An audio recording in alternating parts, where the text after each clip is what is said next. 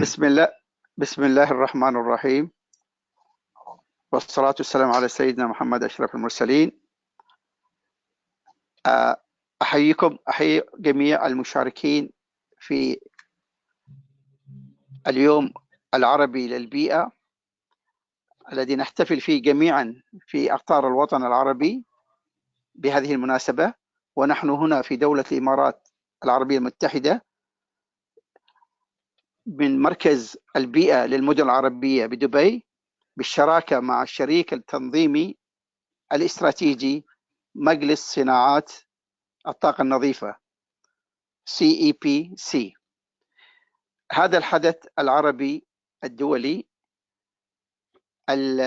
الذي يحتفل فيه الوطن العربي للشراكة بين المنظمات والمؤسسات الحكومية في الدول العربية للنهوض بواقع القضايا البيئية العربية. برنامجنا ممتد من تاريخ 24 أكتوبر إلى 28 أكتوبر 2022. سنتناول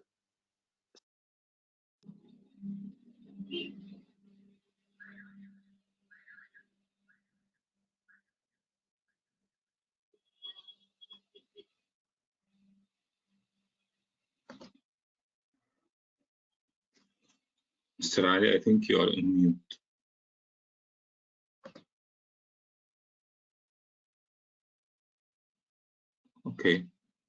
اوكي يوسف. سامعين حضرتك. طيب، هذا الحدث العربي العالمي يمتد من 24 أكتوبر إلى 28 أكتوبر بإذن الله 2022. في اليوم الأول من برنامجنا سيتم تقديم مجموعة من الأوراق. طبعا 41 ورقة عمل قدمت في هذا المحفل في هذه المناسبة، وستمتد على مدى 5 أيام. يسرني ويشرفني أن أعطي الكلمة الافتتاحية الآن لسعادة الأستاذ خالد البدري، مدير مركز البيئة للمدن العربية، فليتفضل مشكورا.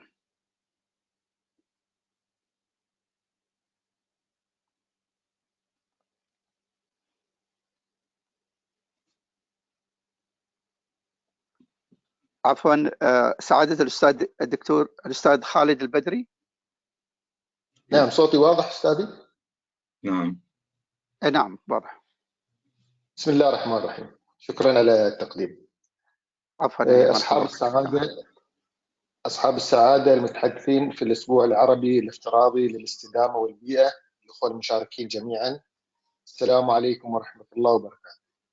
يطيب لمركز البيئة للمدن العربية ولشركائنا الأعزاء مجلس صناعات الطاقة النظيفة أن نتقدم لكم جميعا بالشكر والتقدير على اهتمامكم بالتواجد في هذا المنتدى العلمي والعملي الذي نهدف من ورائه إلى تعزيز عملية مجاراة المدن العربية للأجندات العالمية والرؤى الإقليمية والوطنية، والاهتمام بالنقل أفضل التجارب العالمية والتقنيات الحديثة، ولكل ما يجري من توظيف للاستراتيجيات والتقنيات والمبادرات والمشاريع الحيوية في توفير التنمية المستدامة، والتي من شأنها أن تعزز قدرة المدن العربية على التحول نحو الذكاء والاستدامة والصمود والإبداع، وتحقيق كافة المتطلبات الخدمية التي تعزز من مؤشرات السعادة للمجتمعات.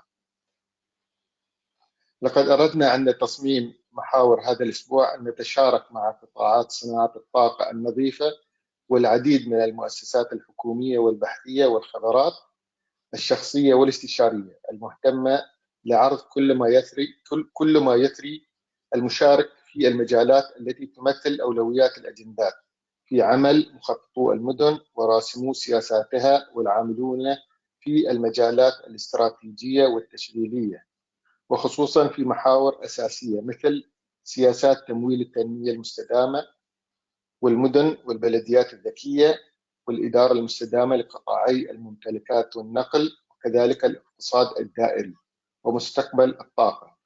وأخيرا تعزيز آليات الإبداع والابتكار في تقنيات الطاقة ورؤى المستقبل التنموي للمدن.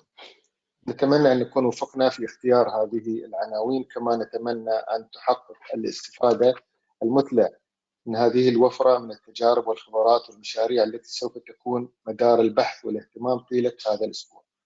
السلام عليكم ورحمة الله وبركاته. شكرا. وعليكم السلام ورحمة الله وبركاته. جزيل الشكر والتقدير للأستاذ خالد محمد البدري، مدير مركز البيئة للمدن العربية في دبي. قبل ما أعطي الفرصة للمتحدث الثاني، ودي أنوه لجميع المشاركين بضرورة إرسال المحاضرات presentation إلى الأخ يوسف عشان يتم عملية الكنترول. الآن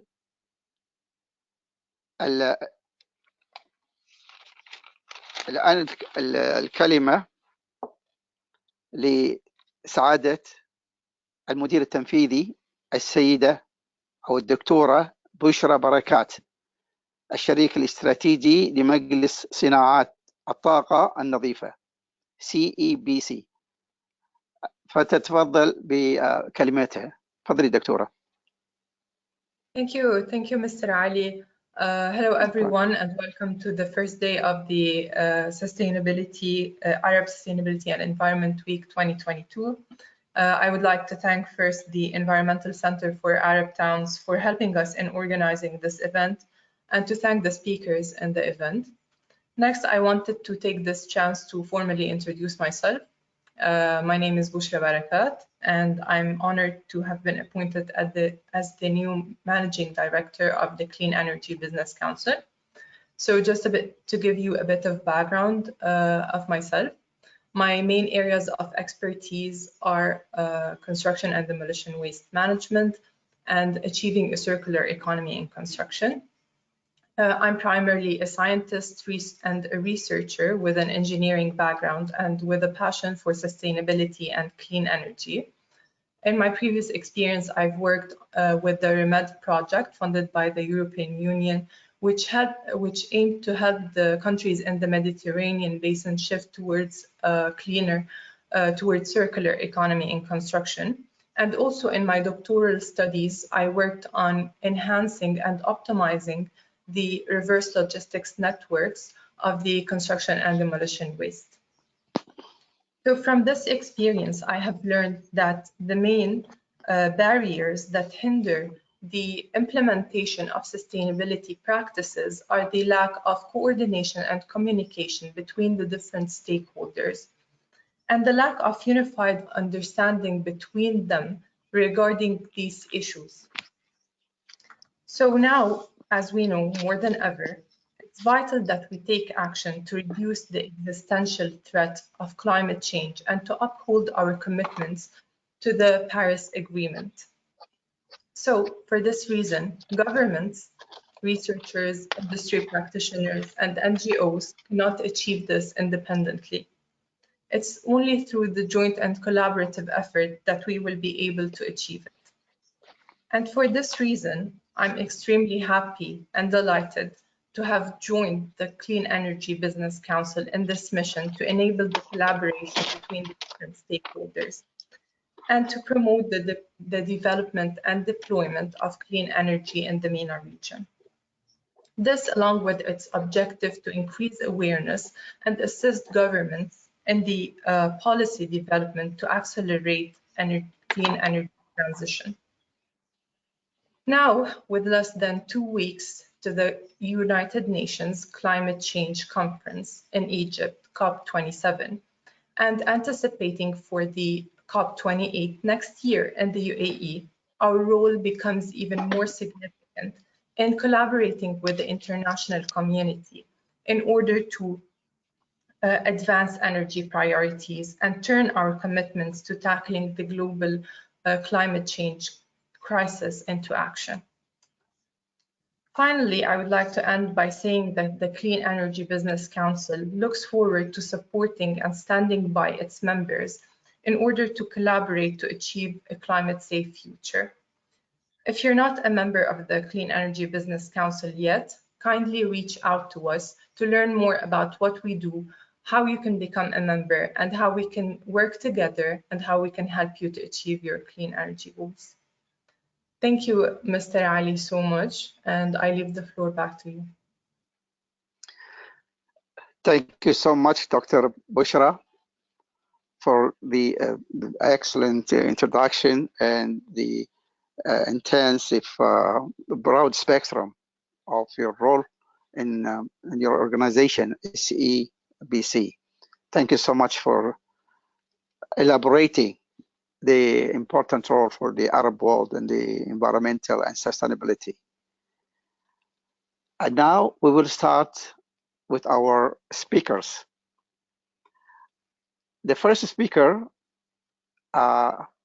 is going to have 20 minutes only, Mr. Jill, and this is for all speakers, please. I'm going to be so much strict on the timing. I will interfere with the speaker to hold, to hold and within the time. So before 2 or 3 minutes, I'm going to remind him that you have still 3 minutes to go. The first speaker in our Arab Sustainability Week agenda is Mr. Jill Amin. Mr. Jill Amin is going to elaborate and present a paper entitled Overview of the Landscape of Sustainable Development in the Arab Region. اللي هي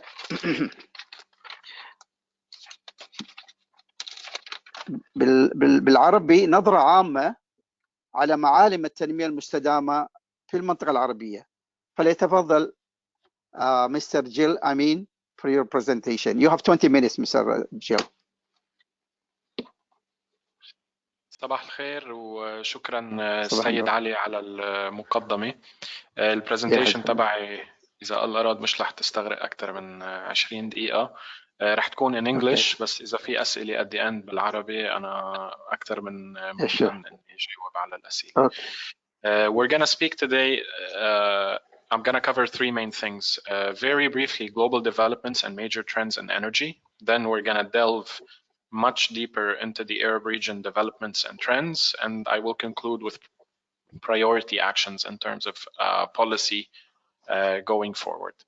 So in terms of global developments and major trends in energy, energy prices surged following the Russian and Ukraine war and the continued impact of COVID-19, which disrupted obviously global supply chains and price uncertainties.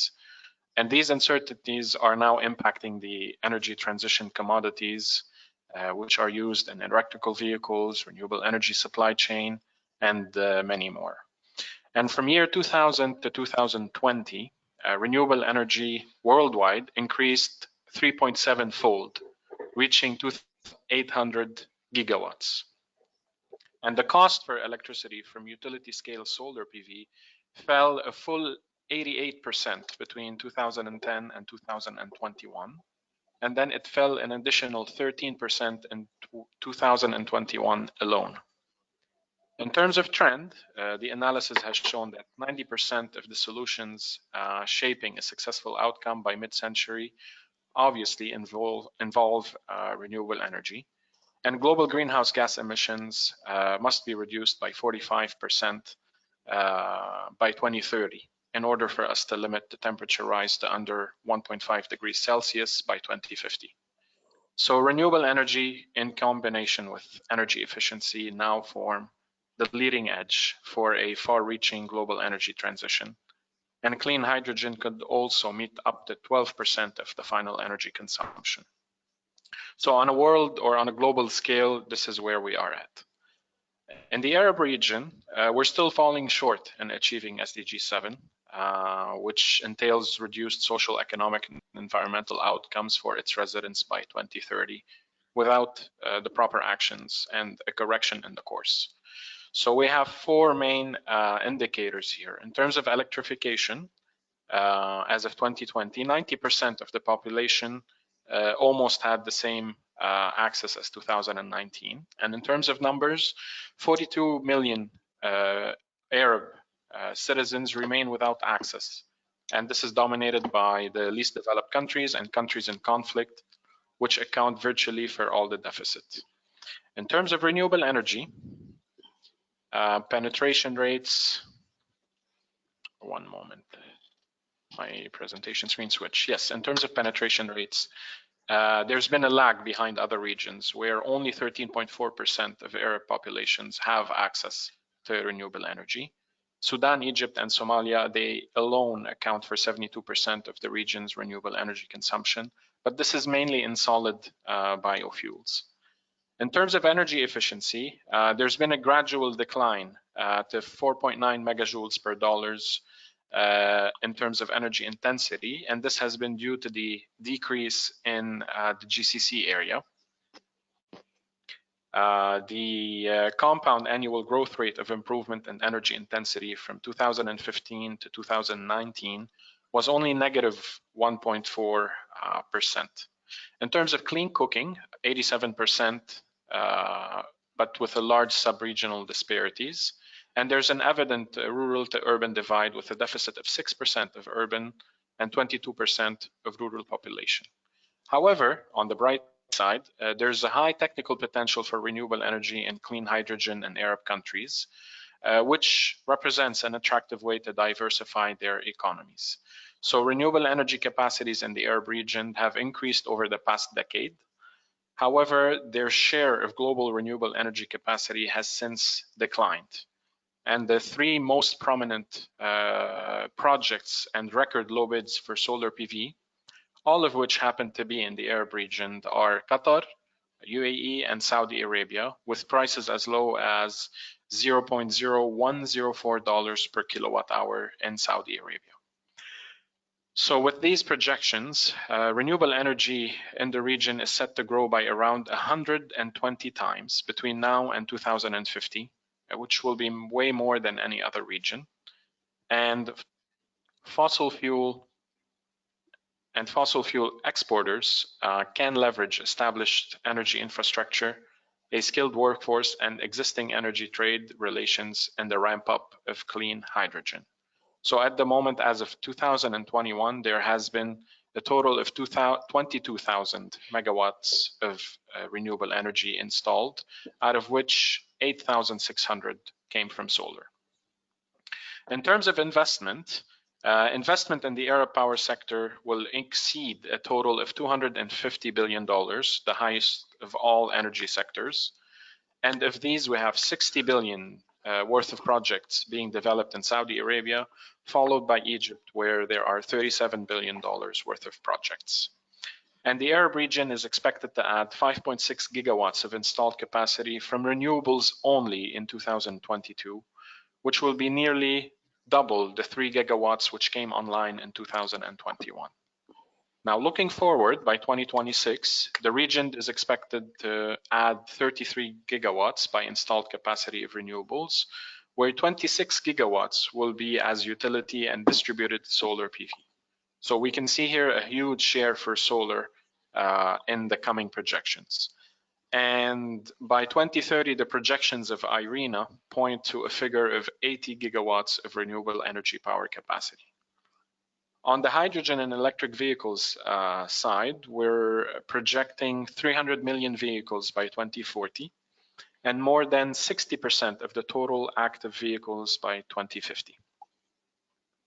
However, we've been noticing a noticeable slowdown in the rate of modern energy access despite near universal electricity access in the Arab region. And mainly access in Arab LDCs has shown an improvement of 3.8% from 2018 to 2019, but this growth rate dropped to only 1.1 from 2019 to 2020. In 2020, we had 98% of urban areas in the Arab region having access to electricity. but only 82% of rural areas had electricity access. And this is where decentralized renewable energy can play a big role, as ESCWA has been working on this aspect and these initiatives in the Arab region. So overall, access to electricity remained on par with population growth, which signals a positive momentum towards universal access. And on the right, you can see the various access rates by country and region. And of course, the presentation will be shared at the end of the day for it to be disseminated.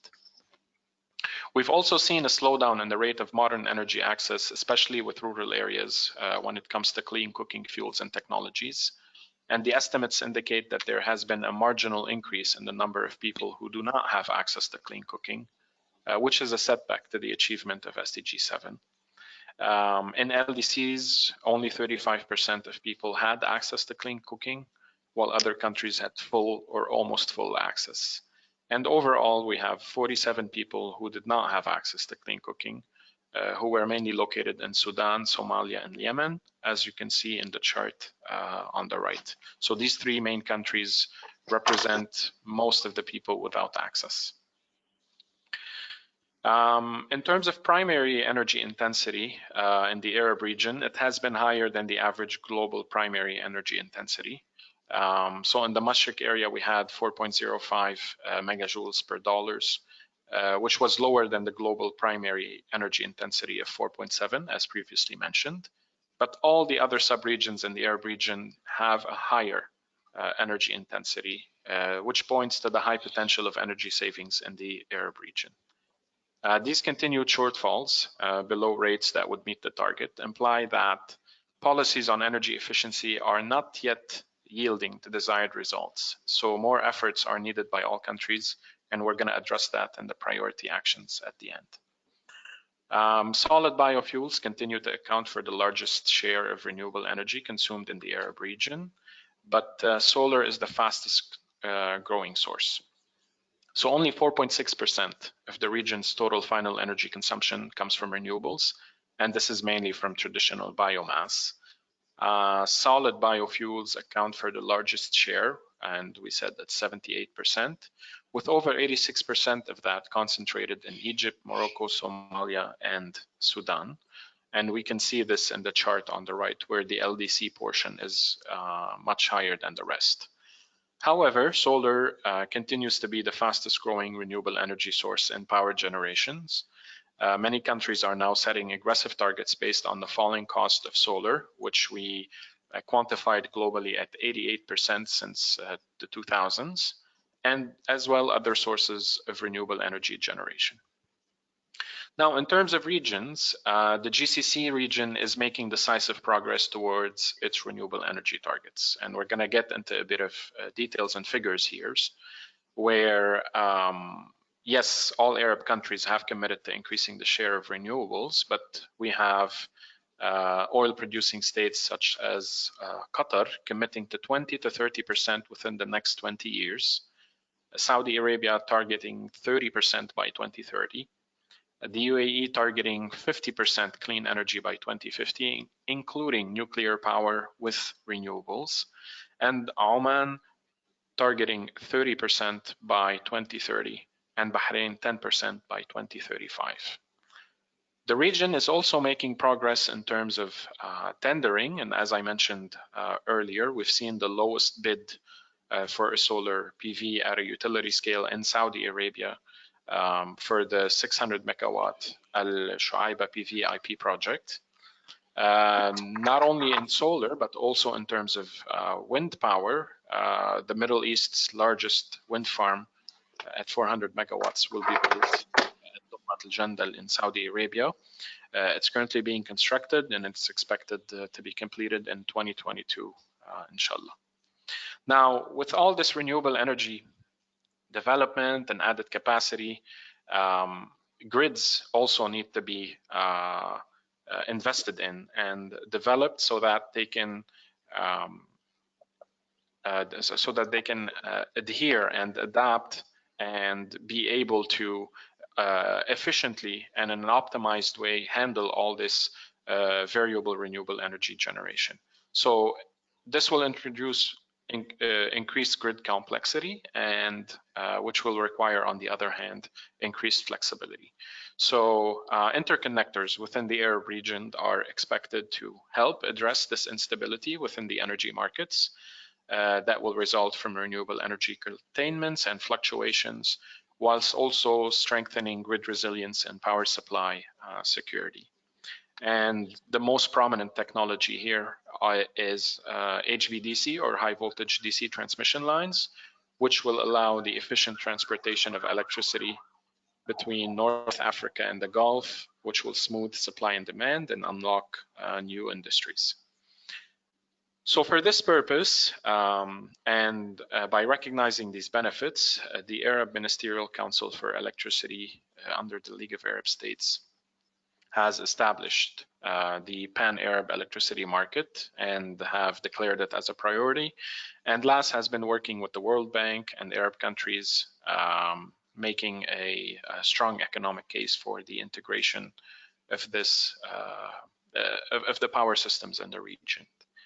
And the market will aim at increasing cross-border electricity trade from the current 2% to between 37 and 41% by 2035. And this will equip the MENA region with one of the largest multi-country integrated systems in the world, producing a total generation capacity of 600 gigawatts by 2035.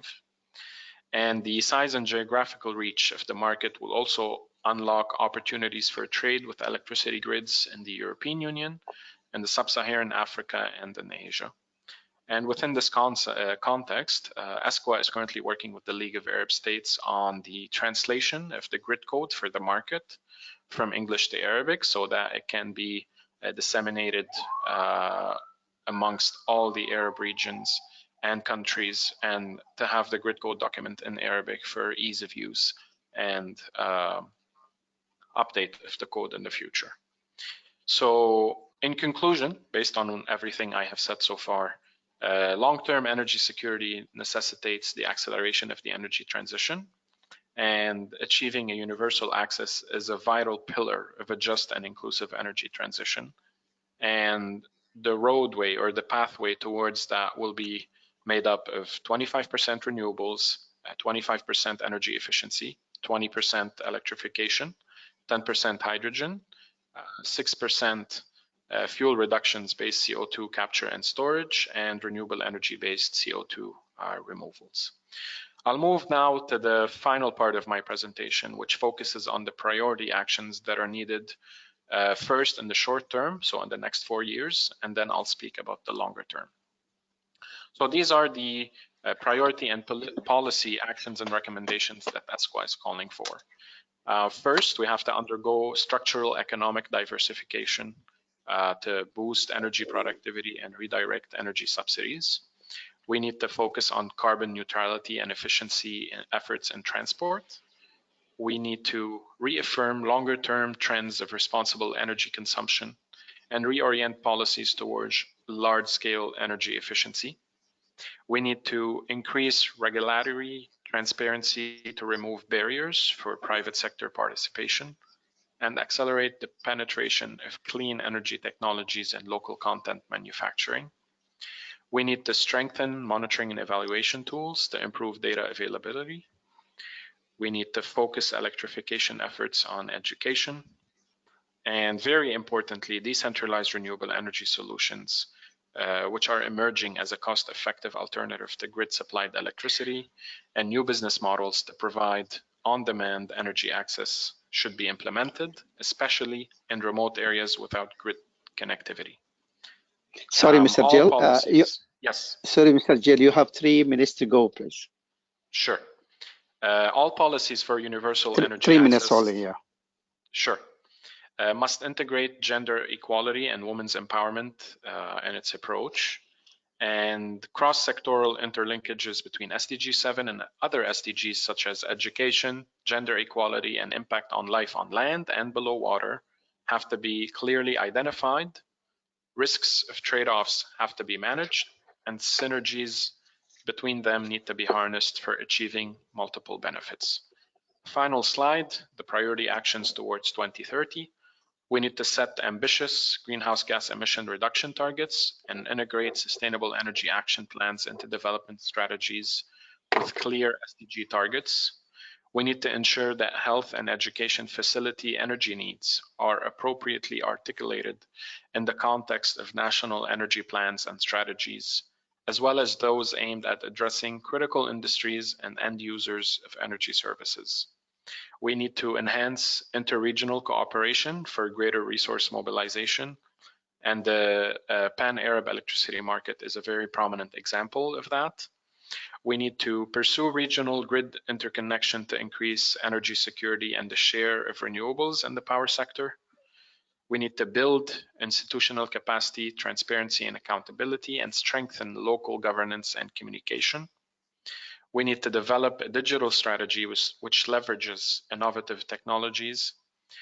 We should design smart charging strategies for EVs and net metering schemes for distributed generation in order to compensate prosumers and add flexibility to power systems, thereby allowing higher shares of solar and wind penetration. And finally, climate finance should be tapped to increase funding for SDG 7, and public finance must be leveraged to catalyze private financing, including for deployment of decentralized electricity and clean cooking solutions. Thank you very much for your time and for listening. I'd be more than happy to answer any questions you have. Thank you. Thank you so much, Mr. Jill Amin, for your informative and intensive UN ESCWA report and progress in the sense of renewable energy and the way to go forward in the future. Thank you so much, Mr. Gill. But I would like to apologize for Mr. Jill. To be honest, I forgot, due to the situation, forgot to introduce Mr. Jill Amin. Mr. Jill Amin is an economic affairs officer, sustainable development in the United Nations ESCWA. Thank you so much, Mr. Jill, for your excellent paper. Now we'll move. You're welcome. We will move to the second speaker, Mr. Farid Bouchehri. He's a sustainability consultant and Bouchehri Sustainability Consultant firm. His paper, he's going to deliver a paper within 20 minutes entitled Delivering Sustainable Finance Initiatives and Mainstreaming the Impact. الأستاذ الدكتور فريد بوشهري طبعا هو خبير في الاستدامة في مؤسسة أو في مركز بوشهري للاستشارات للاستدامة. راح يقدم لنا ورقة عمل بعنوان تقديم مبادرات التمويل المستدام وتعميم الأثر. فليتفضل الدكتور فريد. Thank you, Dr. 20 دقيقة دكتور. عفوا 20 دقيقة دكتور.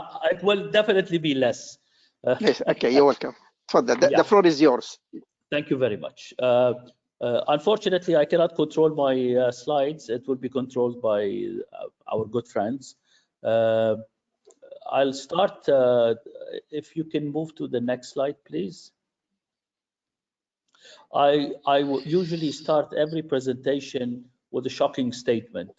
This statement this time is from Mr. Al Gore, the former Vice President of United States and climate advocate. Mr. Al Gore says that the greenhouse gases trap as much extra heat energy that would be released by equivalent of 600,000 first-generation atomic bombs exploding every 24 hours.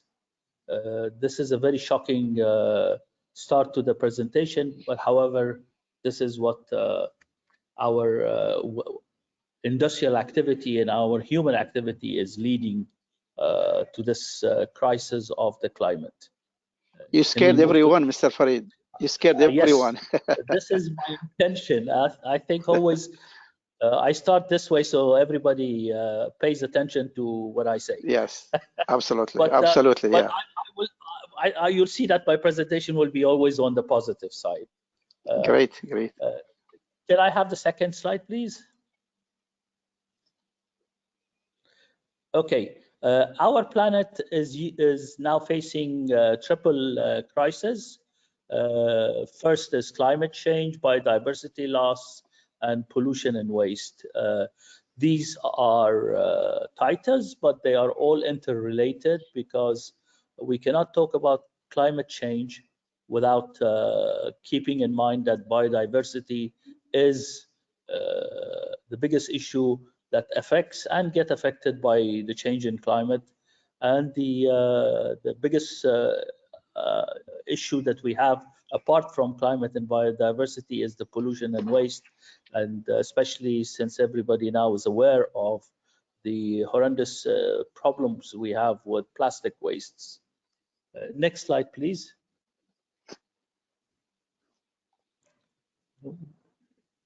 Okay. As we all know that all the activities leading to these crises historically and up to now has always been financed by banks, by investors.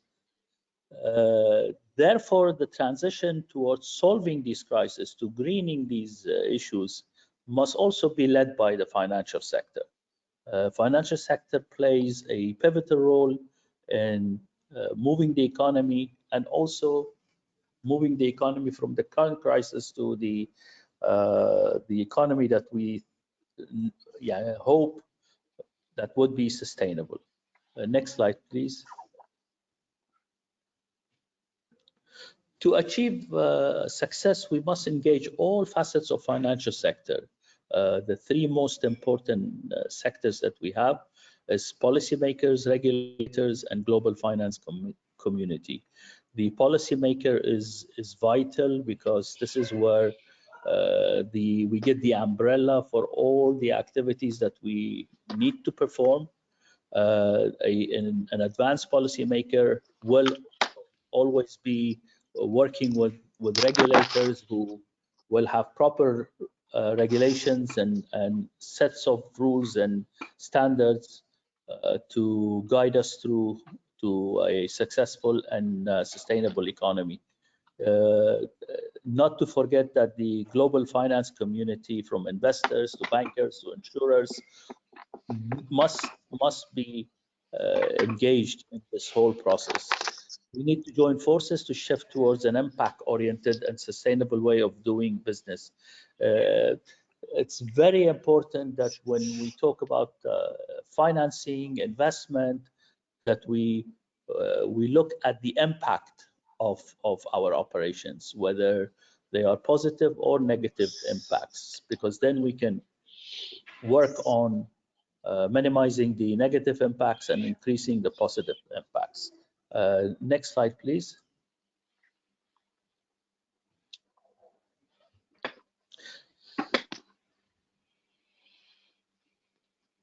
There are three actions that investors, banks, and insurers can take now in order to affect change in the real economy.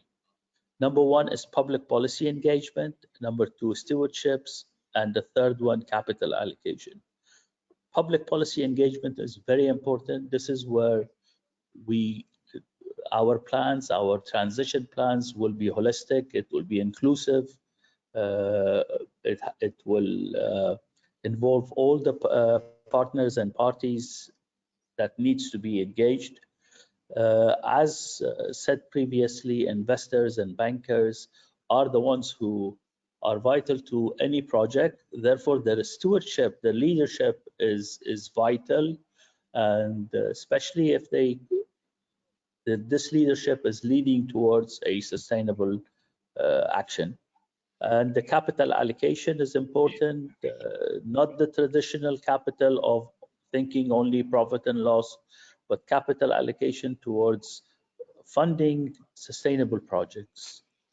The bankers and investors, insurers This provides a power toolkit to transform our financial system worldwide from one that passively manages risks to one that proactively considers impacts of business activity. This is very important that the investor is aware of the impact on the, like we said previously, on the three crises that the globe is facing on climate change, biodiversity, and pollution. Next slide, please.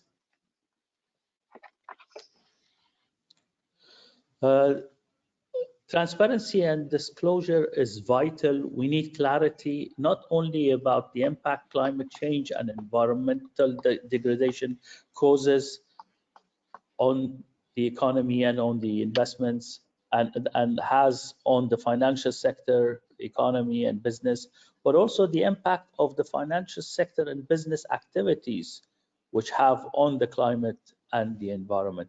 It is what it's termed as double materiality.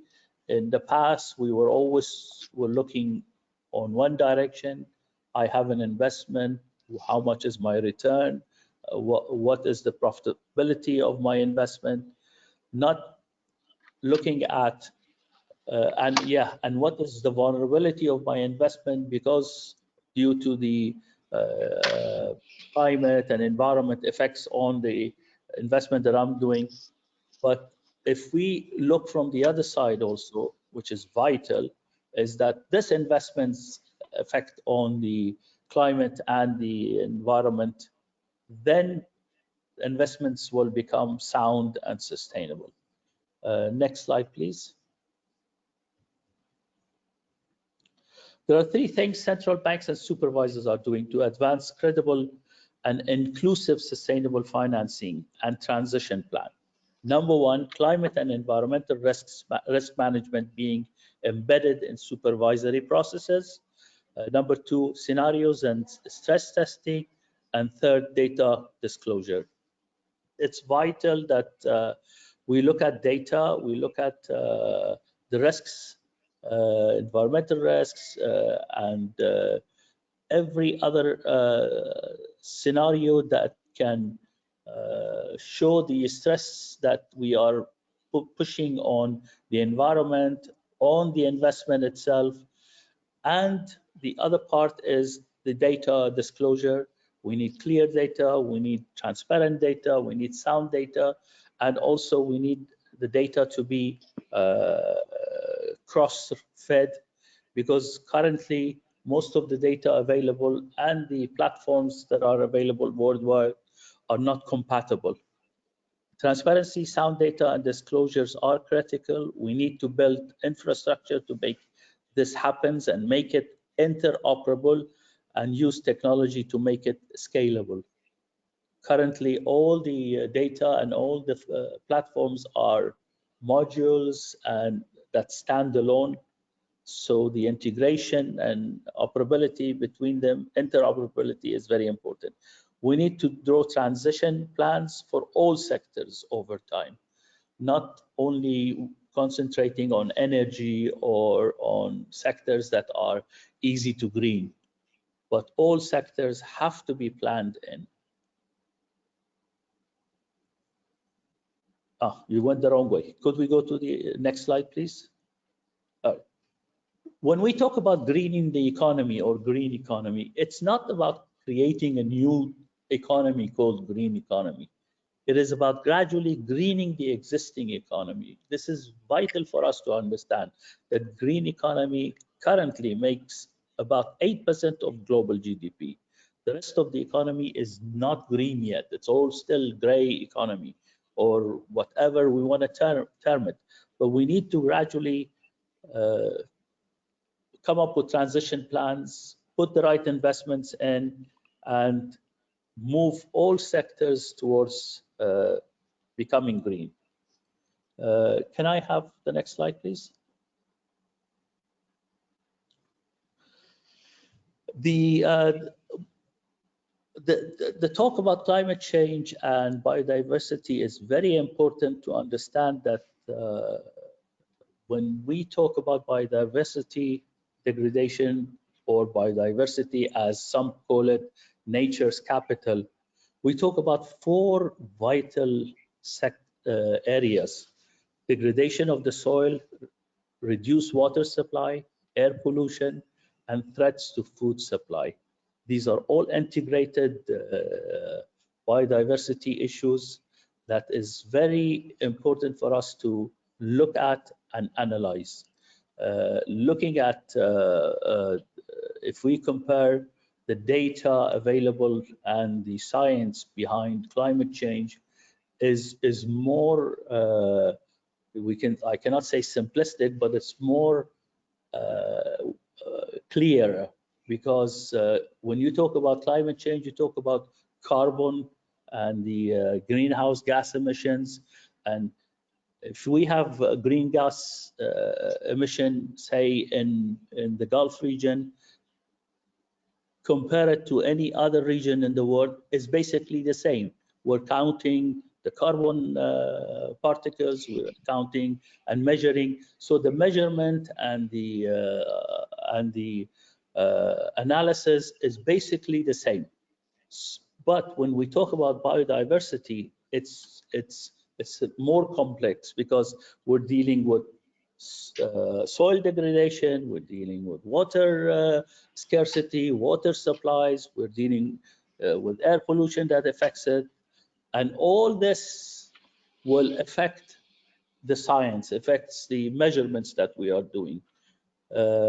Nature-related risks are relevant for central banks and supervisors because of their potential macroeconomic, macro-credential, and micro-credential materiality. It's vital for us to understand that biodiversity degradation is essential for us to look at when we try to solve the issue of say energy, and we say we need clean energy, we need to install say solar panels and then so and so area. But yes, we solve the issue of the energy, but we have to be very careful where these panels are placed, because these panels could be affecting the existing biodiversity in that area in question. Therefore, it's important that biodiversity is looked at as deep as we are looking at other issues related to climate change. Next slide, please. Oh, you pass, yes. We need to take action. We need to take action across the value chain of the process. Impact management through increasing positive impact and decreasing negative impact. As I said before, we need to ensure mainstreaming and standardization of impact disclosure and management.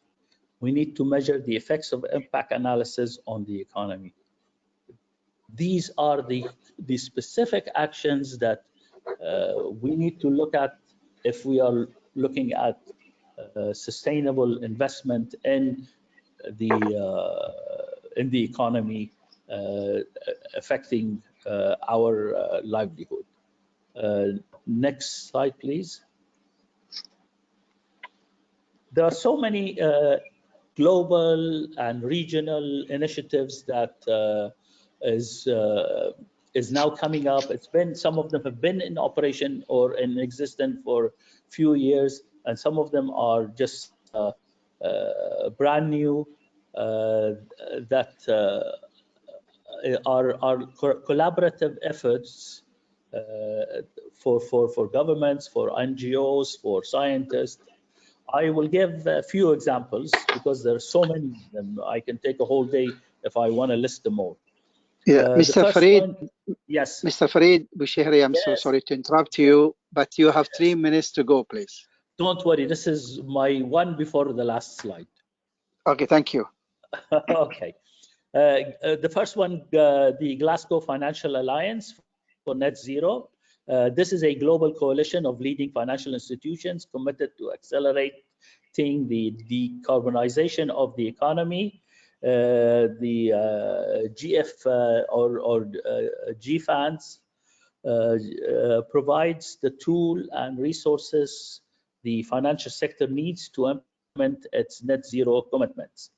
The NGFS, this is the Central Bank and Supervisors Network for Greening the Financial System. It's a global group of central banks and supervisors willing on a voluntary basis to exchange experience, share best practices, contribute to the development of environment and climate risk management in financial sector. This is really an alliance that is holding a lot of information, a lot of data, and exchanging it. One of the most leading partners in this is the government of Singapore, as an example. Next slide, please. The International Platform on Sustainable Finance. This is a platform for dialogue between policymakers with the overall aim of increasing amount of private capital being invested in environmentally sustainable investment. The ultimate objective of IPSF is to scale up the mobilization of private capital towards environmentally sustainable investment. There are a number of countries that are partners in this. In the Arab countries, the only Arab country that is a partner in this international platform is Morocco. So I think it's a good platform for others to look into. United Nations convened the Net Zero Asset Owners Alliance. This is the Asset Owners Alliance committed to transitioning their investment portfolios to net zero greenhouse gas emissions by 2050, which is the target for achieving the net zero alliance. Okay, next presentation. Next slide, sorry. As I started, oh, please come back. Yes. As I started with a quote from Mr. Al Gore, I will finish with a quote from Mr. Al Gore, but this time a more positive one. Mr. Al Gore says, the planet, human civilization, and our economic systems all depend on the action that we take today. We no longer have time to fall short on sustainability impacts. Thank you very much. Thank you so much, Mr. Farid, for the excellent presentation on delivering the sustainable finance initiatives and mainstreaming the impact. It was good. That's very significant to those people who are not in the economic and the financial field. Thank you, Mr. Farid. I would like to mention for all speakers, for those who have already finished their papers, like Mr. Jill Amin, Mr. Farid Bouchehri, so far, and the rest, that they have to be, if they are busy with other, other matters, please be sure that you'll be available at 1:05, between 1:05 to 1:25. These 20 minutes will be a question and answer session. So they might some of the participants might ask any questions. So they should be available at that time, please. 1:05 to 1:25. So kindly, thank you so much, Mr. Farid Bouchehri. We will move to the third speaker. Mr. Nabil Shaheen. He's a technical director in Dubai MENA office, the Middle East and North Africa office. Mr. Nabil will speak on the title, or with the title of Policy Roadmap for Sustainable Development, Recommendations and Best Practices, Local and Key Regional Governments, Environmental and Planning Policies, as well as the role of policy makers. الأستاذ نبيل شاهين راح يقدم ورقة باسم خارطة الطريق لسياسة التنمية المستدامة، التوصيات وأفضل الممارسات، الحكومات المحلية والإقليمية الرئيسية، السياسات البيئية والتخطيطية، ودور واضعي السياسات. فليتفضل الأستاذ نبيل بتقديم ورقته. شكرا and good morning everyone. Good morning to you. Good morning. I'm Nabil Shaheen with the Air Conditioning and Heating and Refrigeration Institute. This is my agenda for the next 20 minutes. I will do a very brief introduction to who we are, and we'll talk about what you mentioned on local and key regional governments, environmental and planning policies, and roles of policymakers. So AHRI is based in Washington, D.C., and we have global presence. We have offices in China, India, Middle East and North Africa, and South America. We are not for-profit organization. We basically have, we're a manufacturer association, so we have members, over 300 members and 1,000 licensee. We produce energy efficiency and performance standards for all the air conditioning units. So we have the golden standards that everybody uses, and we also have certification programs. We also do other activities. We have a technician training program called NATE. We work with the United Nations on safe refrigerant transition and refrigerant driver's license. We work with the U.S. Ministry of DOE, and we also work with some regional government like ESMA and SASO. We have also a branch called AHRTI, which is the Technology Institute that does a lot of research in the field of efficiency when it comes to air conditions and also refrigerants. So this presentation today will be focused a bit about cooling, which we all know that's very important for this hot region. This is the brands of all the members that we have, including the ones that you probably know and some ones that are not very familiar. I will start with this slide, which is the United Nations Sustainable Development Goals. Energy efficient and clean cooling can advance internationally agreed upon goals simultaneously: the Paris Climate Agreement, the United Sustainable Development Goal, this one, and the Montreal Protocol, which I will talk about a bit later. In other words, it could address or directly or indirectly affect things like poverty, reduce food loss, improve health, manage our natural resources, support sustainable cities and communities, and combat climate changes, all concurrently. So I want to point out an abbreviation that I'll be using in this presentation today, which it's MEPS, that is usually determined by government or in some cases commercial entities. It basically establishes the minimum performance requirement for an energy using device.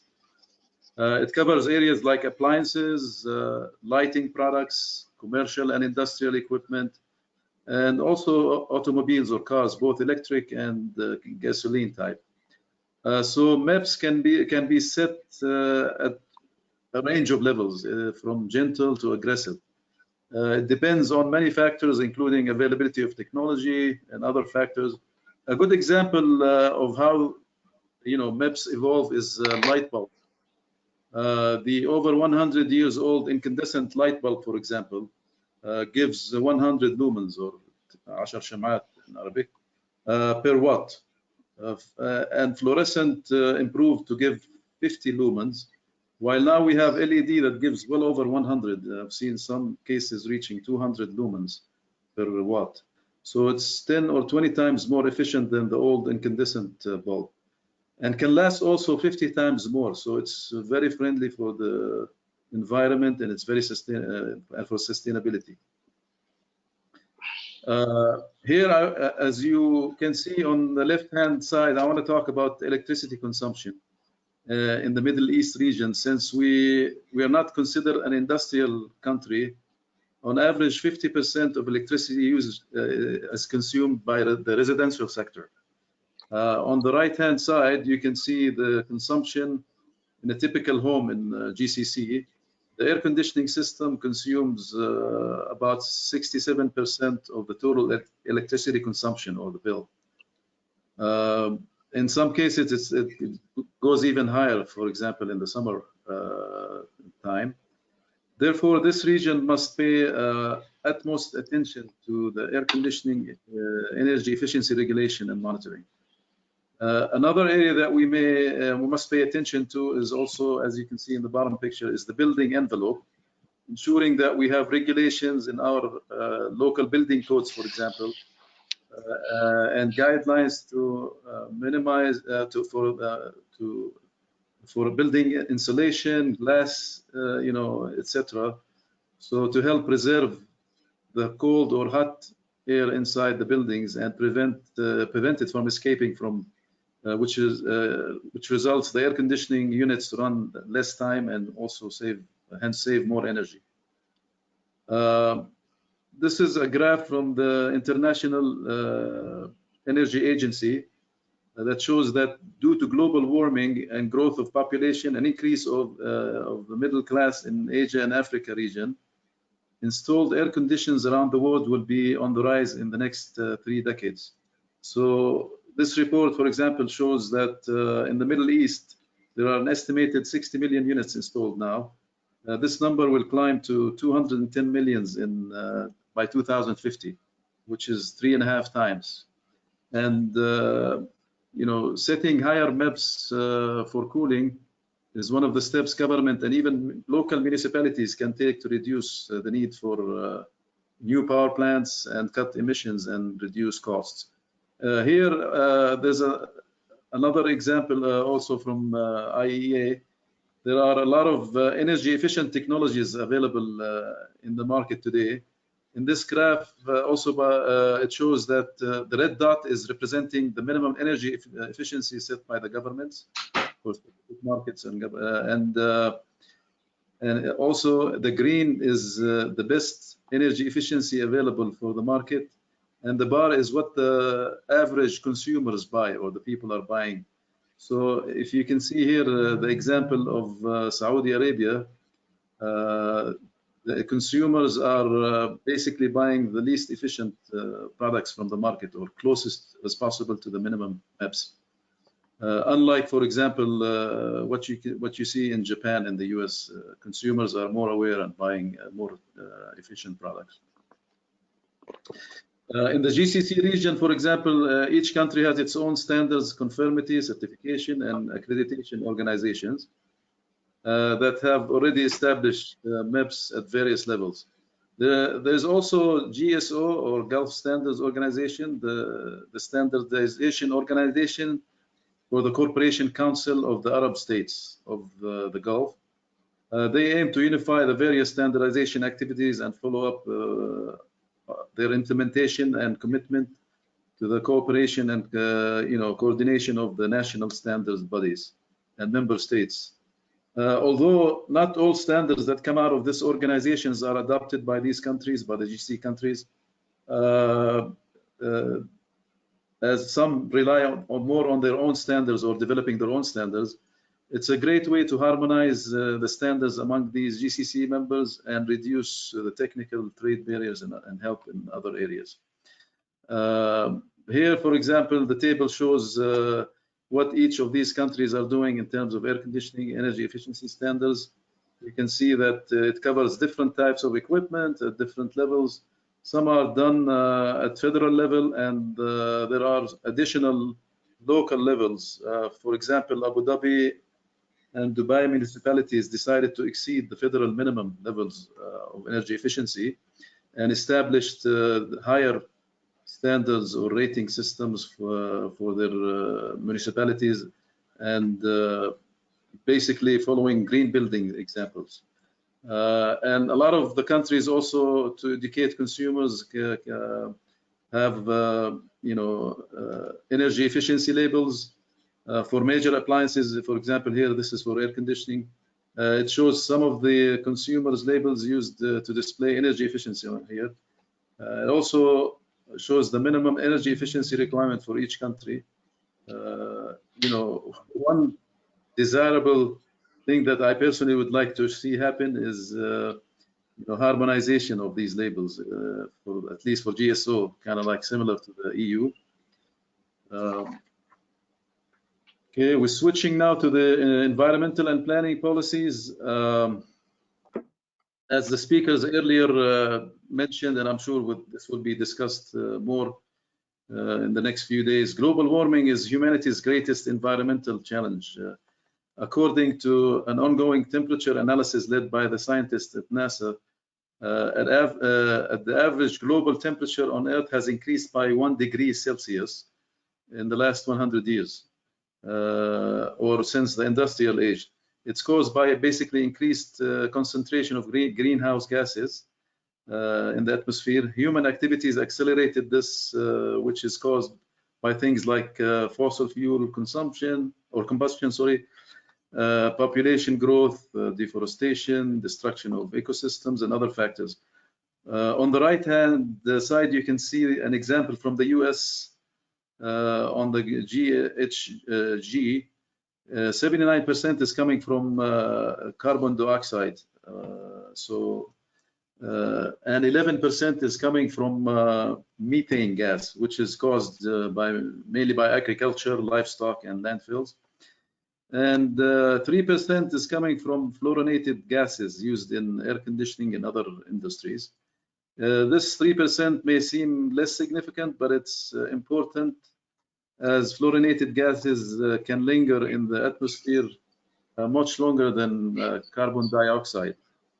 I want to also quickly talk about the Paris Agreement, which was adopted, as you all know, by 196 parties or countries in COP21 in Paris, 2016.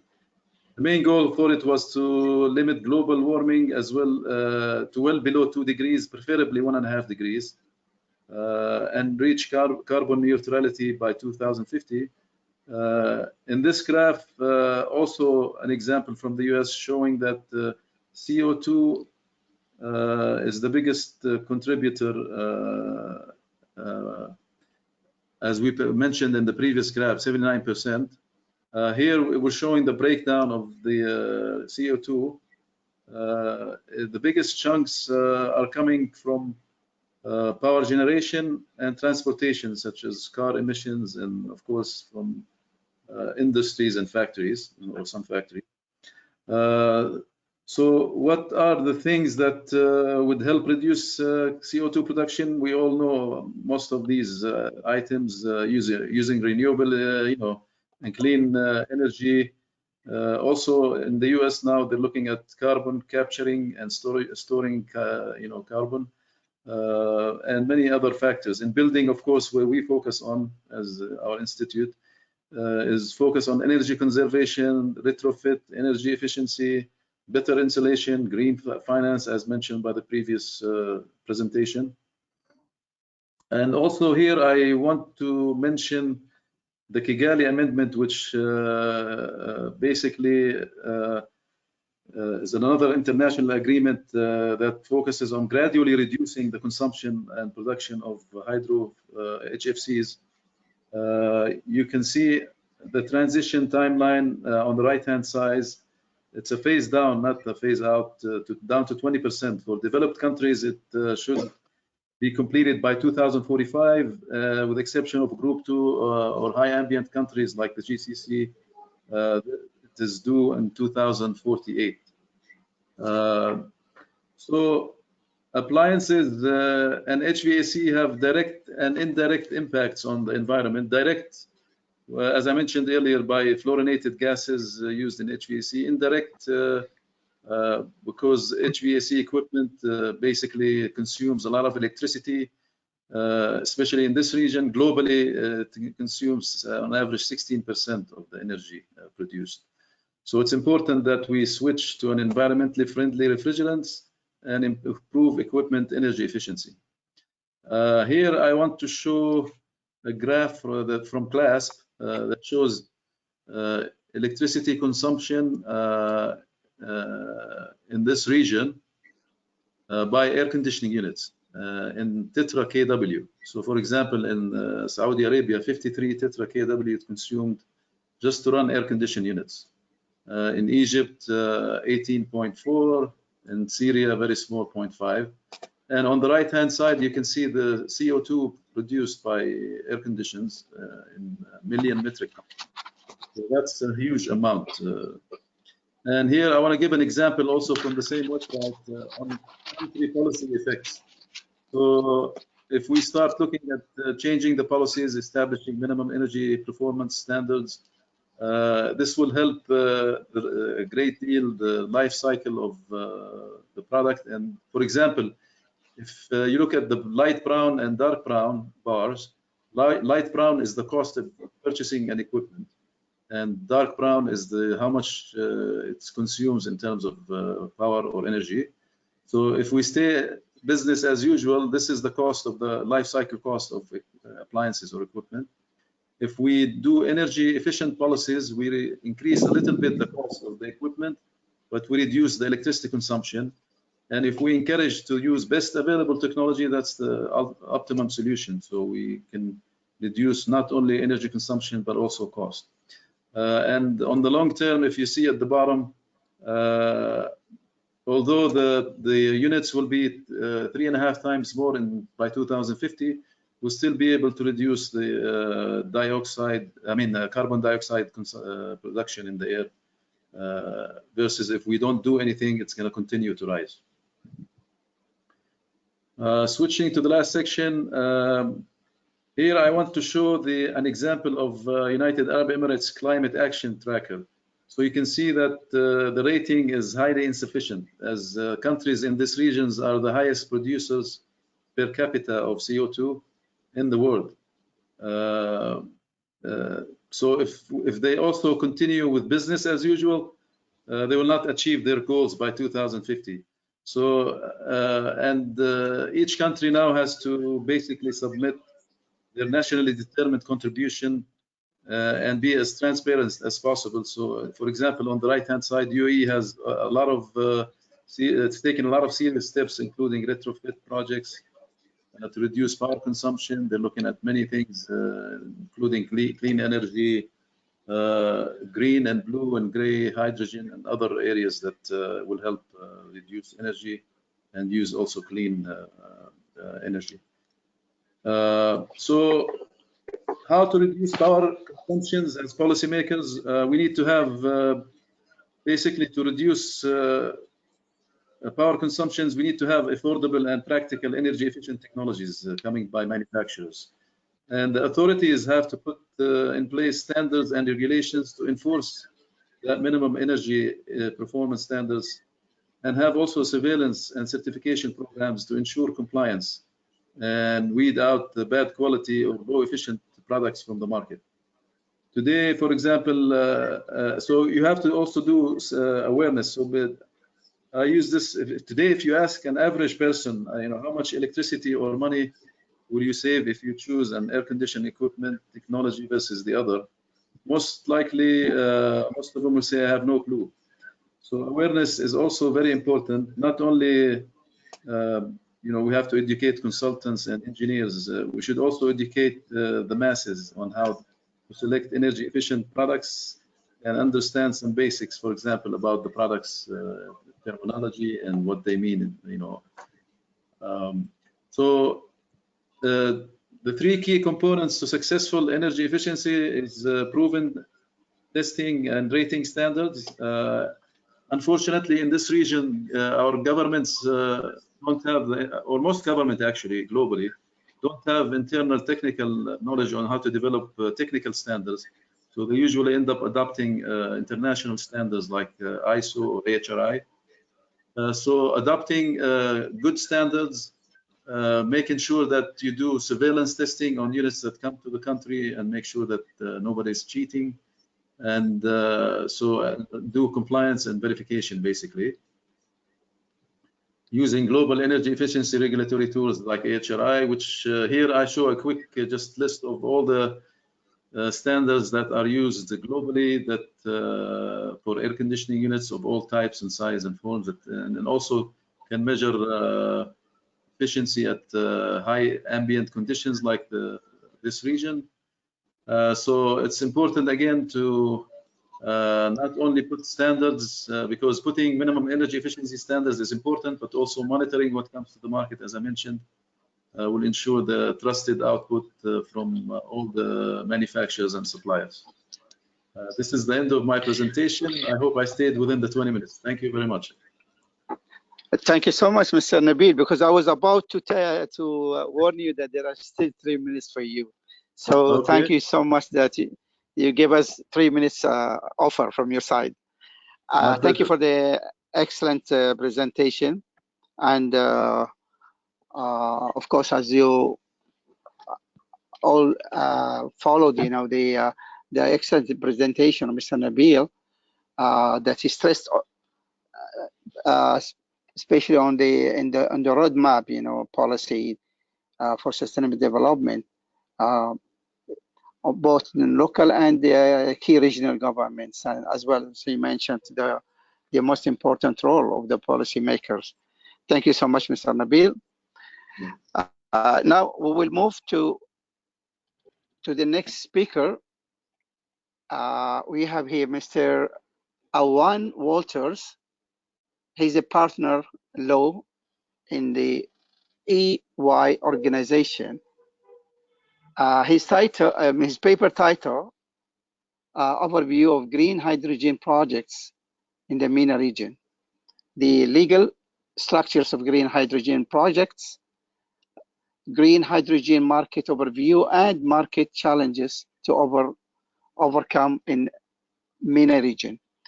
Let's say it in Arabic for بالنسبة المحاضرة هذه المحاضرة بيلقيها الأستاذ أوان وولترز، وهي نظرة عامة على المشاريع الهيدروجين المراعي للبيئة في منطقة الشرق الأوسط وشمال أفريقيا. Mr. Owen, the floor is yours. Hi there, guys. Can everybody hear me? Yes, sure. Yes, we can hear you. Can you share your camera, please? I'm trying to do that, but it's not letting me, unfortunately. And I think the guys from CEBC will share my slides. Oh, okay. Can you see the slides? It's only one slide that shows here on the screen. One slide. Yes, we're We working can on see it. your screen. Can you share the other screen from the drop menu?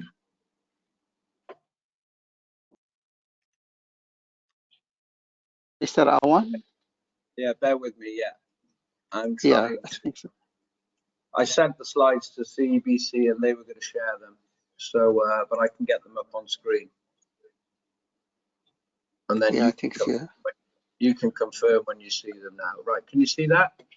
Yeah, it's coming now. Yeah, we can see it. Right. Okay. I'll Perfect. That's fine. Thank you. Sorry for the technical difficulties there. It's okay. It's okay. Great. All the best. Thank you very much. My name is Ewan Walters. Thank you to the organisers for inviting me to present today. I'm talking about green hydrogen, in specific globally, and then more specific in the MENA region. That's the content of the presentation I'll be giving today over the next 20 minutes.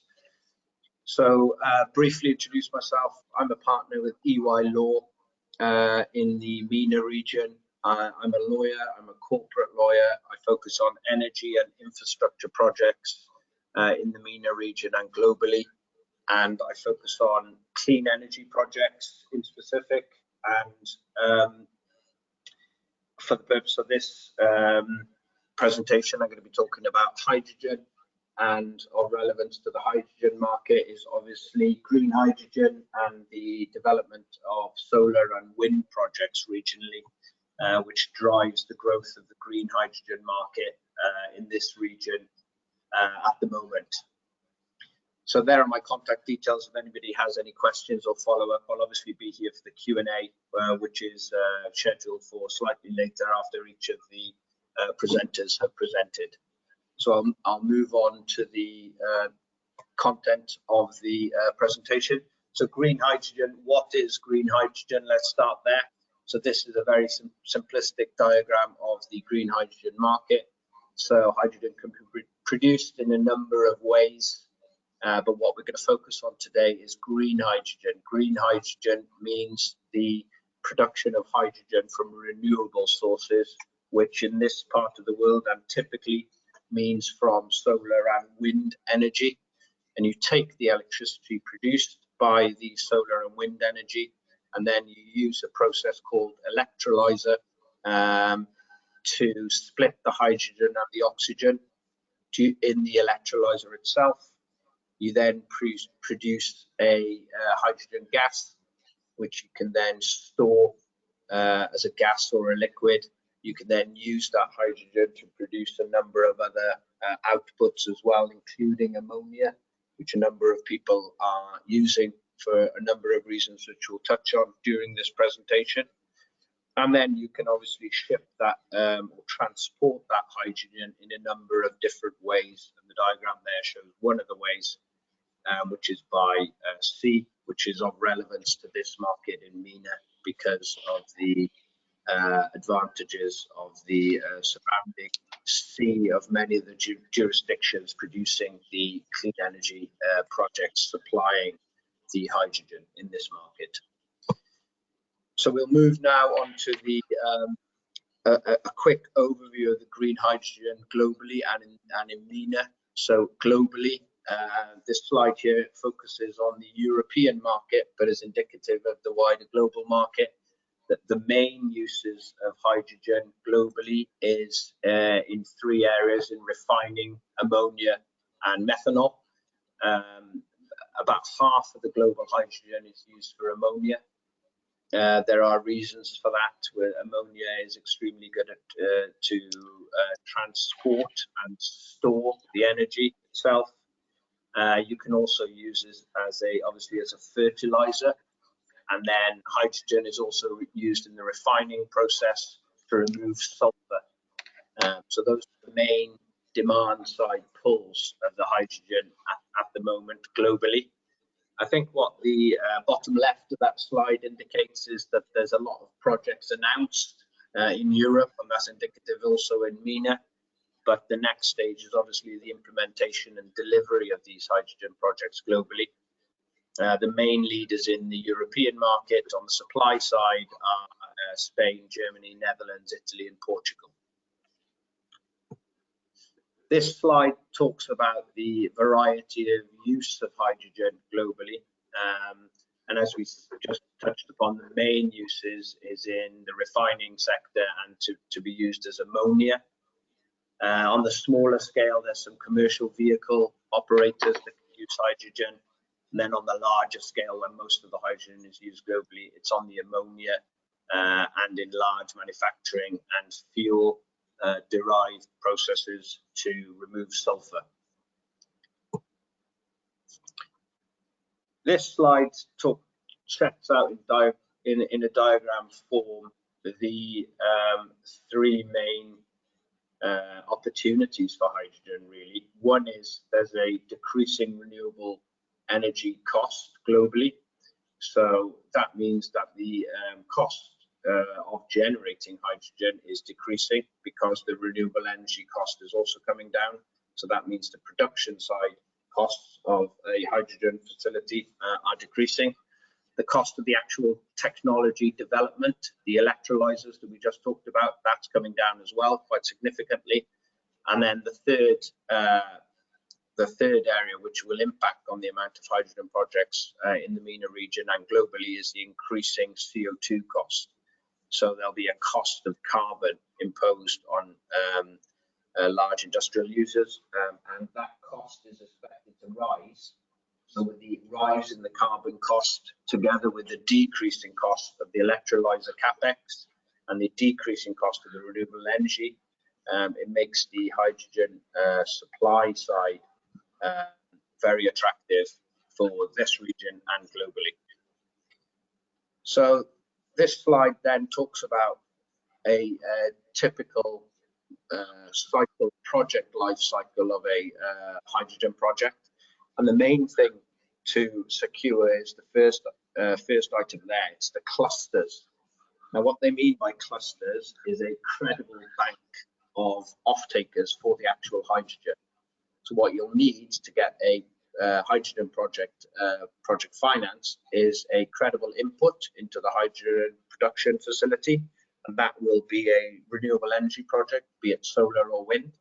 And then you'll have an output, which is the hydrogen itself, and you'll need a credible off-taker, be that one off-taker or a cluster of off-takers, which can then buy the hydrogen and use it under long-term hydrogen purchase agreements that you can then take to the bank and bank those agreements themselves. So that's what that cluster is talking about there as number one. Number two is talking about the supply chain that we just talked about, the renewable energy source, the RES, and then you can go and get your financing on the back of that. This slide is a very interesting slide because it talks about where we are globally at the moment. So the blue circles there, the demand side of people that use the hydrogen globally. So you can see the USA, a big demand side to buy the hydrogen in Europe, and then finally a big demand side over in Asia. But as you can see in the yellow color on the graph, that's where the clean energy is being generated at the moment. So of interest here, you can see the MENA region is high in the yellow. So North Africa and MENA has a lot of supply centers of renewable energy being generated. And as our speakers have spoken about earlier this morning, there is an increasing amount of renewable energy being developed in this region. And then the skill is to take that hydrogen, take the renewable energy, produce the hydrogen, and then use the hydrogen trade routes, which is the dotted red line on that chart, to take the hydrogen to the demand centers. And those demand centers are those circles in blue. IRENA, in a report earlier this year, highlighted 3 sectors globally which had the best resources to play a significant role in the global hydrogen market, and those 3 areas were North Africa, Middle East, and Sub-Sahara, because of the cost of producing renewable energy and the capacity available to produce renewable energy in those three regions.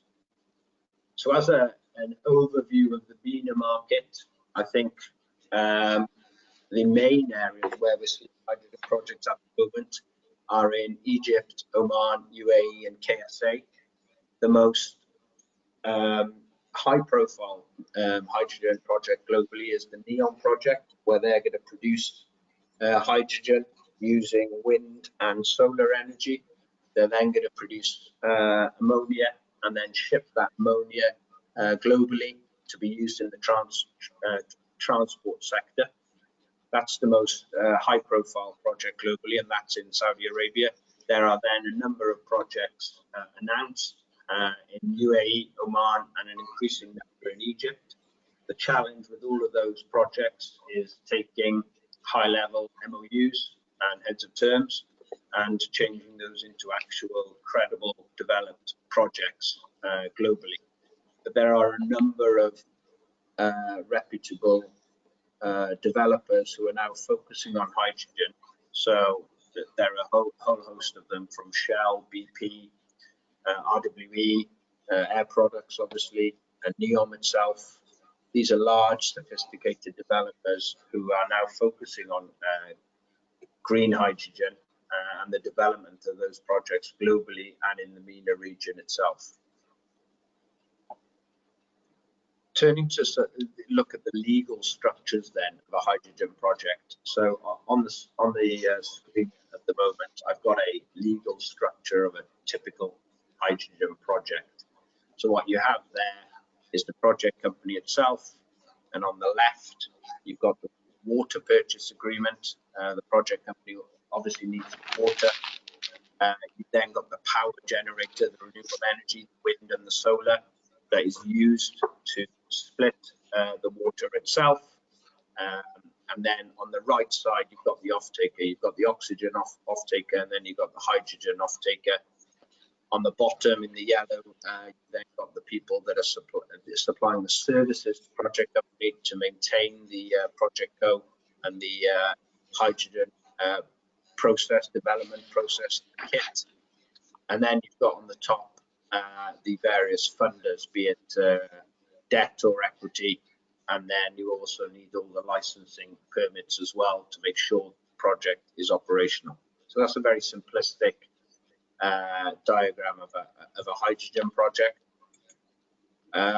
One of the things that we're seeing develop as well is two legal entities being set up for the hydrogen project itself. So on this diagram, you can see the GenCo, the generation company. That's the company that generates the renewable energy, generates the green electricity, and then that is sold under a PPA to the H2Co. That's the hydrogen company. So in this model, there are two separate legal structures. You've got the generation company, which is a standalone clean energy project in this instance. It could be a standalone wind or a standalone solar project. Then on the left-hand side, you've got the H2 company, which is the hydrogen company itself. And then that needs a legally binding supply of green electricity into it under a PPA with the generating company or GenCo. And then the H2 company would have its own share, could have its different shareholding structure, could have its own different project finance structure. And then that would again have different long-term offtake arrangements with bankable off-takers that you can then take to the bank and ask the bank to provide you with financing based on those agreed for. So there are different ways to structure the hydrogen projects, as we just talked about. You could have two separate projects.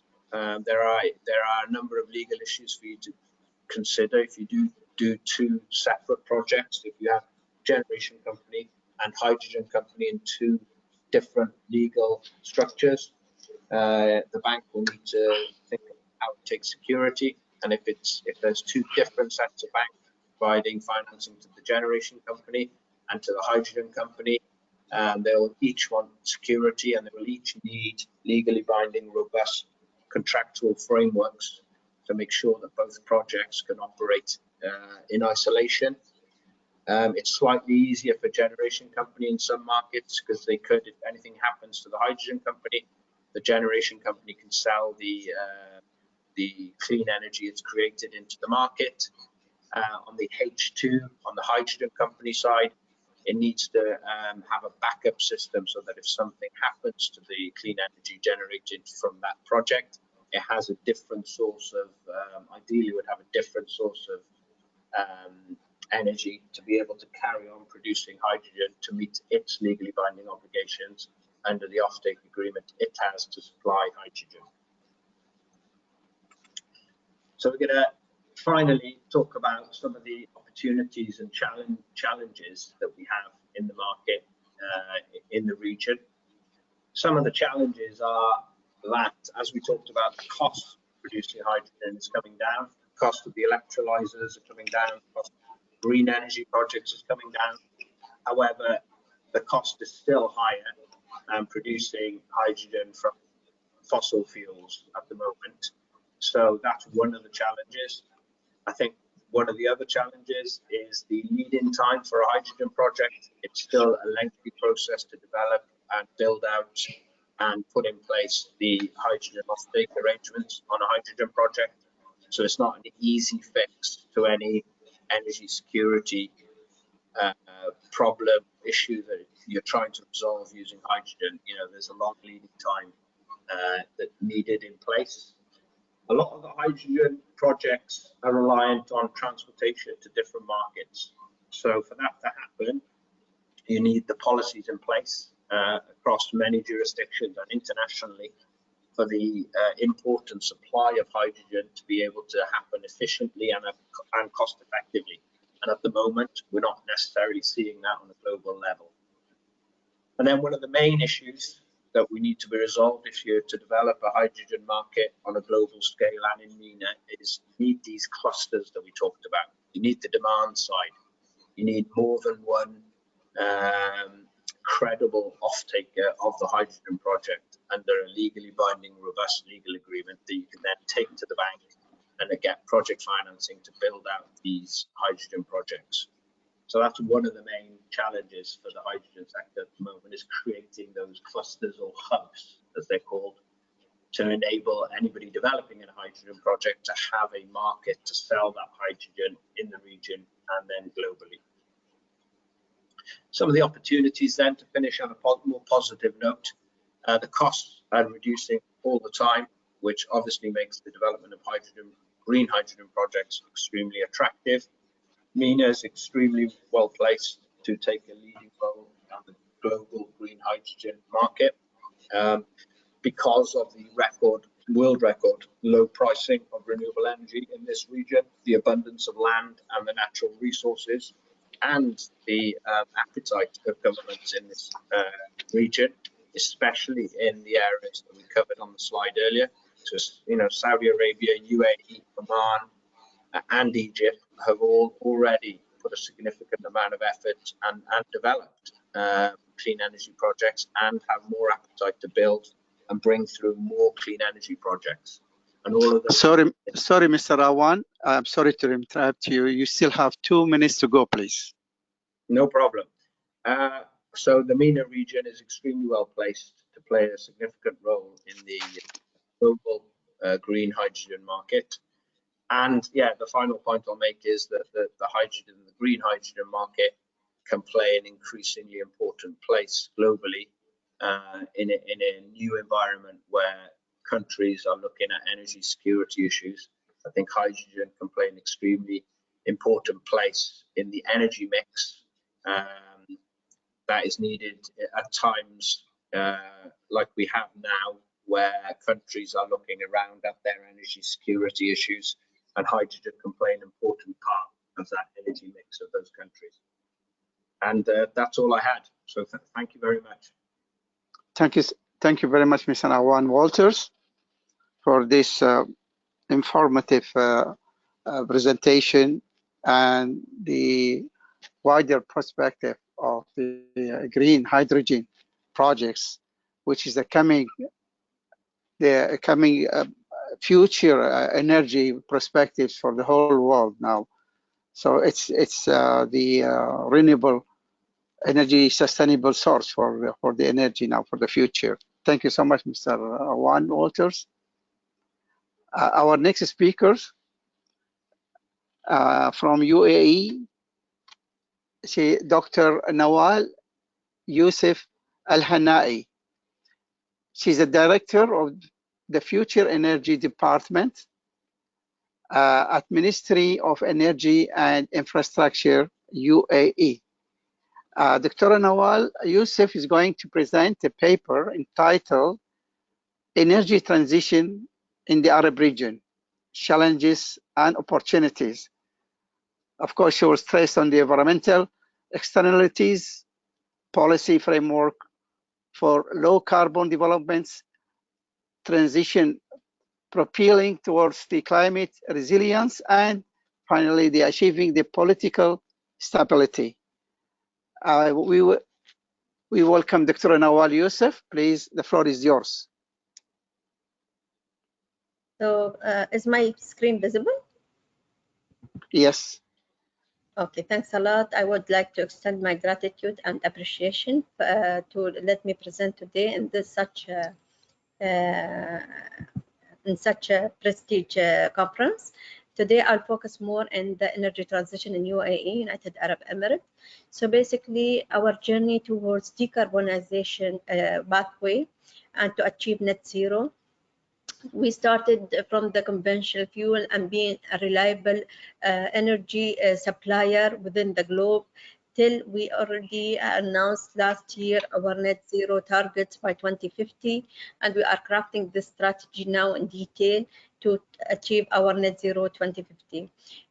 In between, we have a lot of achievement and a lot of milestone when it's come to renewable energy, clean energy, such as the nuclear plant, the PV, CSP, as well as CCUS, which is carbon capture utilization storage plant, which we have showcase and a successful story when it's come to carbon capture, where the plant has been already accomplished in 2016. Also, we launched our energy strategy by 2017, and now we are refreshing that with IRENA and Khalifa University. It's worth to mention that in 2021, last year in COP26, we launched our hydrogen leadership roadmap, where we are now crafting the national hydrogen strategy with our champions. So to give you a glimpse about the national energy strategy that was launched in 2017, it was the first unified energy strategy across the power sector in UAE, where we have the ambition to have 50% from clean energy contribution in the energy mix by 2050. 44 from that we have the renewable energy, and then we have the different sources of mix. Definitely back then we consider clean coal as a 12% from our energy strategy. However, we already revisiting this percentage while refreshing the energy strategy. And also, as everyone recall, that also DEWA has also announced Hassan project that was initially anticipated to be operated by clean coal, has been shifted to be operated by natural coal, which will help us to reduce the clean coal or even it will disappear from our energy mix, and replacing that with hydrogen and hydropower and different energy sources, renewable for sure. So definitely back then we have the anticipation that we will have saving about 700 billion worth of savings. Also, it was mentioned, it was calculated to have investment about $163 billion to be invested by 2050 to achieve our targets back then. Also, it was to mention that UAE also launched last year the National Program for Demand Side Management for Water and Energy, where we have achieved, we have put an ambition targets towards achieving the savings towards the water and energy, as well as shown in this paragraph. In addition to that, those are the different those are the different programs within the DSM national program in the agriculture, built environment, industrial and transportation. And we have also set in place the targets for each and every program to make sure that we achieve those targets and monitor and measure the progress on those regards. Here it is a glimpse about UAE Net Zero Strategic Initiative 2050 that was announced last year, which will make UAE the first MENA region country in the nation to set net zero targets, and then followed by other Arab countries as well, GCC countries, to achieve the Paris Agreement goals. This is some of the glimpse about the base of the commitment of UAE towards Paris Agreements, where we have anticipated within the national net zero strategy, the different sectors and what initiative will go and falls between each and every program. In addition to that, identify who the stakeholder will be responsible and leading the efforts toward achieving those targets. When it's come to energy transition, it is very important to know that UAE is a firm believer that the energy transition is the biggest social, ecological, and economical opportunity we face globally. The global pandemic has highlighted the urgency of not only a clean but just energy transition, and making sure that we have a secure supply of energy, affordable as well as sustainability, which make the three triangle. And in UAE, we have added the fourth pillar, which is the happiness of citizens and expats and the quality of life of the UAE community. In addition to that, we consider scalability and commercial viability are the biggest challenges faced globally. Technological and innovative solutions are needed to be implemented now. This is a glimpse about the clean energy project in UAE, where we have the operated plants in place, the commissioned plants in place, the under construction, as well as the announced projects when it's come to renewable and nuclear projects and different energy mix. Also, it was to mention that the DAFRA project in Abu Dhabi has set a world record when it's come to the lowest levelized cost of energy with 1.35 cents per kilowatt hour. When it's come to UAE Hydrogen Leadership Roadmap, where we launched it last year in Glasgow COP26, UAE has ambition to be a global leader in low carbon hydrogen and home to robust and vibrant low carbon hydrogen ecosystem. And we set the 3 objectives with 5 important levers or enablers, where we have anticipated to generate new sources of value for UAE through low carbon hydrogen and derivatives exports, provide low carbon hydrogen and derivatives industrial opportunity within UAE, as well as to enable the UAE net zero by 2050 strategic initiative in hard to abate sectors. The 5 levers was to provide a clear regularity, where we are our champion, the Department of Energy, is working heavily on this regards to establish the clear regulatory framework and policy for hydrogen. Also, we have to develop a new low carbon hydrogen and technology competencies through the value chain, adding the partnership in domestic and R&D efforts as well, and other different things. When it comes to hydrogen and CCUS initiative, this is a glimpse about some of the main projects, not all of them, that was announced early last year and at the beginning of this year. But it shows that UAE is not only concentrating on green and blue, but also pink hydrogen, and we consider the low carbon hydrogen as the new fuel of the future.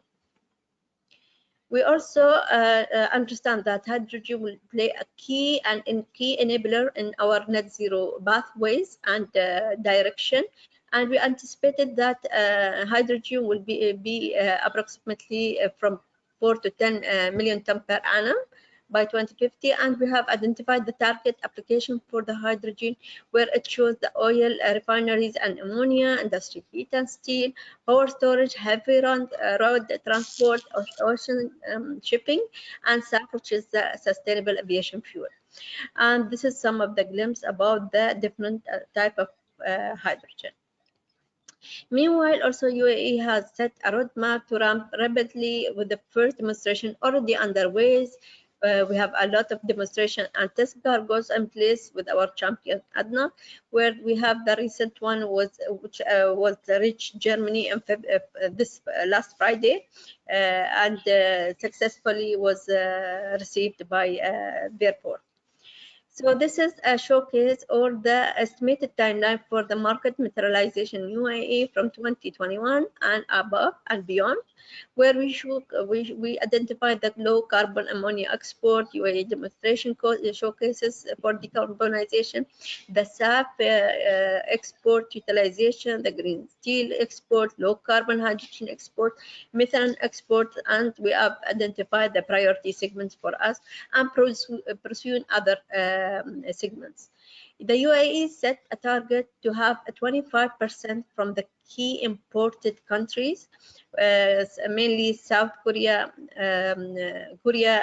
Japan, India, Germany, and pursuing other markets as well, where we have a lot of MOUs, and we are actively have active dialogue with the different bilateral leading countries in this regard. So this is a glimpse about our renewable capacity investment in the UAE, where we have achieved 4.477 gigawatt installed renewable based capacity in 2021. And we anticipate to have 9 gigawatt target installed capacity for renewable energy only 2025. This doesn't cover the nuclear. And our share, we achieved 12.1 share of renewable energy mix in the total installed capacity, and we have achieved 19.63 from the clean energy in the total installed capacity, where we predict that we will reach to 35% predicted renewable share in the total installed capacity by 2030. It is very important to highlight the investment that we have done so far till 21, which we already invested more than $50 billion toward the renewable energy market. And as per our His Highness the President of UAE announced that we will double that amount in the next decade. In the strategy, the 2050 strategy, energy strategy for UAE, we plan to invest by $163 billion by 2050 on the renewable market, energy market. Those are some of the competitiveness KPI that measures our progress and our competitiveness when it comes to energy sector. We have reached the first rank within different global reports, such as the World Economic Report when it published the competitiveness report at the last version. We have also IMD, where it measured the accessibility of the electricity. We have also the Social Progress Index, where they identified the usage of clean fuel and technology. Also, UAE is very active when it comes to measure the Sustainable Development Goals, KPIs and targets, and especially for our ministry, we are in charge about SDG 6, 7, and 11. And here, when we come to energy, we will focus on SDG 6 and 7, definitely, and 11. And thank you.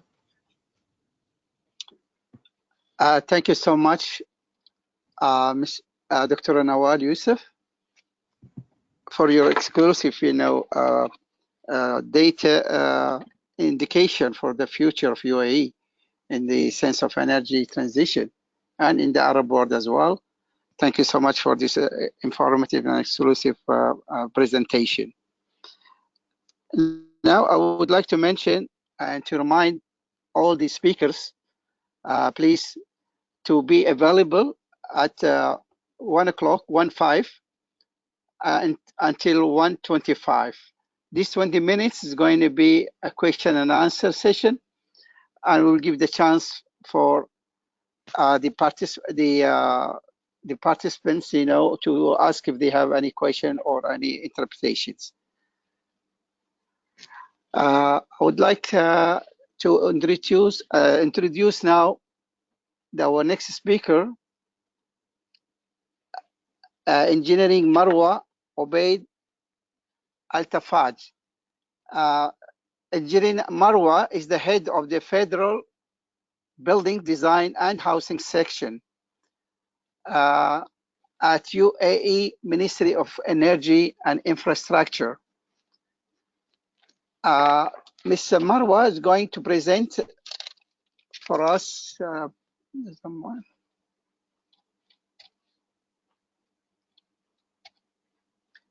Yeah, is going to present the experience of the Ministry of Energy and Infrastructure in implementing sustainability standards. She's going to indicate about the Ministry of Energy and Infrastructure profile, sustainable codes and criteria, and the mechanism of implementing the codes in the different emirates of UAE, and finally, the best practice of implementing building technologies. Let's say it in Arabic.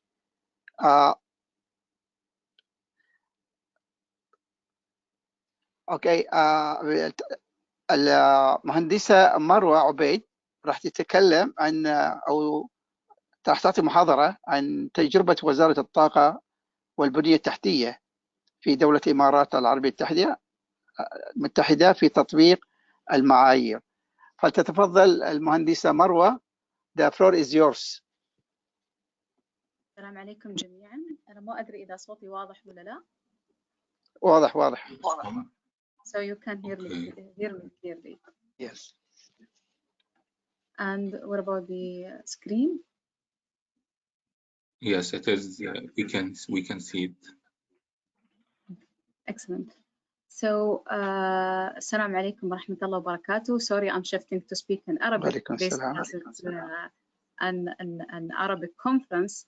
My presentation is also in English, and anyone has any question regarding that, you will see my barcode at the end of the presentation. You can ask me any question. So, Bismillah ar-Rahman ar-Rahim. بتكلم اليوم إن شاء الله في العرض باللغة العربية بما أنه مؤتمر خلينا نقول عربي، في أكيد نخبة من المشاركين من الدول العربية.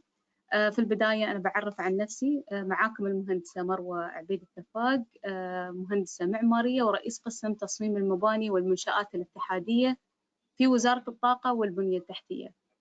اليوم نحن في الأجندة بنتكلم عن الوزارة بشكل عام، بنتكلم شو السستينابيلتي كودز اللي احنا نشتغل عليها، وكيف احنا واجهنا التحديات وحليناها، على اساس اليوم نلقي او نسلط الضوء على اهم التحديات اللي واجهت الوزارة وكيف قدرنا نتغلب على هذه التحديات.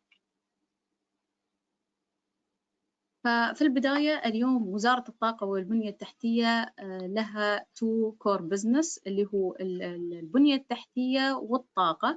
اليوم مثل ما ذكرت زميلتي المهندسة نوال عن موضوع الطاقة وتوجهات الهيدروجين والماب الخاصة بالوزارة، اليوم بعد نحن عندنا ذراع تنفيذي اللي هو في البنية التحتية، في بناء المساكن، بناء المباني والمنشآت الاتحادية، بالإضافة إلى تشييد الطرق الاتحادية في دولة الإمارات.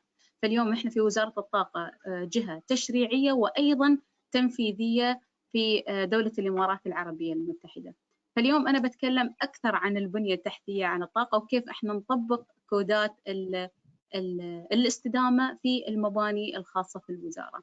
فمثل ما ذكرنا اليوم البنية التحتية أو اختصاصات الوزارة في البنية التحتية شاملة المساكن، المنشآت الحكومية، الشوارع الاتحادية، والوصلات ما بين المدن والإمارات في الإمارات المختلفة، بالإضافة إلى اليوم إحنا نتكلم عن النقل البري والنقل البحري. اليوم وزارة الطاقة معنية في جميع تخصصات البنية التحتية الموجودة في الإمارات كتشريع وتنفيذ أيضا. فإذا ما تكلمنا اليوم عن الكودز الخاصة في الوزارة، اليوم احنا مثل ما نعرف دولة الإمارات يمكن عندها الكثير من الممارسات في موضوع الاستدامة، ويمكن هالشيء نحن في وزارة الطاقة والبنية التحتية بدينا نطبقها من سنة 2010 كتطبيق معايير الاستدامة في المنشآت الاتحادية والمساكن أيضا. كتجربة دولة الإمارات يمكن احنا ابتدينا في موضوع إحدى شركات الدولة اللي هي شركة مصدر، اللي أطلقت معايير الاستدامة اللي هي تعتبر بالبيرز، تقيم بالبيرز، بير 1 2 3 وما إلى ذلك. فإحنا اليوم في وزارة الطاقة والبنية التحتية من سنة 2010 ابتدينا نطبق معايير الاستدامة الخاصة بشركة مصدر بالتعاون مع حكومة أبو ظبي.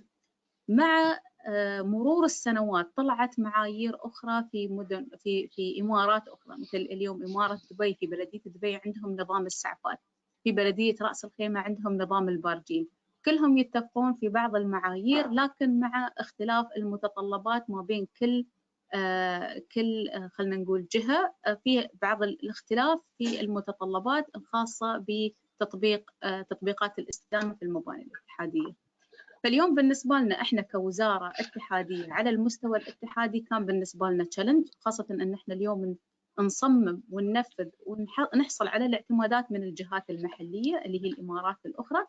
فصار عندنا التحدي تنوع في معايير الاستدامة. فاليوم من هذا المنبر من وزارتنا كوزارة اتحادية قررنا إن إحنا نواجه هذا التحدي بأن إحنا اليوم نبني بنود استدامة ومعايير استدامة ممكن أنها تقبل في أي إمارة وتتوائم مع جميع الكودات اللي طلعتها الجهات المحلية. فاليوم بناء على التشالنج اللي نعتبره اليوم هو فرصة خلتنا اليوم في وزارة الطاقة والبنية التحتية ننجح في تجربتنا. سنة 2019 أطلقنا نظام الغافة، ليس نظام مستحدث وإنما هو نظام متكامل مع جميع الأنظمة والكودات اللي أطلقوها الدوائر المحلية، بحيث أن احنا سوينا دراسة لكل المتطلبات اللي كنا نشوفها في الإمارات المحلية، وأمناها بما يتناسب مع جميع إمارات الدولة. على سبيل المثال اليوم نظام الغافة عندنا طبعا يتكلم عن الطاقة، يتكلم عن المياه، خلينا نقول الماتيريال والويست اللي موجود، الانفايرمنت والكلايمت تشينج، الويل بينج اند كومفورت. فكل هذه المعايير هي مشتقه من الكودات المحليه الموجوده، لكن اللي سوينا اخذنا اقل الكرايتيريا في كل او خلينا نقول اعلى اقل الكرايتيريا في كل سكشن، وخليناه هو الستاندرد اللي من خلاله نصمم فيه ونتبعه كقوانين وكودات خاصه بالاستدامه. على سبيل المثال اليوم يمكن عندنا دوائر محليه ما عندها أنظمة استدامة خاصة في المحلية، ممكن أنها تستعين في كودات أخرى. فاليوم من خلال إطلاق الغافة كمستوى اتحادي يخلينا اليوم نتأكد أن جميع المباني الاتحادية المصممة من خلال وزارة الطاقة والبنية التحتية هي مطابقة أو مقبولة في جميع الأنظمة اللي موجودة في إمارات الدولة. وما اكتفينا في هذا، اليوم احنا قلنا لنا مسؤولية التشريع أن نرفع من مستوى أو مستوى جودة واستدامة المباني، مو فقط الحكومية، بالعكس التجارية الصناعية وما إلى ذلك. بالتعاون مع البلديات المحلية أطلقنا معايير أخرى للاستدامة فيها المينيمم ريكوايرمنت اللي من خلالها ترفع لنا من جودة المباني واستدامتنا. انتهاء من هالكلام، من هذا المنطلق، اليوم في نظام الغافة اللي أطلقناه في 2019 قدرنا أن احنا نشتغل على أول بايلوت بروجكت اللي هو مشروع القيادة العامة لشرطة أم القوين في إمارة أم القوين. طبقنا في جميع معايير الاستدامة، طابقناها مع جميع الكودات المحلية اللي عندنا. فاليوم نقدر نقول أن نظام الغافة نظام شامل اتحادي يرتقي أنه يكون على المستوى الاتحادي. فهذه سمبلي تجربة دولة الإمارات وتجربة وزارة الطاقة والبنية التحتية في تطبيق معايير الاستدامة في المباني الاتحادية. وشكرا لكم.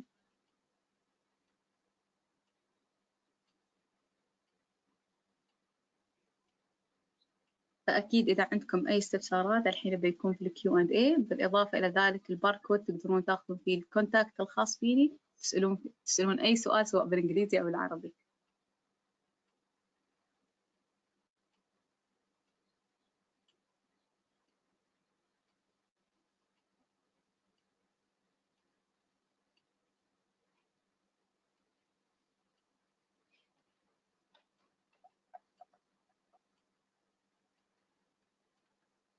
Mr. Ali.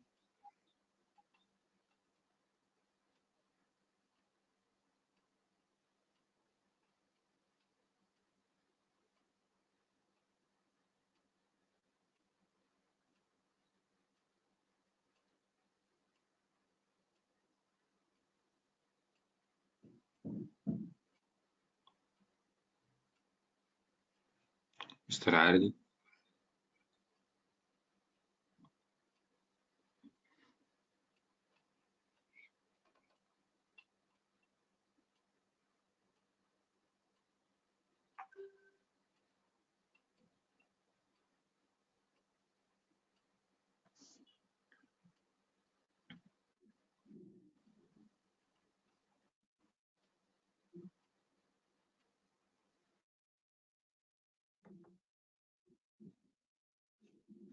So basically, for our attendees, if anyone have a question, please leave it in the chat, and we will direct it to the speaker.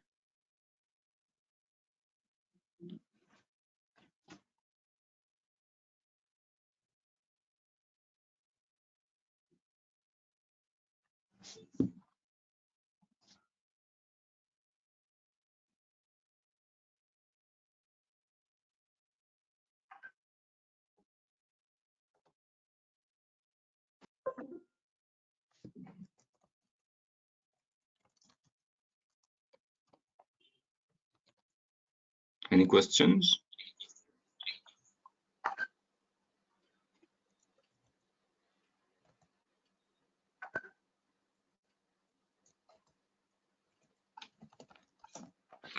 Your screen is shared. You may want to stop that. Yusuf. Okay.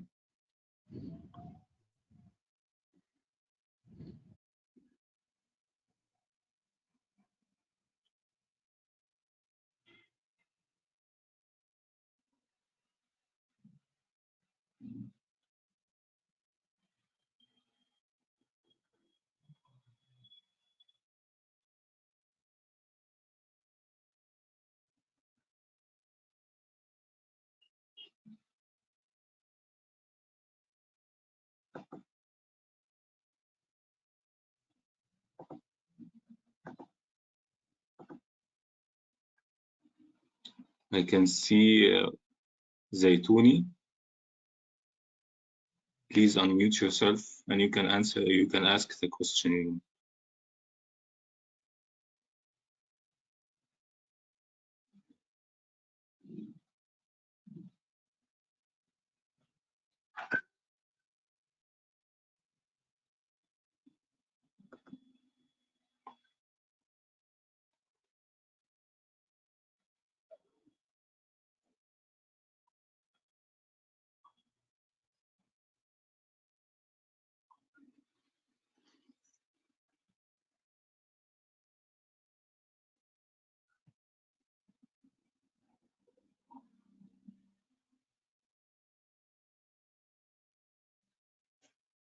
Okay, we have a question here from Zaytouni Sabrini.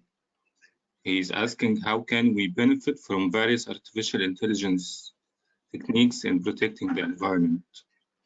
So for our panelists, would anyone want to answer this question?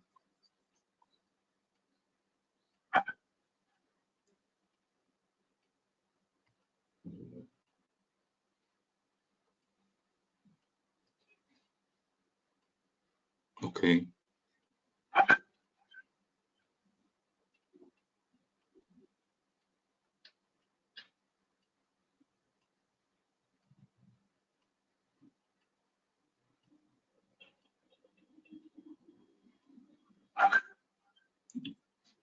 And we have another attendees asking Mr. Marwa, إذا ممكن روابط الاطلاع على التجربة الإماراتية.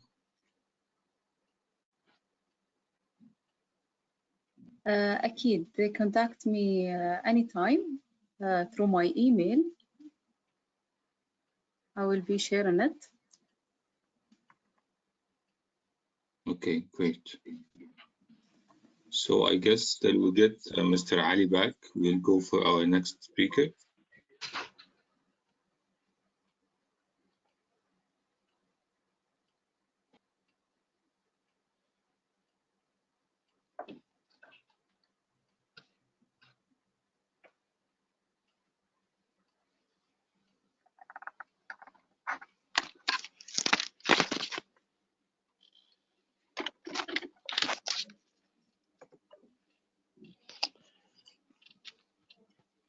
Yes.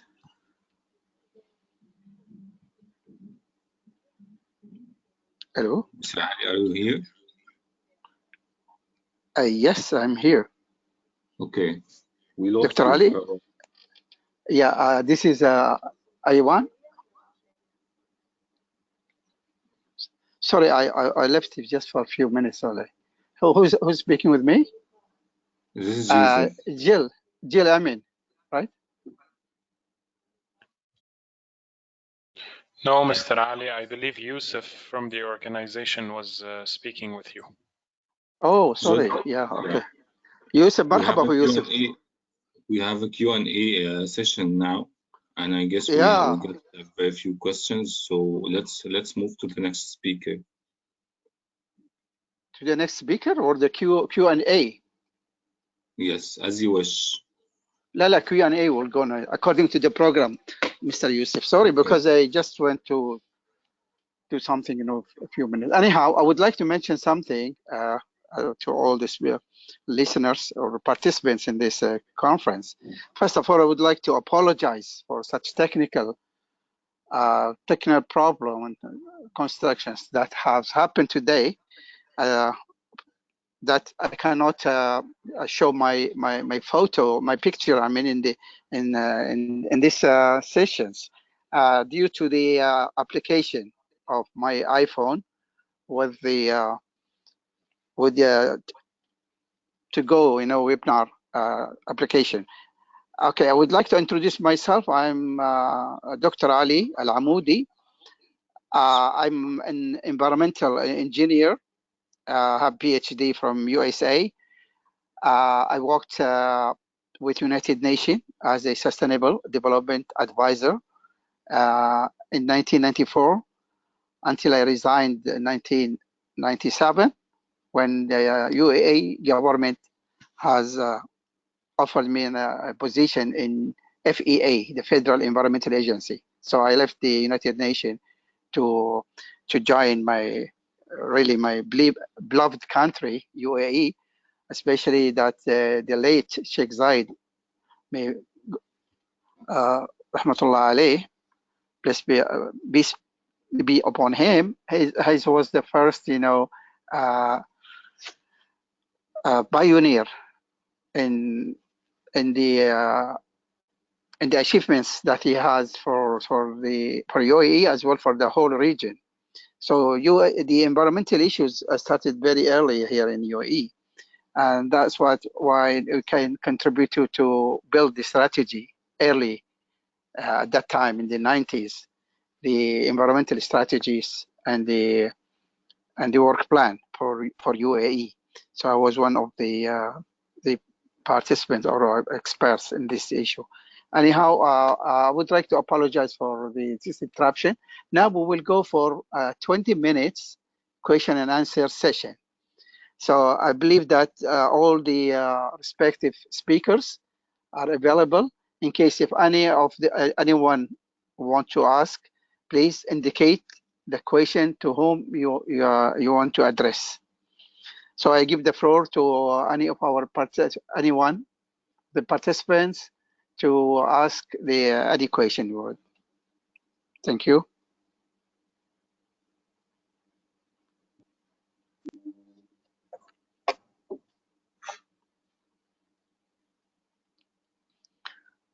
Yusuf, are you with me, Yusuf? Yes, I am here. Yeah, okay, good. At least we have to follow up. In case if there are no questions or something, then we will start with the next speakers. Or we can give 10 minutes, break because we were continuously. So maybe they need to. Yes. Our next speaker is not here yet, so we can take a break. If not, no one has a question. Yeah, that's what I also suggest to Dr. Hussein Fardan, that we need at least 10 minutes, break for this. Anyhow, I would like to mention that we are now within the session, the breaks, the question and answer session.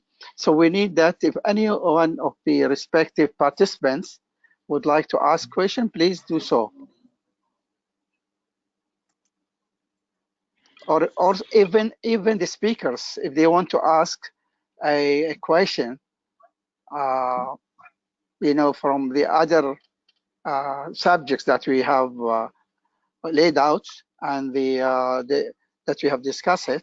So please feel free to do so.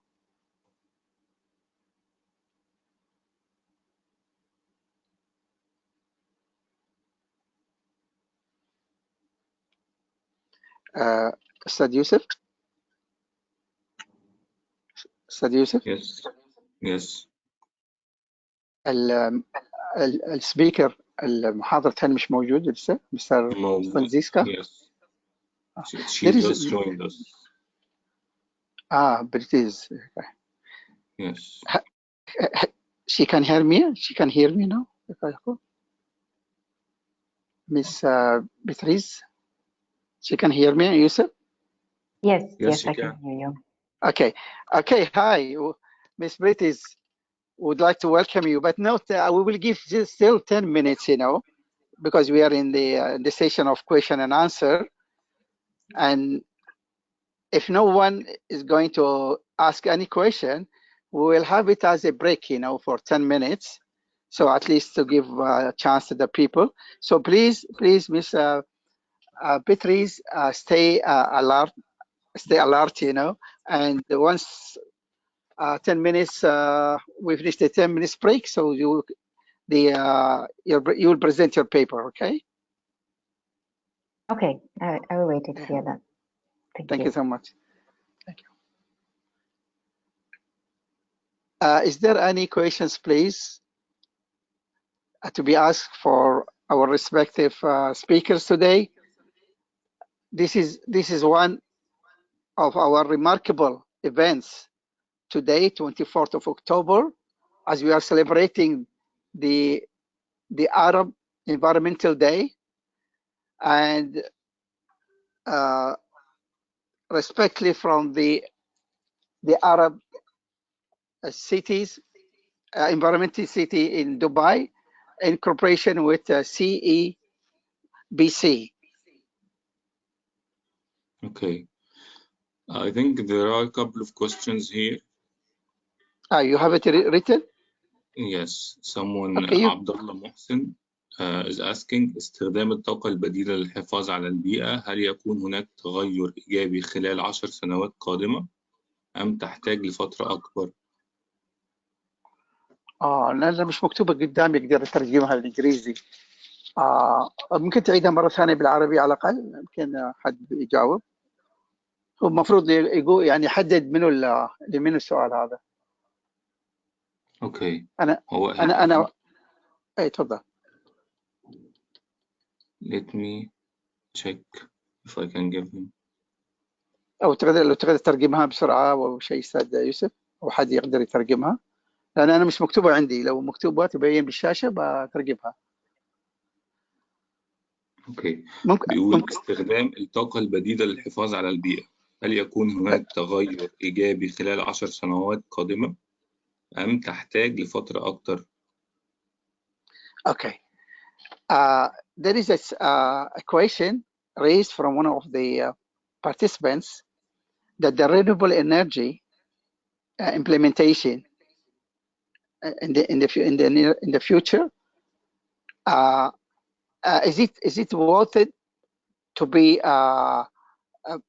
be implemented as a cost benefit issue in the future, or especially at the coming 10 years, is it cost benefit or not? It has the dilemma of whether it is reasonable, it is economical, issue or not. السؤال للمس مروة. طيب. مهندسة مروة موجودة؟ هي نعم موجودة. الله يحفظك. فاتضح السؤال اللي بالعربي. السؤال عليكم أول. طيب أستاذ يوسف مرة ثانية بالعربي. تمام. السؤال: هل هيكون تغير، يعني هل متوقع هيكون تغير إيجابي لاستخدام الطاقة البديلة خلال 10 سنوات القادمة أم هيحتاج لفترة أطول؟ طيب، بناء على التجربة اللي مثل ما قلناها اليوم في دولة الإمارات في وزارة الطاقة، نحن حاليا مثل ما نقول نستخدم الكودات الخاصة في البناء والخاصة بالاستدامة في البناء، وأكيد تؤثر إيجابيا في جميع المؤشرات اللي موجودة. أحيانا تكون على الترم البعيد، خاصة في مواضيع الريتروفيت ومواضيع المباني الجديدة، سنس انها هي تبدأ في التنفيذ وتبدأ تشغل. في هاي الفترة ممكن نحسبها، نحن حاليا نشتغل على مشروع واحد كبايلوت بروجكت، سنس انه يخلص بتكون في سنة قياس لسنة، ومن ثم المتوقع أنه خلال السنوات القادمة يكون لها أثر إيجابي أكثر وتساهم في خفض مستويات الطاقة اللي موجودة عندنا، استهلاك الطاقة اللي موجودة عندنا في الدولة. عظيم. صراحة سؤال وافي، تناول كل الجوانب اللي سأل فيه السائل، وخصوصا بالنسبة للمستقبل ومستقبل الطاقة المتجددة، سواء كان في دولة الإمارات أو في الدول الأخرى، دول العالم. هل هناك أي سؤال ممكن واحد يسأل؟ أستاذ يوسف، عندك شيء مكتوب من الأسئلة؟ كمان برضو للمس مروة: What is your policy on energy efficiency approach؟ عظيم. So basically what we have to do in our project, it's a GAFA system, and we can share you the codes and that the policies that we are working on through my email. But just Mr. Yusuf, if you can share my email so they can send me an email, I provide them the policies and the codes for the sustainability that we are working on. Okay, great.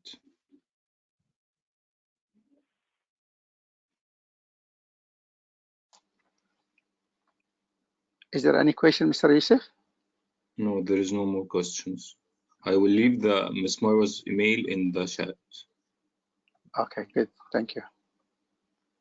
Yeah, for all the followers who are participating with us and following our session today, we would like to announce that the engineer Marwa Obaid Al-Tafaq address and her email is going to be presented now on the screen.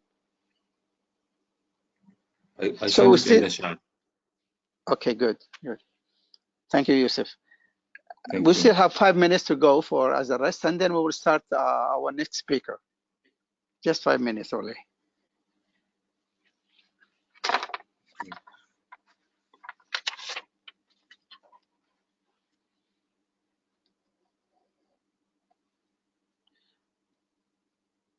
I hope nobody leaves the floor or the classroom past the hour.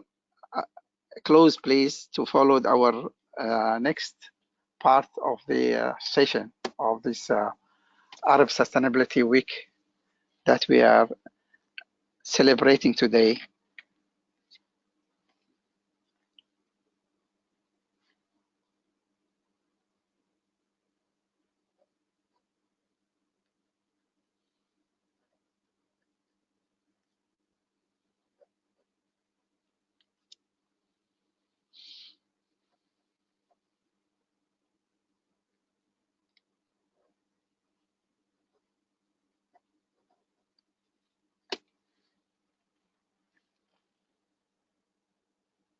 I just want to mention that, you know, we still have 1, 2, 3, 4. Yeah, we still have 4 speakers. They are going to participate and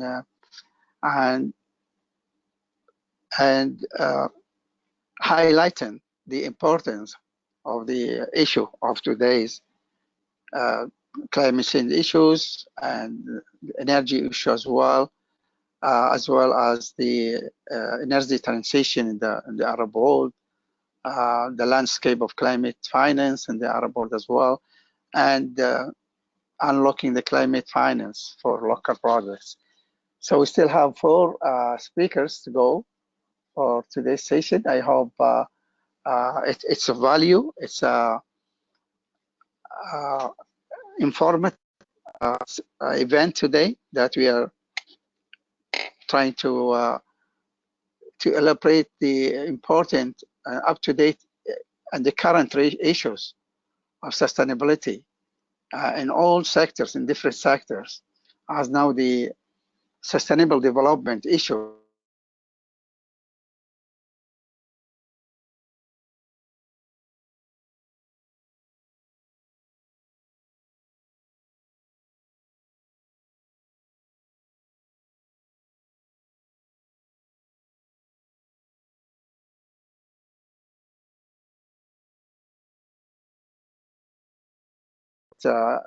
arena, the climate change perspectives.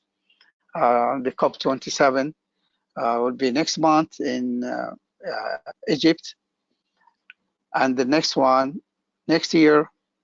We are very proud that UAE is going to host the COP28. So that's and it's in the perspectives of the climate change and what is the next step, what's the next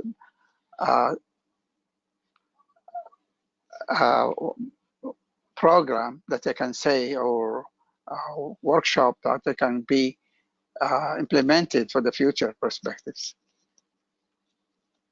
So now we are coming close to give the floor. I will introduce, we will start our next session, please. We would like to welcome Ms. Beatriz Fonseca. I hope I pronounce it right. Ms. Beatriz, she's a junior officer.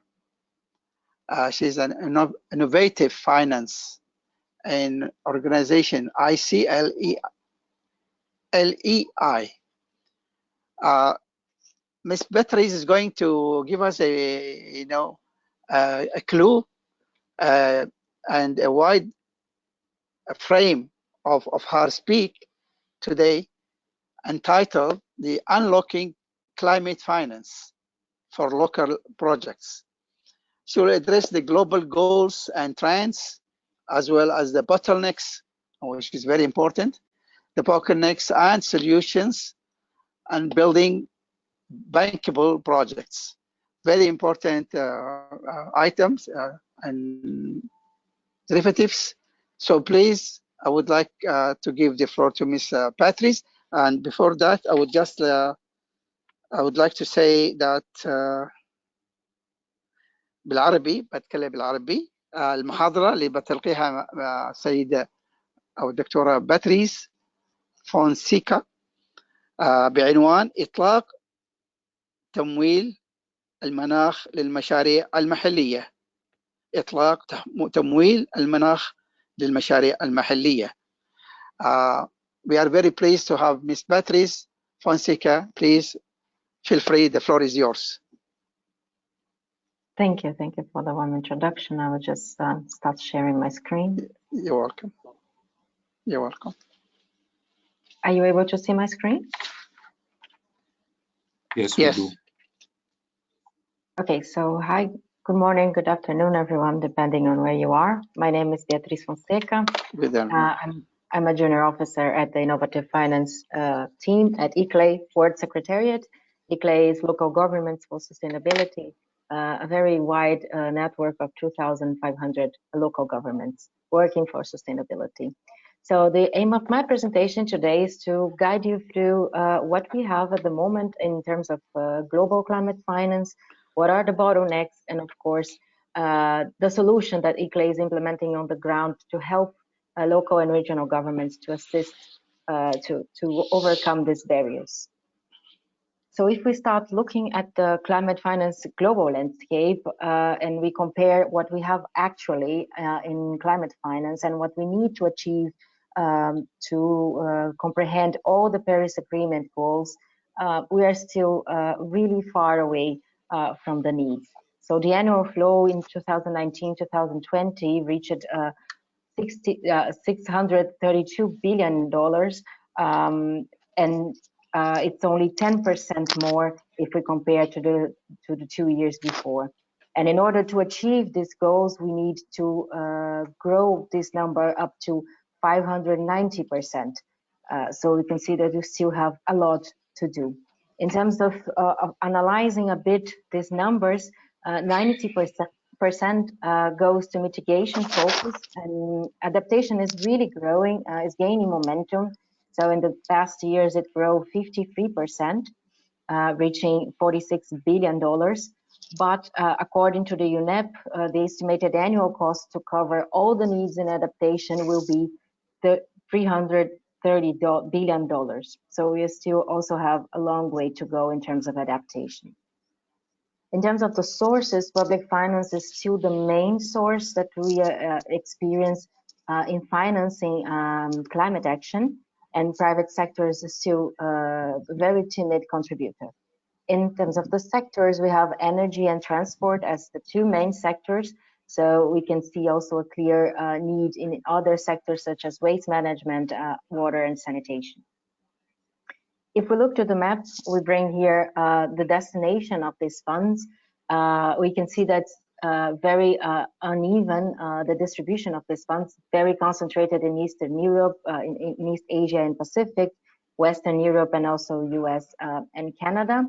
And also, if we look a bit more closer to the colors here, you can see that the public is in blue and the private in orange.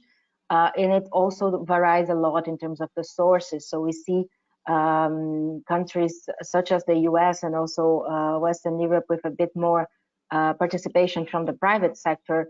But if we look to Africa, to sub-Saharan Africa, we still have a lot of dependency on the public finance and the public sector.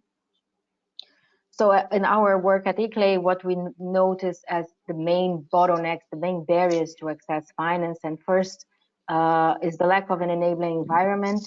which is the local governments lack the regulatory framework to guide the climate action, and also the constitutional allowance for the local governments also to implement measures and legislation, specific legislation to address the climate action.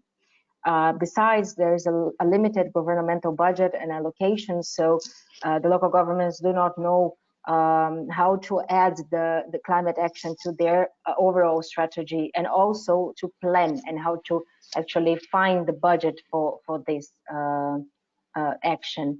And last but definitely not least, a lack of technical capacity to develop workable projects. So how to collect the necessary data, how to prepare climate projects. This is something that we are actually seeing this more and more often, especially when we talk to the global south. So if we talk about bankable project, we need to define what contains a bankable project. What are the elements that we need to provide in a bankable project? So we divided in 4 big categories, and I'll try to guide you through these categories very briefly here. So the first being a solid concept, meaning that the project has to be clearly defined in terms of objectives, the scope, the roles and the responsibility, which are the actors involved, what are the stakeholders that need to be engaged, and also the political buy-in. So the local authorities has to be aware of the project. This project has to be aligned with what the local government is doing in terms of their climate action, and also the national government. So all of these has to be aligned and in conjunction with what the project wants to address.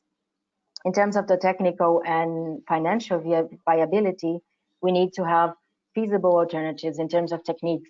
So the techniques has to correspond to the local government's abilities and capabilities to develop this project, and also human resources to guarantee the implementation and also the monitoring of the project. In terms of finance, it's really important to have credit worthiness.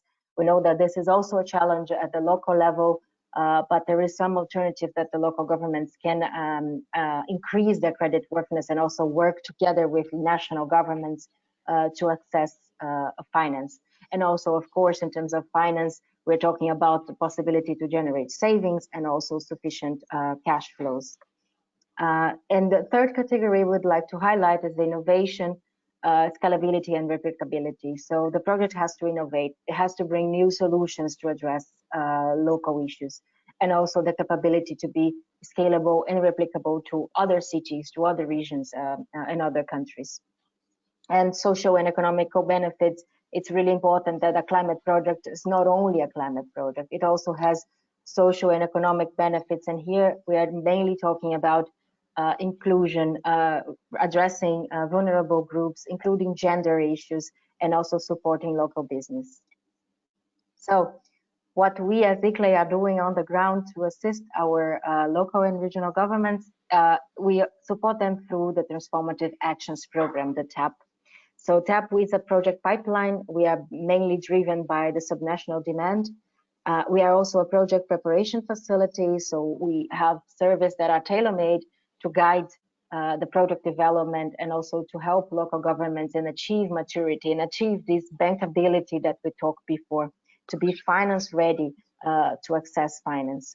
And it's also in the end an advocacy instrument, because we hear what the local government wants and needs, and we address this at international forums at the subnational and the international level. So we have 3 main missions. The first mission is to enable access to finance. So in order to scale up local climate action, this is our main mission, but we also want to accelerate net zero emission and climate resilient development, and also support national ambitions through transformative local infrastructure projects. So how the local government can actually be a partner, a catalyzer of national ambitions and contribute to the national determinant contributions. A bit of our service and opportunities. So through TAP, we provide technical assistance, also capacity building in developing bankable projects, access to demand-driven tools. So we also develop knowledge products based on what the local and regional government needs.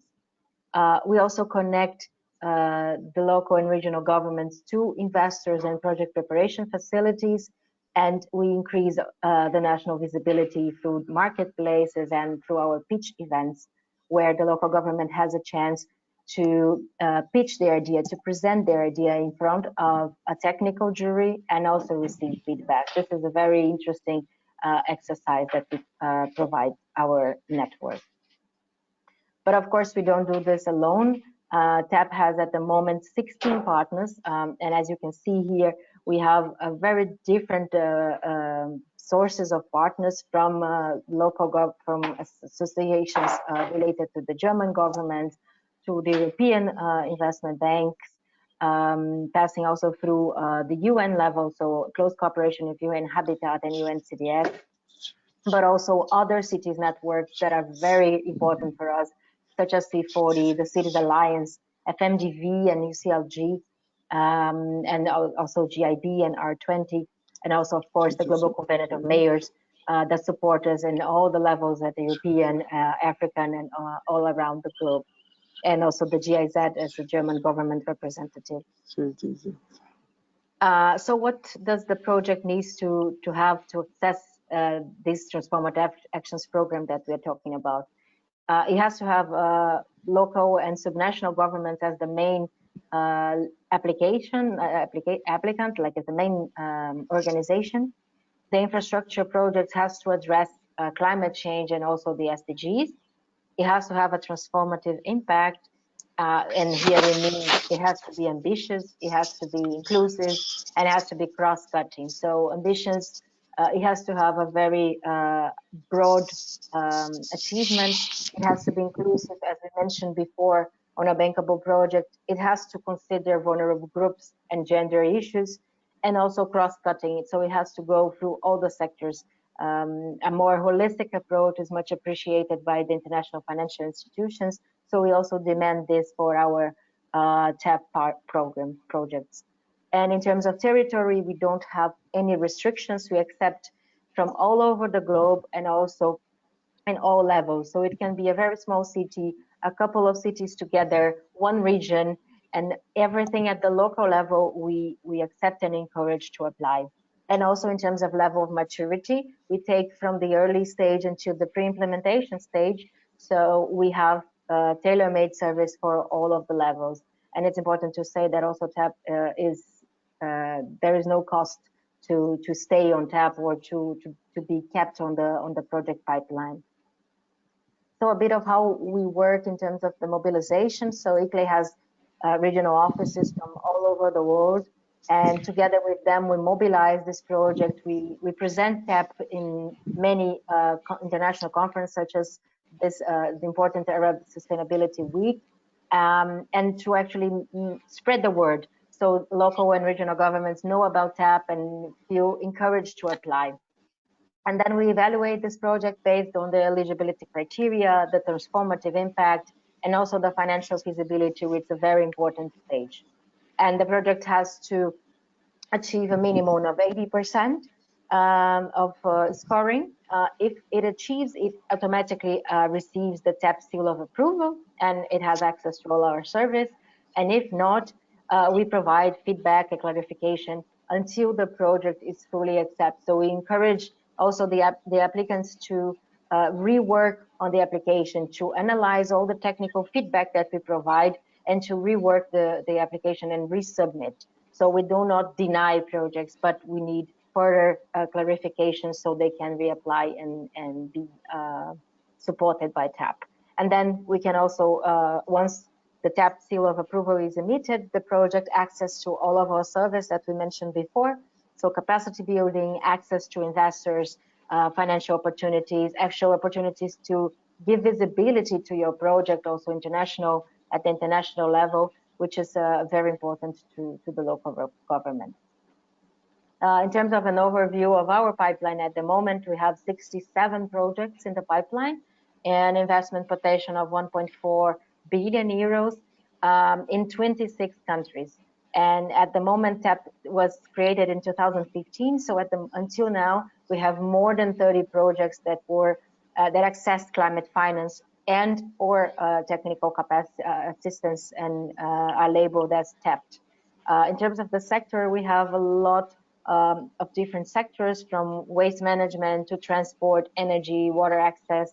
And what we've seen in the recent applications is that the projects are more and more holistic approach with benefits to multiple sectors. And this is very important as well, because the project is not only focused in waste management, for example, but also has a very strong water component dealing with energy as well. So this is a trend that is very strong at the moment. In terms of the regional distribution, as I mentioned before, the TAP is open to everybody, every project, every local government around the world. But the Global South takes the lead here as the main bottleneck in climate local action. So we have Africa leading, followed by Latin America and Asia as well, and a more timid contribution from Europe. Unfortunately, we still do not have projects from the Middle East. So actually, this is a very nice opportunity to strengthen our collaboration in the region. And I, of course, encourage all of the local governments that are listening to us to apply for TAP. And I'll give you a bit of details on how to apply on the next slide. So as I mentioned, the TAP has annual calls, and our 2022 call is now open until 15th of December. And you can apply at our website, the tap/potential.org. You can apply through an online platform, but of course, if you experience any technical difficulties, you can contact our team, and we will support you to go through the application process. And on the TAP website, you can also find knowledge products related to climate finance, and also a technical guide that will go through all the questions that needs to be answered, providing the demo answers to help local governments on how they can best apply to the program. So I thank you for your attention, and I remain at your disposal if you have further questions. Thank you so much. Thank you so much, Mr. Pittis. Really, you're still have a few minutes to go. So thanks for giving us such an informative, and very important and scaled up presentation. Thank you so much, and you make it easy for us. Open. Thank you. Thank you so much. Okay. Our next speaker now, we go for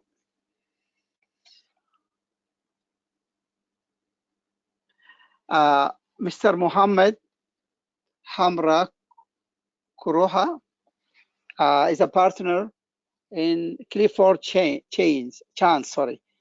Clifford Chance.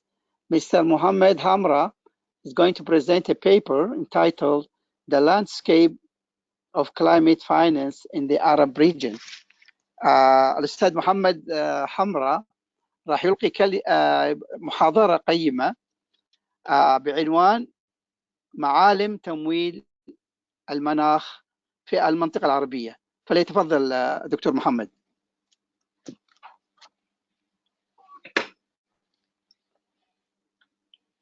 هل تسمعني دكتور محمد؟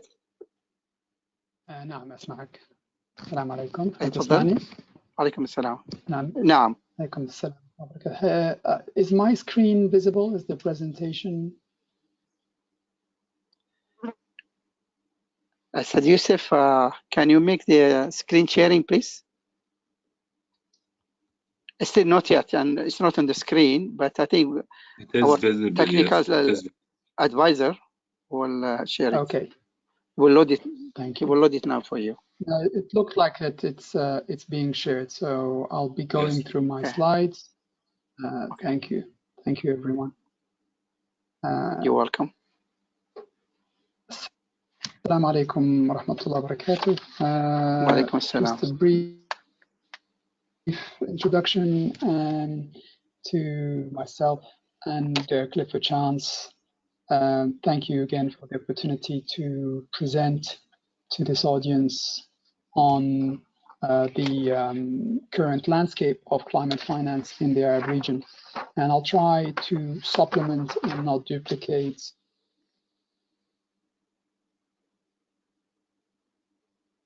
some of the areas that were touched upon on previous presentations today, and to bring more of a practitioner and private sector perspective. My name is Mohammed Hamra Kruha. I am a partner at the international law firm of Clifford Chance. I am based in our Abu Dhabi office, and my practice extends across the MENA region. I've been working on MENA energy and infrastructure projects for almost 20 years. So it's a pleasure to be invited to share some of our prospects based on that experience. I'll start by going through taking stock of the status and the growth of the green loan markets in the Arab region.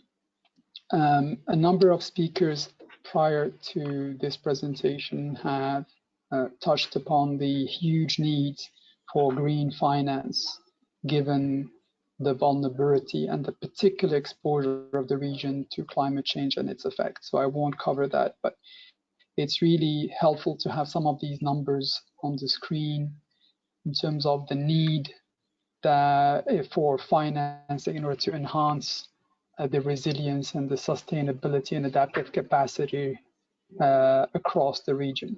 And really Mr. Mohammed, I'm sorry to interrupt you. Yes. I have a word to say to Mr. Yusuf. Mr. Yusuf, I don't have the screen sharing. I mean, the presentation is not on the screen on the iPhone. Before it was okay, but we can see it now. No, it doesn't. Only the Mr. Mohammed, no. Mr. Mohammed photo only, but it's not the presentation. The presentation. Yeah, okay, no, I cannot. But everyone else can see it. So let me check for you. Maybe those who have the mobiles only. We can see the presentation. You can see it, huh? Okay. Yeah. I don't see it. Never mind. It's okay. It's okay, Mr. Mohammed. Go ahead. Go ahead. Shukran. It's okay. No it's happened. So, as I said, there are huge needs, and that really is to demonstrate the point that in addition to government resources, public sources of green finance, really you will need to mobilize all resources available, whether it's international financial institutions, multilateral institutions, concessional lending, specific frameworks such as what was presented by the previous speaker, as well as traditional bank financing. And I'm going to try to focus more on the traditional bank financing and the approach that is taken by financial institutions in the region. Clearly, private capital is needed since public financial resources are insufficient to fund the needs. You know, clearly there are increasing pressures on fiscal and government budgets, which make the requirement to tap these bank resources. At the same time, there are increasing pressures from local and global investors and stakeholders on banks to increase their green finance and ESG financings and exposure to these types of loans.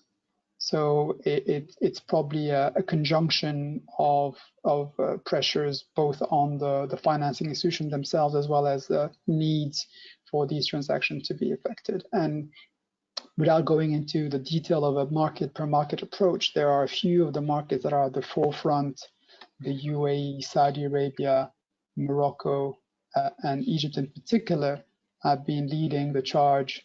And we have seen also other GCC countries getting more involved on that front. I gone to the right.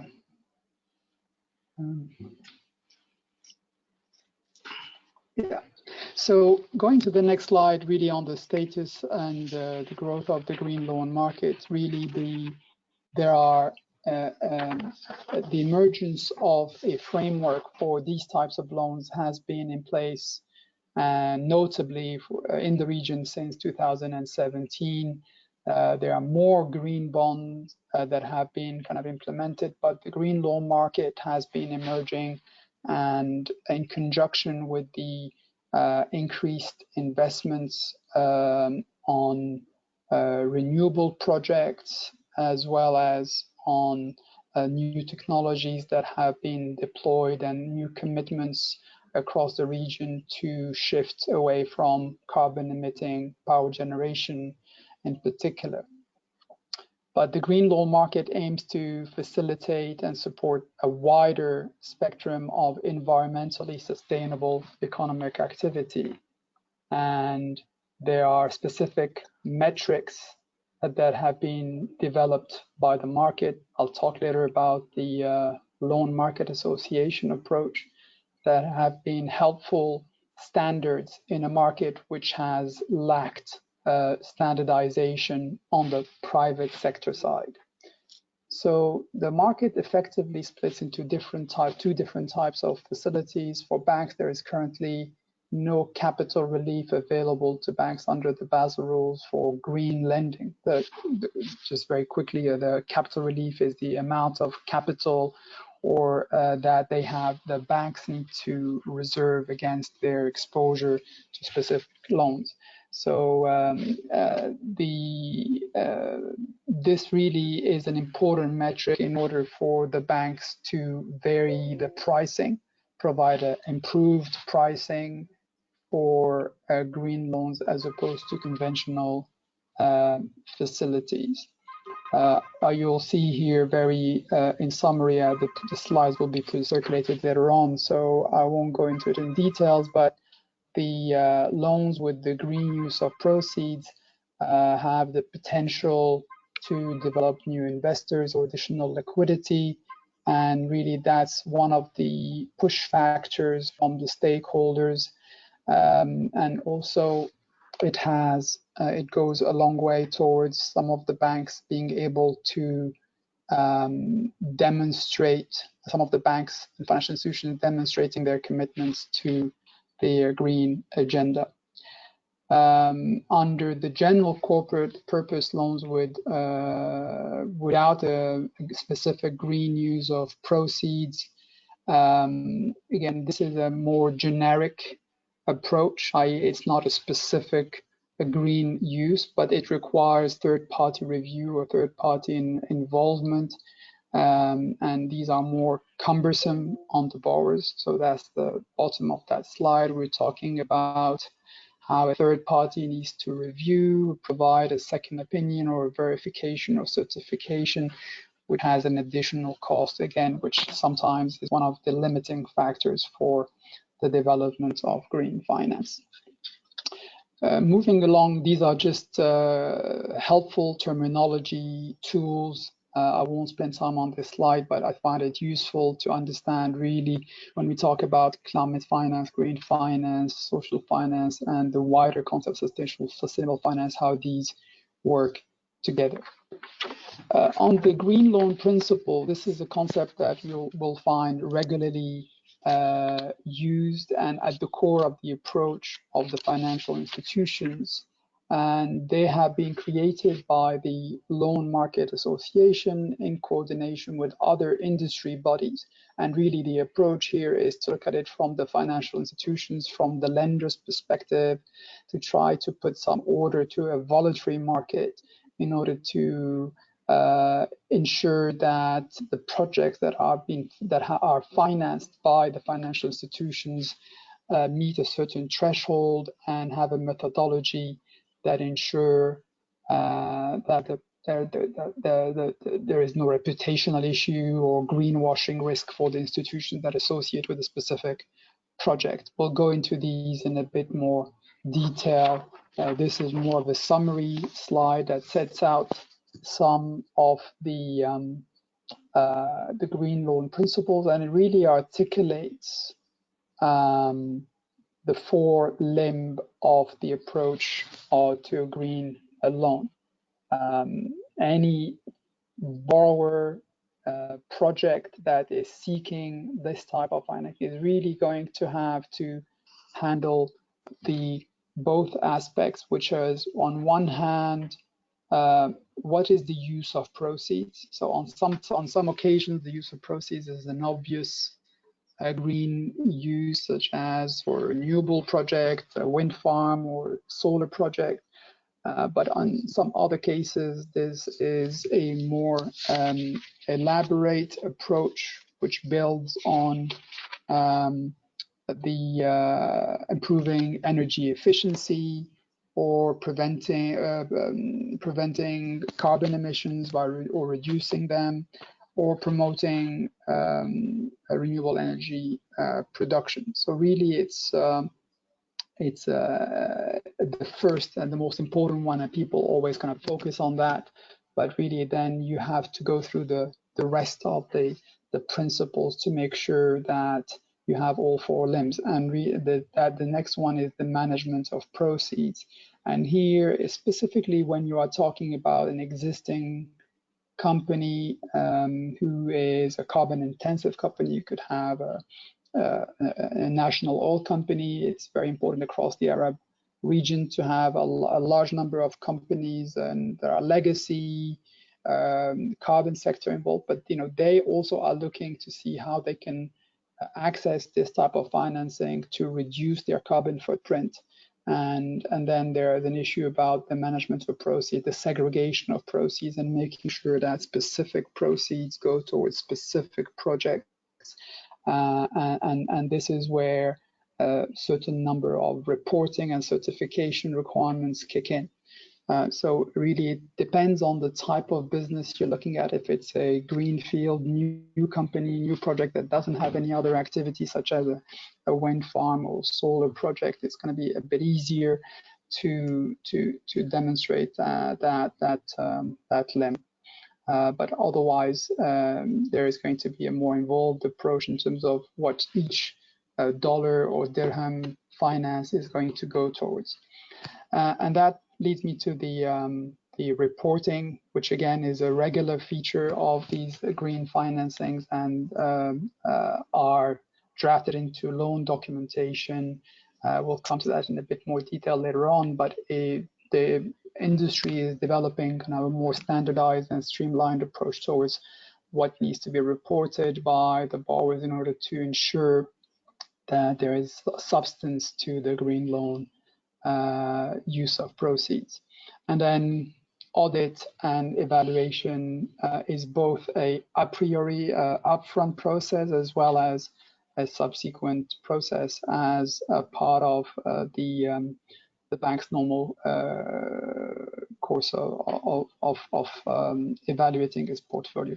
The point I wanted to make also in terms of this horizon scan across the region is that these are really industry generated principles, and not principles that have been developed from government, prescribed by government or central banks.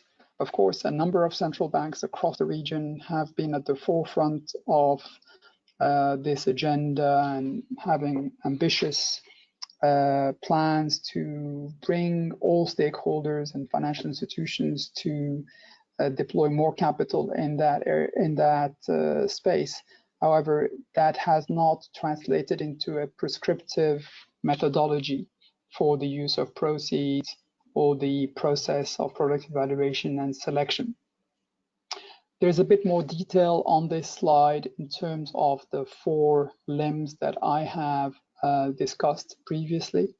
Again, these are voluntary, and they will depend on the type of project that is being looked at and the existing and legacy operation of the relevant company. And we'll come in a minute to some examples to give this a bit more substance. Exactly how would a project be able to achieve those requirements?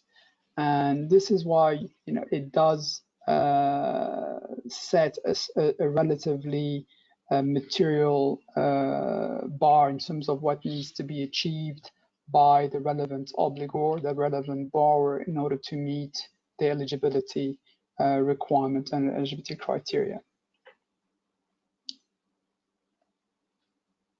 Moving now to these green loan principles, and I said these have emerged from the Loan Market Association, which is the LMA there.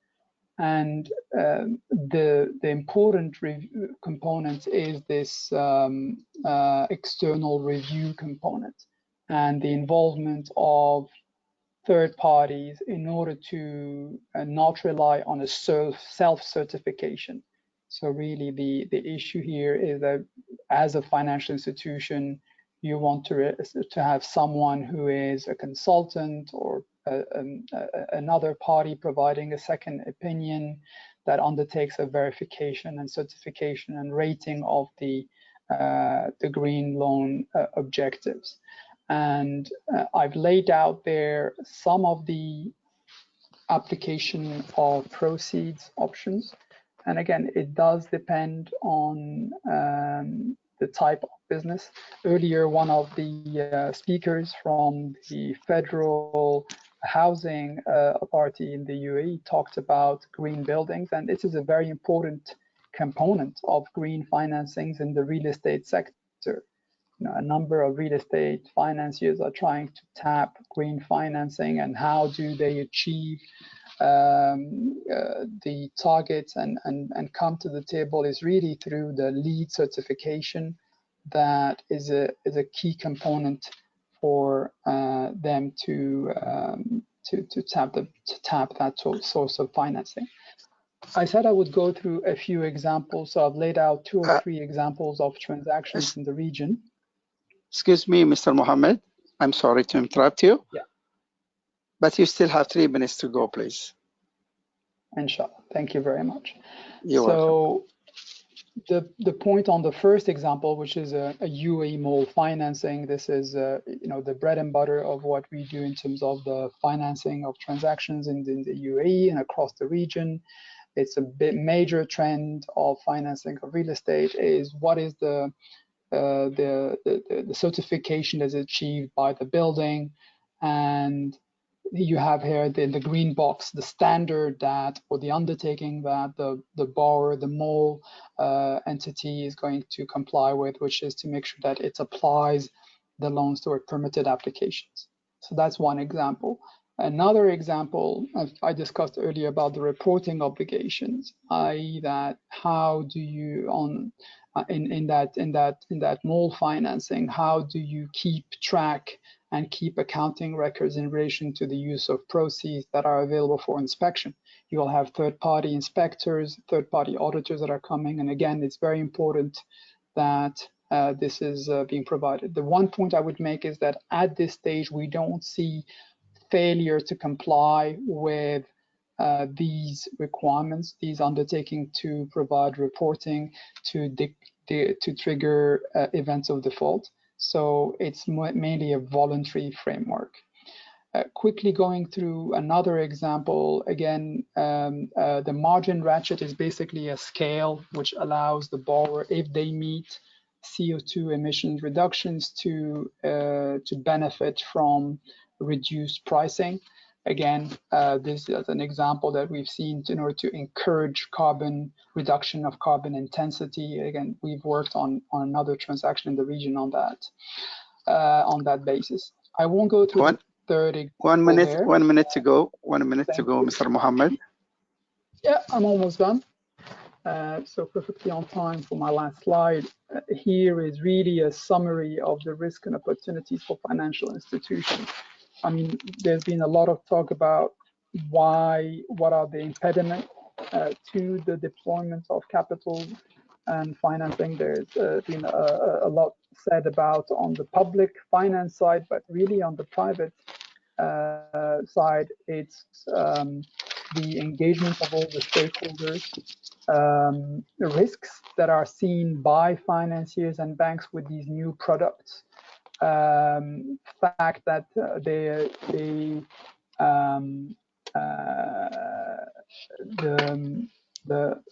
fact that a number of financiers need to train and bring more human resources and more resources to be able to evaluate and assess these projects.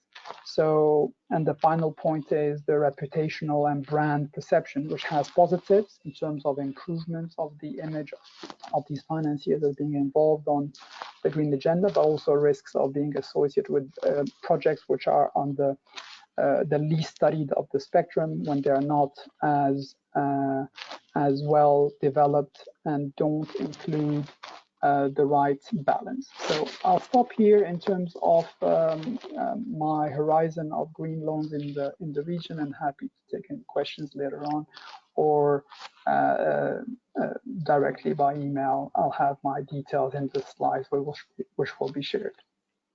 Thank you so much, Mr. Mohammed, and certainly we'll get back to you if any of the attendee would like to ask any questions. Thank you for your informative, presentation that elaborated more on the landscape of climate finance in the Arab world. Thank you so much, Mr. Mohammed. And now our next speaker, she's from ESQA organization. She's Dr. Katrina Yushnar. Dr. Katrina Yushnar is Economic Affairs Officer and Climate Economist as a specialist, Climate Change and Natural Resources Sustainability Cluster at ESQA. Her presentation is going to be on the climate finance in the Arab region, the challenges and opportunities. دكتورة كاترينا يوشنر ستكون المحاضرة الحين القادمة، وراح تعطينا يعني محاضرة حول تمويل المناخ في المنطقة العربية، التحديات والفرص. دكتورة كاترينا هي من منظمة الإسكوا من منظمة الأمم المتحدة.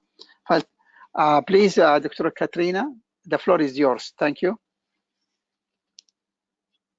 Yeah, hello everyone. Thank you very much for this kind introduction. You're welcome. You don't see my screen. Sorry, what? Yes, clear. You see my screen or just me? No. We can see the climate finance in the Arab region. Yes, yes. Perfect. Go ahead. Very well. It's there. Okay. Thank you so much for this kind introduction. And I'm very happy to be here today to be part of this important event. Thank you also to the previous speakers and their insights into climate finance, into the climate finance landscape. In my presentations, I want to build on this and expand on the climate finance challenges as well as opportunities in the Arab region.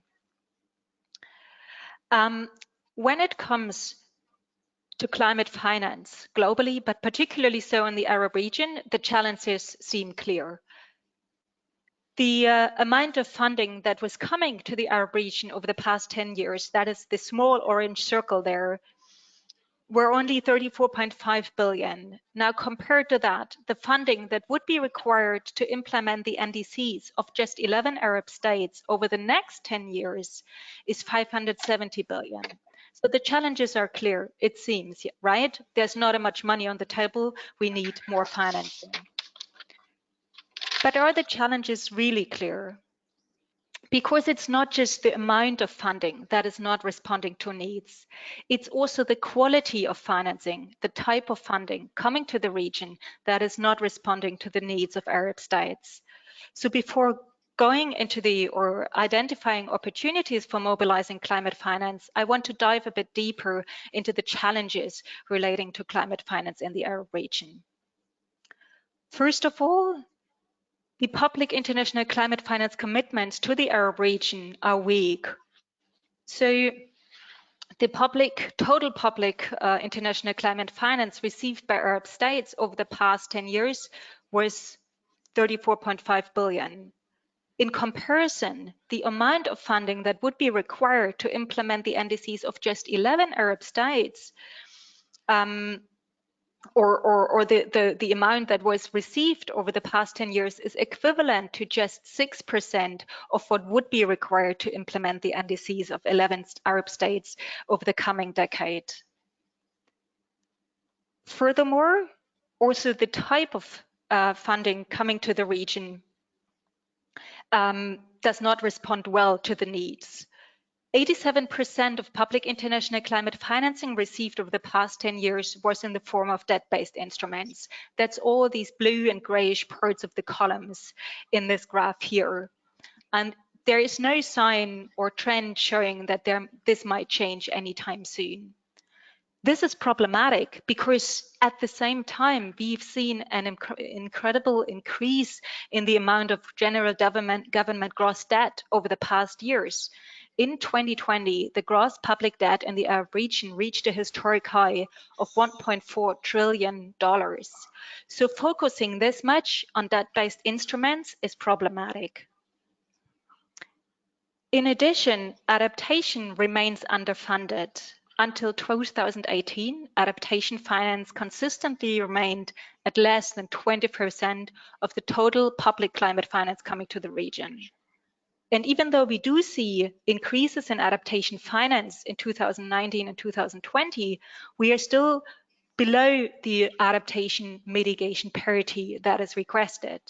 And this is problematic because the region has pressing adaptation needs. I don't need to tell you that climate change impacts are already felt in the region. There's a growing number of heat waves, drought, sand and dust storms, and floodings, wildfires. So there are adaptation needs, but the climate finance coming to the region does not seem to correspond well to this. Furthermore, there are geographic disparities. So as you can see in this graph, Egypt and Morocco have been very successful in costing their needs and mobilizing climate finance. And while this is fantastic for Egypt and Morocco, the other side of the coin is that the 6 Arab LDCs received just 6.6% of the total flows coming to the Arab region. So it seems that those countries probably most in need of support did not receive as much as would be needed. And then finally, we see sectoral disparities in the distribution of climate finance coming to the Arab region. And this mirrors this adaptation mitigation disparity that I've talked about before. So the energy and transport sectors, so those sectors in which we see primarily mitigation action, received 45% of the total climate finance coming to the region between 2015 and 2020. In comparison, the water and agricultural sector, which are more responsible, so to say, for climate adaptation action, received only a combined 22% of the total public climate finance coming to the region. Now, with these challenges in mind, what are the opportunities for mobilizing and enhancing climate finance? First of all, we need science-based assessments for identifying the climate rationale of projects. Scientific assessments should be the basis of all policy making, but this is particularly true when it comes to climate action, because understanding the risks from climate change helps us identify what needs we have in terms of climate action. Because climate change impacts are not just about the physical risks, the increased heat waves or droughts or floods, but these physical risks have repercussions on the financial stability, on the economic performance of different sectors. There are social risks coming from climate change. In addition, we need vulnerability assessments to target climate action and make sure it really reaches those most in need. Furthermore, we should not just conduct these scientific assessments, we also need to provide open access to this information. Open access to information is key to achieving transformative change and really engage stakeholders at all levels. Regional knowledge hubs can be a very useful platform to provide access to data, but also information and resources, share analysis, and so on. I want to make a quick shout out here to the RECUR database that is hosted as ESCWA. RECUR stands for the Regional Initiative for the Assessment of Climate Change Impacts on Water Resources and Socioeconomic Vulnerability in the Arab region. And this really provides a wealth of information, of data sets, of climate change impact projections, and so on.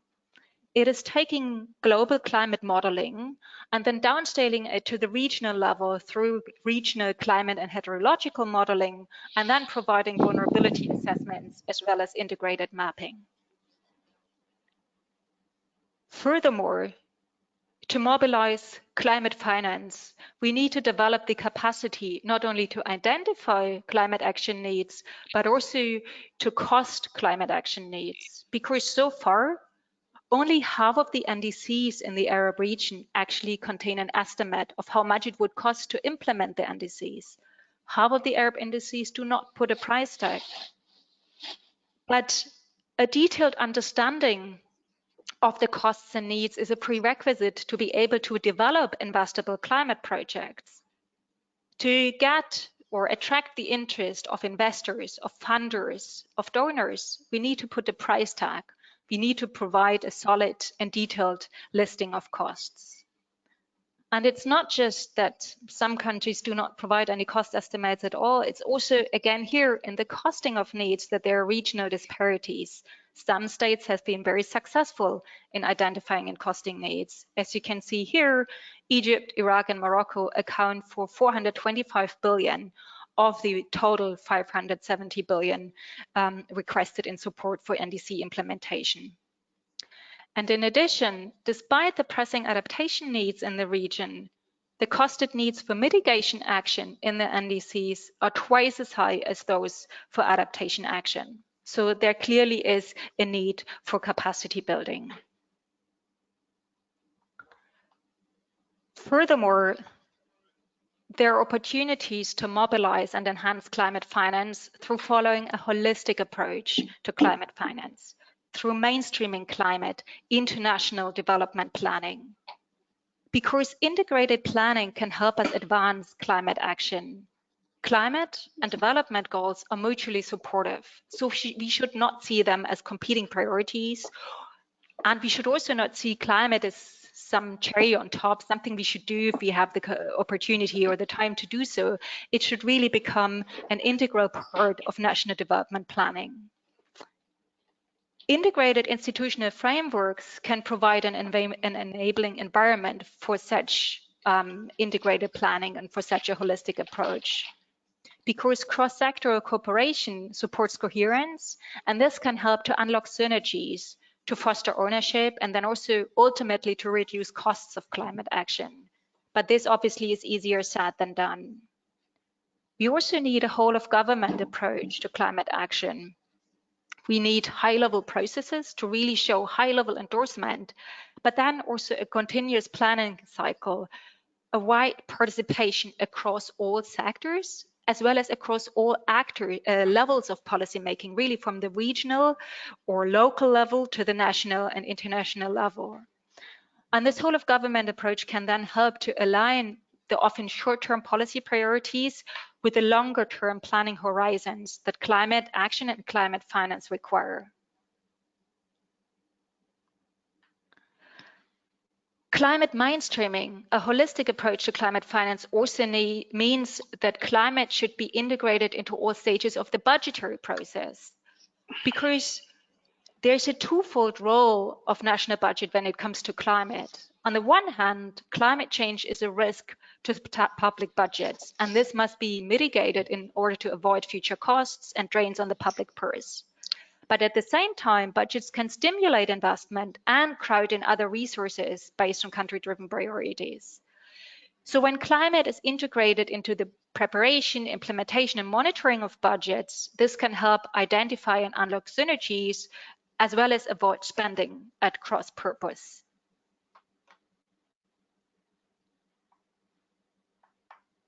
Now, what are other opportunities for mobilizing climate finance? Well, climate finance can come from the public sector. And here I want to focus in particular on innovative financial instruments, such as debt for climate swaps, because in these times of increasing pressures on national budgets and on fiscal space, it's important that climate finance does not add to these fiscal pressures further.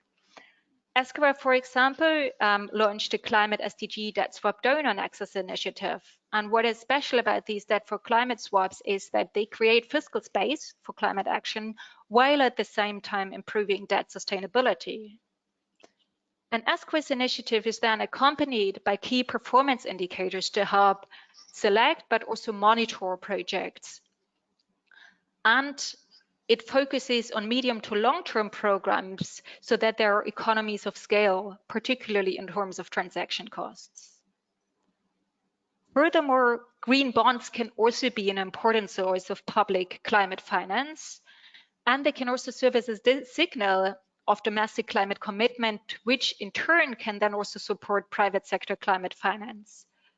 But again, it should be used with caution and keeping rising public debt pressures in mind. Second, private finance can also be mobilized from the private sector. And the public sector can do a lot to support this private finance mobilization. How? Well, the public sector can create an enabling investment environment through a clear and coherent legal and regulatory framework. Because legal processes and regulatory frameworks are drivers of change at the private as well as the public sector. We've heard about the role of building efficiency standards, of energy efficiency standards for home appliances and so on. So giving a detailed regulatory framework can really enhance climate action. And this is not only true on the national level, it is also true on the international level. We need harmonized regulatory frameworks to facilitate international cooperation and foster international alliances, and also to help avoid market distortions. Think about, for example, the EU green taxonomy. With these rising interconnectedness of trade and financial flows, it's important to keep these also international legal and regulatory frameworks into account. Furthermore, we need a climate taxonomy as well as a well-defined evaluation methodology to create a collective understanding of what actually qualifies as a green project or as a climate-friendly action. Because common classification systems can support coherence across institutions and also allow for climate budgeting or expenditure tracking, and this in turn can then crowd in additional resources for climate action. Support for the private sector can also occur through de-risking of private sector investments, for example, by providing credit guarantee schemes or blended finance solutions. And finally, the public sector can also provide guidelines for climate-related financial risk disclosures for private firms. And this can then motivate direct investments in climate resilience by these firms.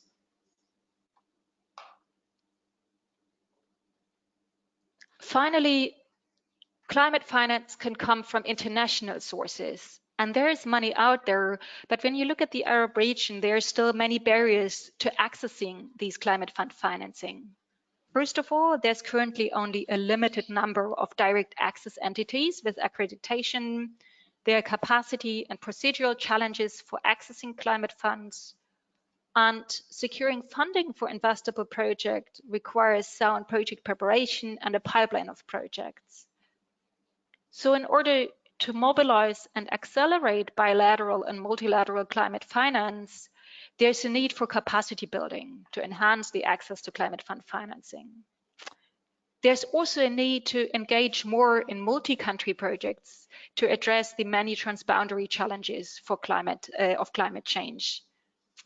And then finally, climate should be mainstreamed more into official development assistance, because as you can see in this graph on the right, the Arab region currently lags the rest of the world in terms of mainstreaming climate into ODA. And if you think that bilateral and multilateral donors will continue to put a focus on climate action and climate commitments, Arab states might risk losing access to ODA if they do not pursue climate mainstreaming. Now, these were recommendations on the recipient side. I also want to call out to the providing side. We need more concessional and grant financing. Financing and repayment periods need to be adjusted to the needs of climate action. And this is particularly important for adaptation finance, which tends to have longer repayment periods. So the climate instruments offered should take this into consideration.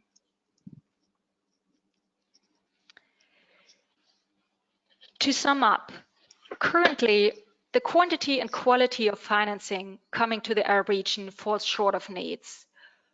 Overall, there is weak public international climate finance commitments coming to the Arab region, and the money that is coming does not respond well to needs. There's excessive debt financing, adaptation remains underfunded, and there are regional as well as sectoral disparities in the financing coming.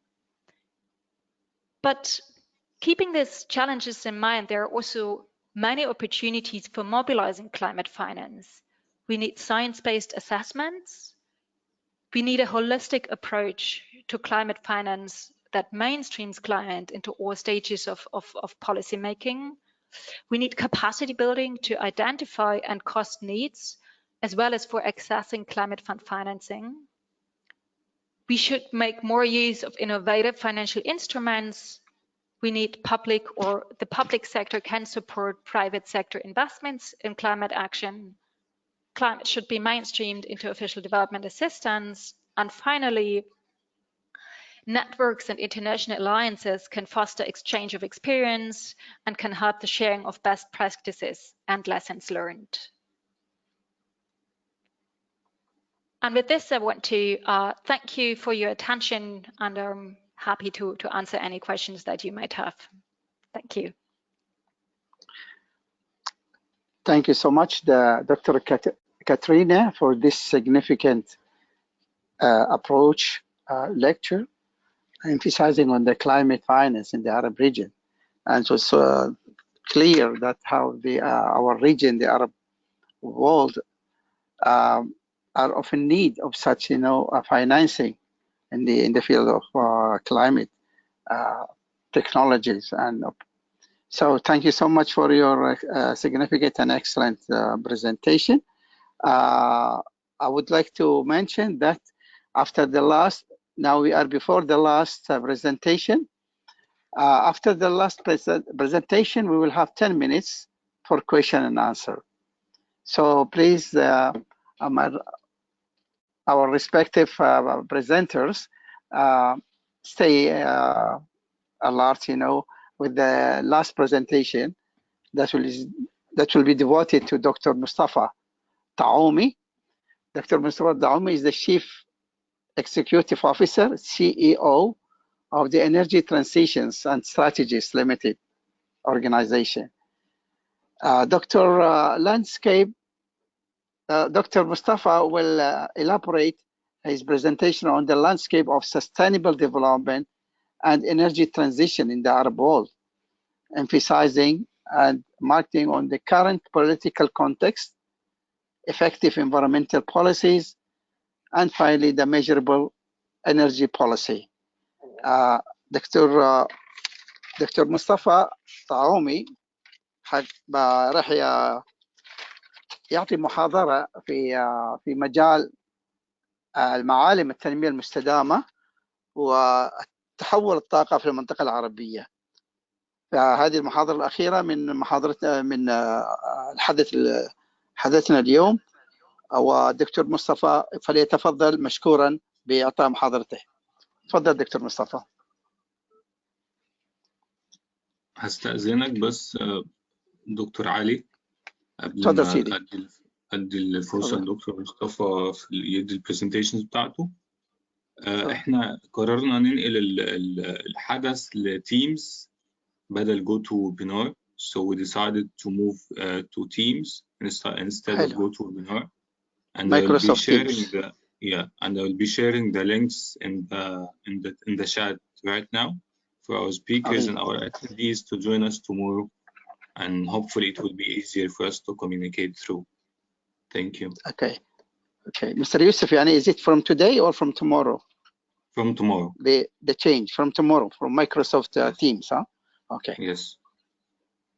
I think it's clear for all the participants that tomorrow will be a shift in the technology applications. To be honest, to be webinar is not much familiar or acceptable with some systems, like my system, yes. Which I'm using here. Okay, thank you so much, Mr. Youssef, for announcing. Dr. Mustafa, please, the floor is yours.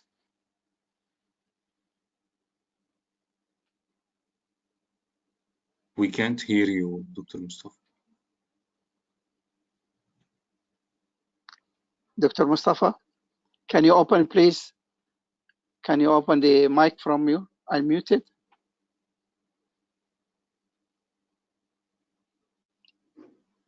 It seems that he's not hearing us now. No, we still can't hear you. Mm. Can you check your audio options?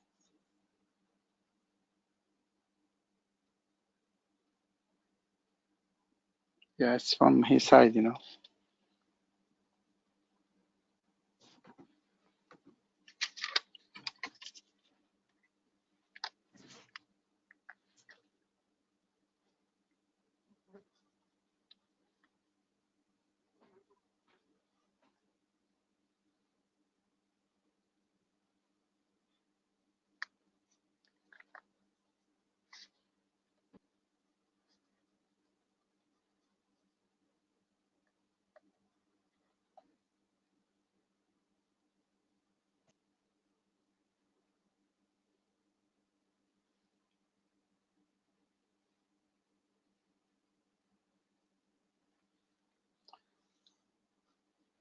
Mr. Youssef, he's not hearing you, Mr. He does Mustafa. hear us, I think. The auto? But, yeah. Yeah, if you just inform him that to change the audio option into the computer audio. I see, yeah, that's it.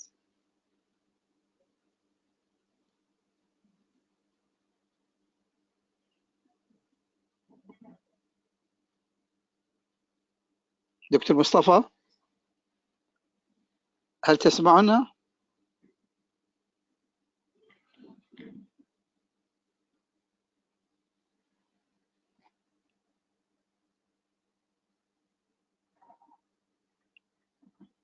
It seems that Dr. Mustafa is facing a technical problem, so excuse us, you know, our respective audience.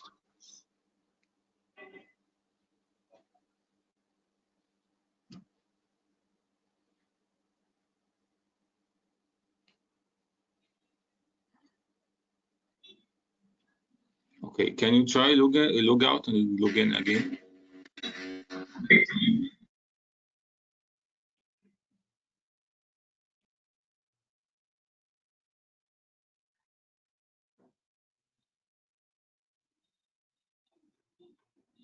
Hello. Hello. Alhamdulillah. Hey, Dr. Mustafa. Can you hear me now? Mustafa? Wait. Yes. نعم دكتور مصطفى نحن بنسمعك. اوكي. الحمد لله. الصوت واضح الحمد لله. نعم تفضل. شكرا. تفضل سعادتك. تفضل دكتور مصطفى.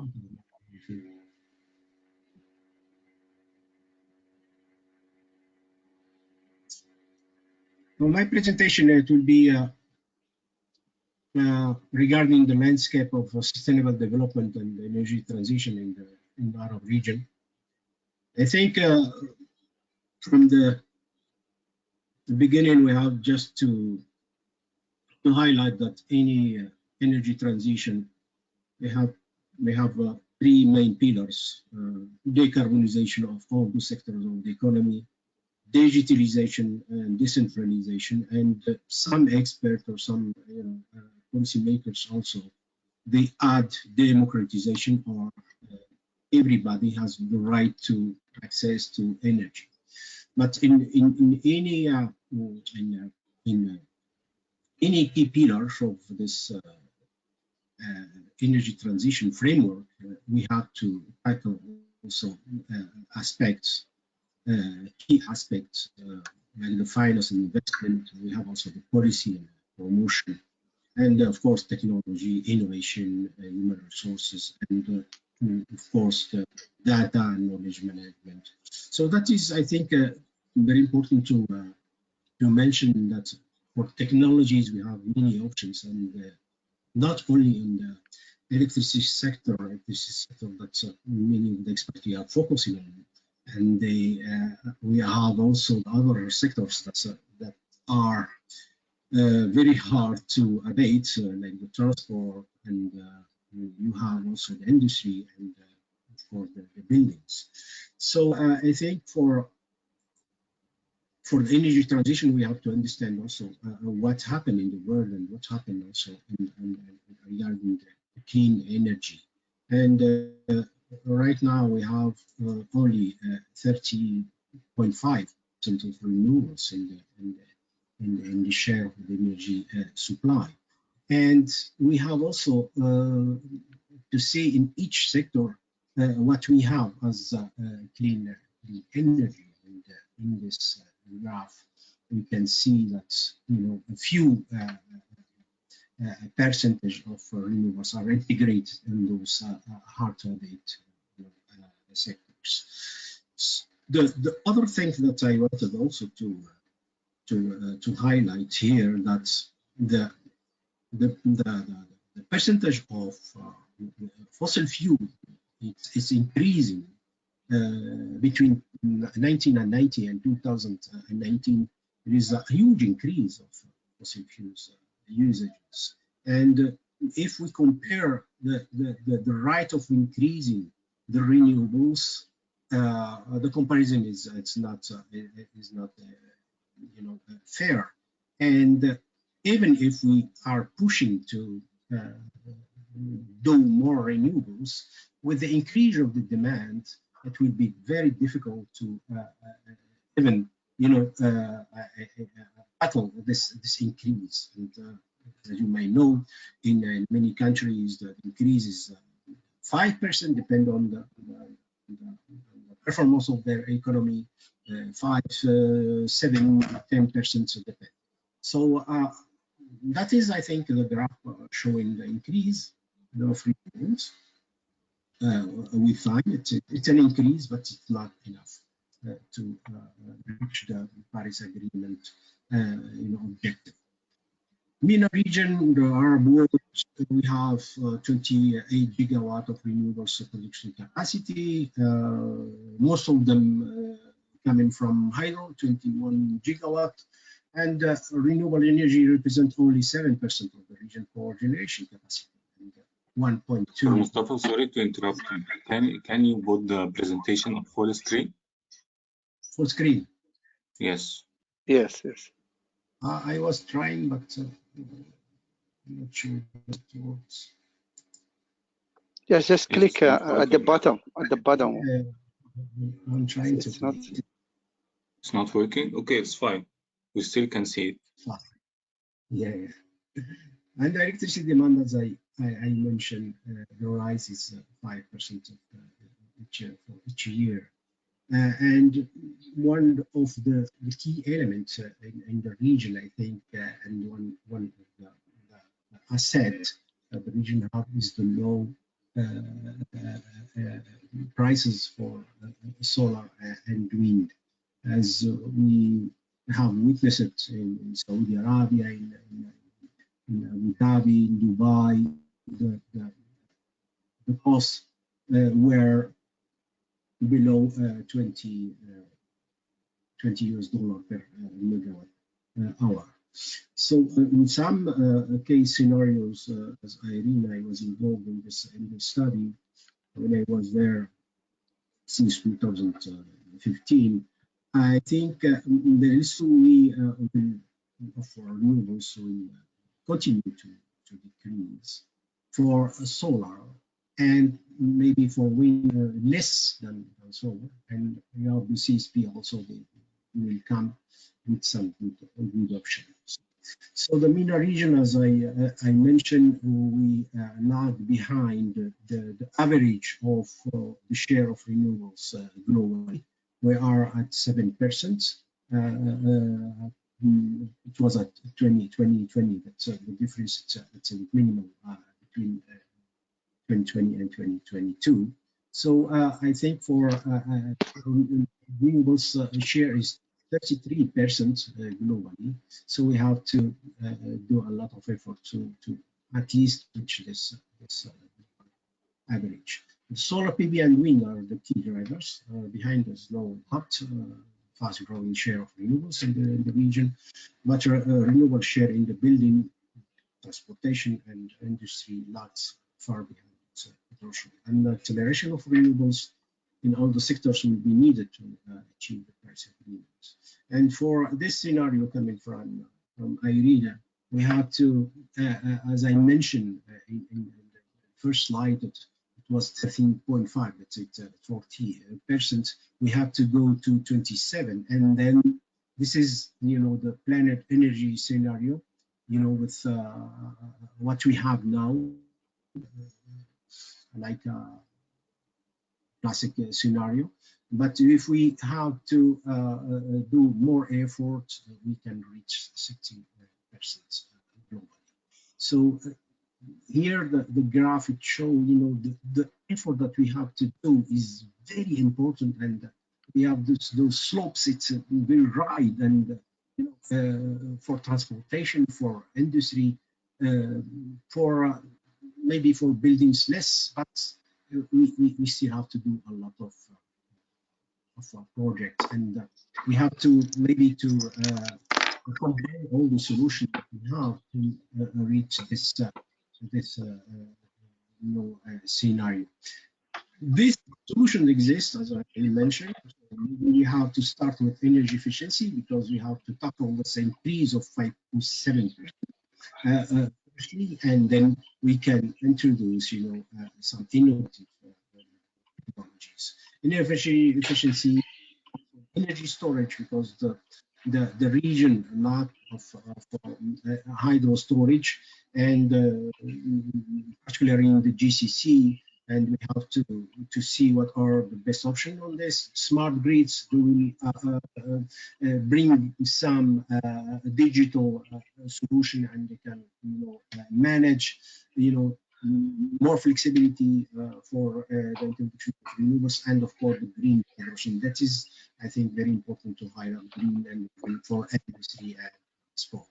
So from my opinion, the energy efficiency they can play a major role in any energy transition scenario.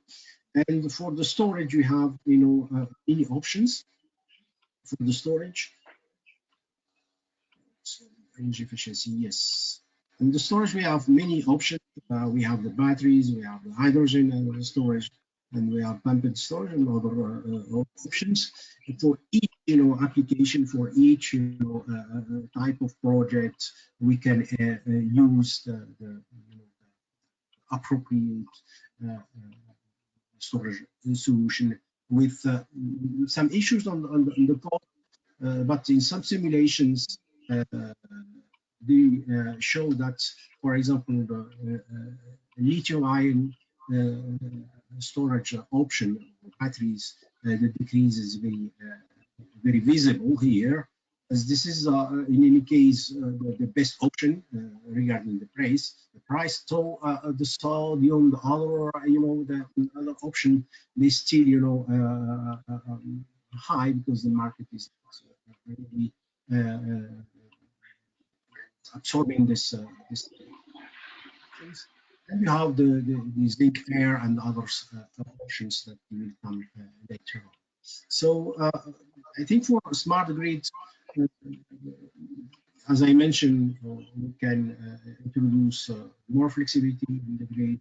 We can decentralize also the option. That is, I think, one of the key pillars of energy transition. Instead of implementing, utility scale projects, we can, start thinking about how to go to some localities in the MENA region, and we can implement some medium, small size solutions. Digitalization that can also enhance, the efficiency of the transaction and all those things, and the direct order usage that can, I think for how to manage all those type of sources in one time. Very difficult to do it mechanically or manually, but for the smart grids, software now they can, in seconds they can introduce, for example, wind or solar in the grid without, any delays. So that is, I think, for smart grids. But for hydrogen, I see it like the future for the industry and the transportation of the circuits for buildings. So it's the hydrogen. It's a very useful energy carrier, and they give you flexibility, many options for utilization in transport, in industry, for storage, as I mentioned. The problem of hydrogen now is the cost of. And if we have to decrease the cost to reach at least 1.5 euros per kilogram or dollars per kilogram, we have to reach, this 3,000 hours per year of working hours. And for the electrolyzer also, we have to decrease the cost of electrolyzer to reach 165 euros or dollars per kilowatt. For the renewable energy, when we are talking about green hydrogen, the renewable energy cost, there is no issue. You can, for example, use this solar deal recorded in 11.25 euros per megawatt hour, and we can have those kind of scenarios and reach, this 1.5 easily. So the problem is not on the electricity price, but on the performance of the electrolyzer, or also on the price, or the cost of the electrolyzer. So yes, definitely hydrogen can free also hydrocarbon resources to put it in the market with a high price, and can be used also to generate value added as a high margin input on the industry as petrochemical. And that is, I think, a framework that we can use for the future, because I'm talking about the future is to have, all the options all together in this holistic framework: renewables, energy efficiency, green hydrogen, smart grid, and storage, and that can, be like a driver for any transaction. In many cases, or in some cases, we can have, introduction of some technologies more than others. But in any case, when we have storage that can, for example, reduce the energy efficiency, that is for sure. The smart grid also can improve the energy efficiency of the system. Green hydrogen can tackle, those hard to abate sectors, industry. But don't tell me that hydrogen can produce, because we have to use renewables first before going to green hydrogen. Hydrogen can be used as storage and the others, but not for replacing renewables. That can be clearly mentioned with many experts. And, as a conclusion, I think for this framework, the holistic framework, with an urgent need to adopt clear, flexible, and inclusive policies, not only tackling one option, because as I mentioned, renewables cannot solve all the problem of the climate change. We have to introduce other. How to introduce is the policy is the right solution. We have to start with policies, regulations, and have an investment environment, that give the private sector or investors the possibility, the opportunity to invest in those clean energy. So you have the green energy strategy require also the changes. There are some changes to do in the energy market, because our markets, the electricity market, for example, is still, in some, having this public sector monopolistic situation that they are controlling everything. So that give small options to private companies, to developers, to IPPs to introduce their innovative solution. And we have to also work on this. Promoting also some market niches like heating, cooling, heat in the industry, transportation, and shipping, aviation, long-term storage. That can be also. Excuse me, Dr. Mustafa, please 3 minutes more to go, please. Yeah, this is the last slide. Increase support for HE, bring down costs, very important, as we are dealing with some innovative solutions. So we have to do some research, some local research, not to import research, but we already importing equipment. So we have to do our research, and we have to encourage also our institute and faculties to go forward in programs. Awareness demonstration project for new technologies. That is, I think, very important for our population and also for policymakers, that they have to see that the technology works, the technology mature, so they can be encouraged, to go and frame some policies, to promote the workforce skills. I think it's very important, because without a dedicated workforce, we cannot succeed, we cannot do anything. So our engineers, they have to be prepared, and we have to be trained. There are some new technologies that are introduced, in the market, and they have to be aware about them. You have to be linked to those companies that are, providing those solutions. Maybe we can, from our side, we can help to develop this work. We have some dedicated, training programs that can, improve skill our engineers, technicians. Private sector, of course, and one of the big, options that we have is those industry associations like CBC. I think it's they are doing a lot of effort in developing communication and also bringing private sector to the discussion with policymakers and academia. Finance support, that is, I think, the weak part of the energy transition in our countries. Finance support, there is no finance support. In some countries, they are providing, some incentives, but when you go to a bank to ask them to a loan for your project, renewables, yes, maybe they are working, they're not working. That is for those small and medium size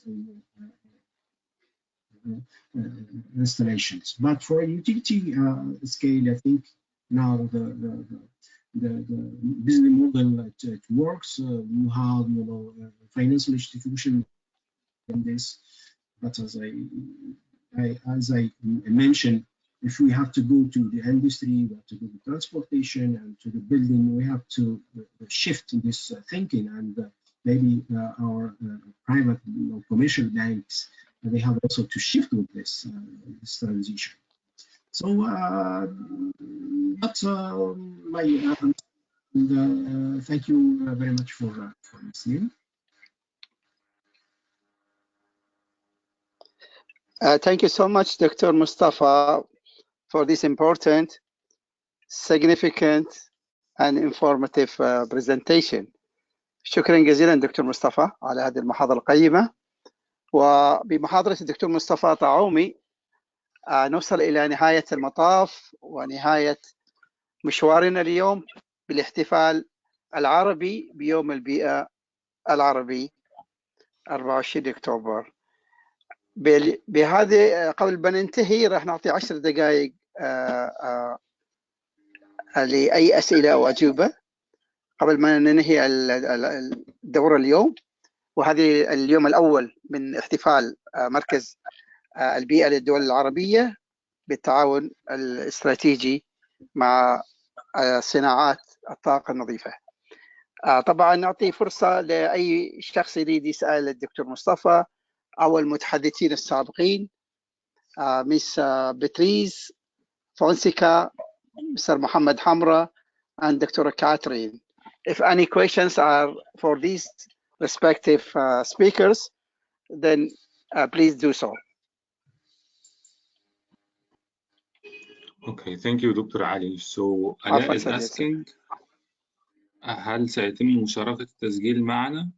Yes, we will do. Just after the event, we will upload the recording to our YouTube channel and we'll share the links with you. عظيم. عظيم. ممتاز يوسف. هل هناك أي أسئلة تودون تسألونها لو سمحتوا؟ Please leave it in the chat.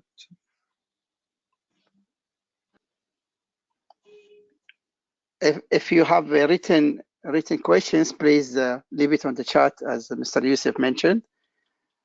And if you have oral or verbal question, please do so.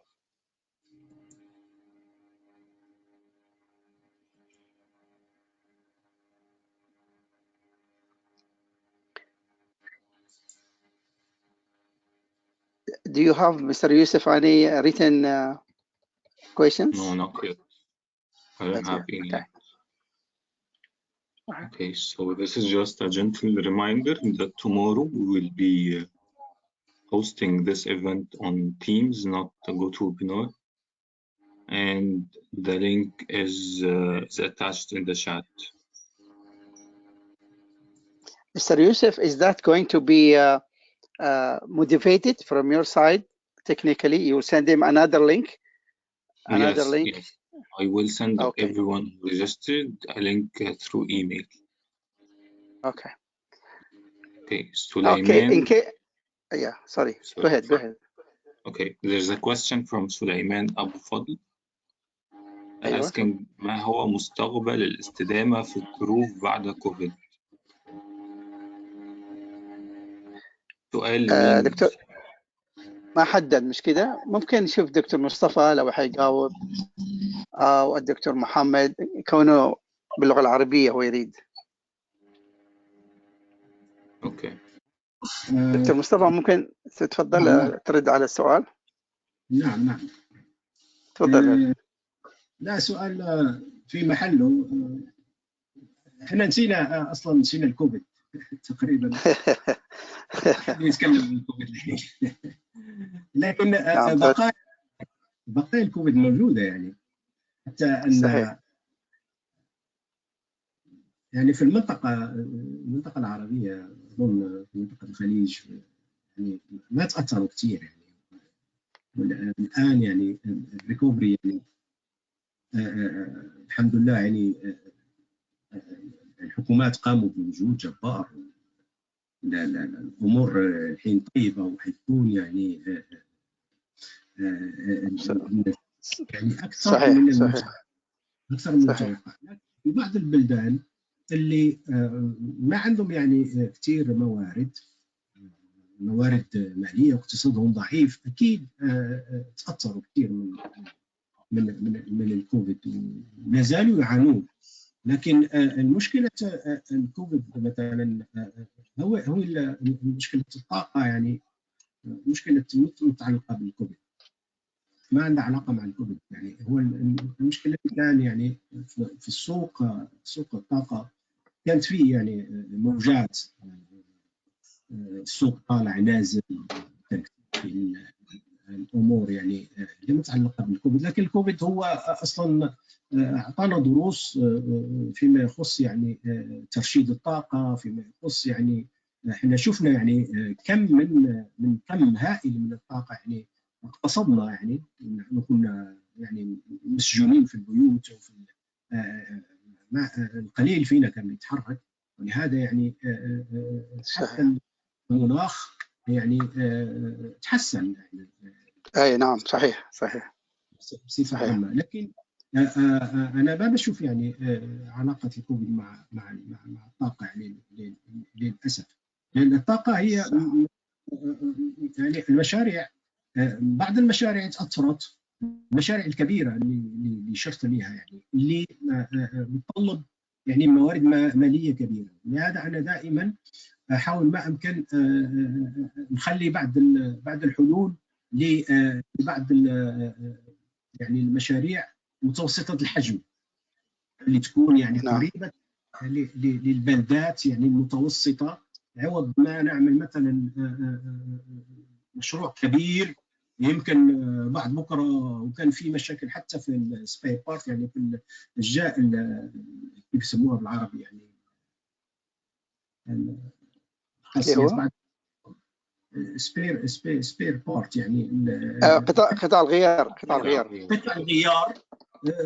مع اللوك داون يعني بعض المشاريع تاثرت، وهذا المشروع واحد يمكن يخلق مشكله لبلد، لان البلد بعد صغيره يعني لو راح خلاص كله حيروح في الظلمه. ولو كان عندي مثلا عوض واحد كان عندي 2 3 يمكن واحد يتخطر لكن الاثنين الاخر ما حيتخطروا. ولهذا احنا رايحين في هذا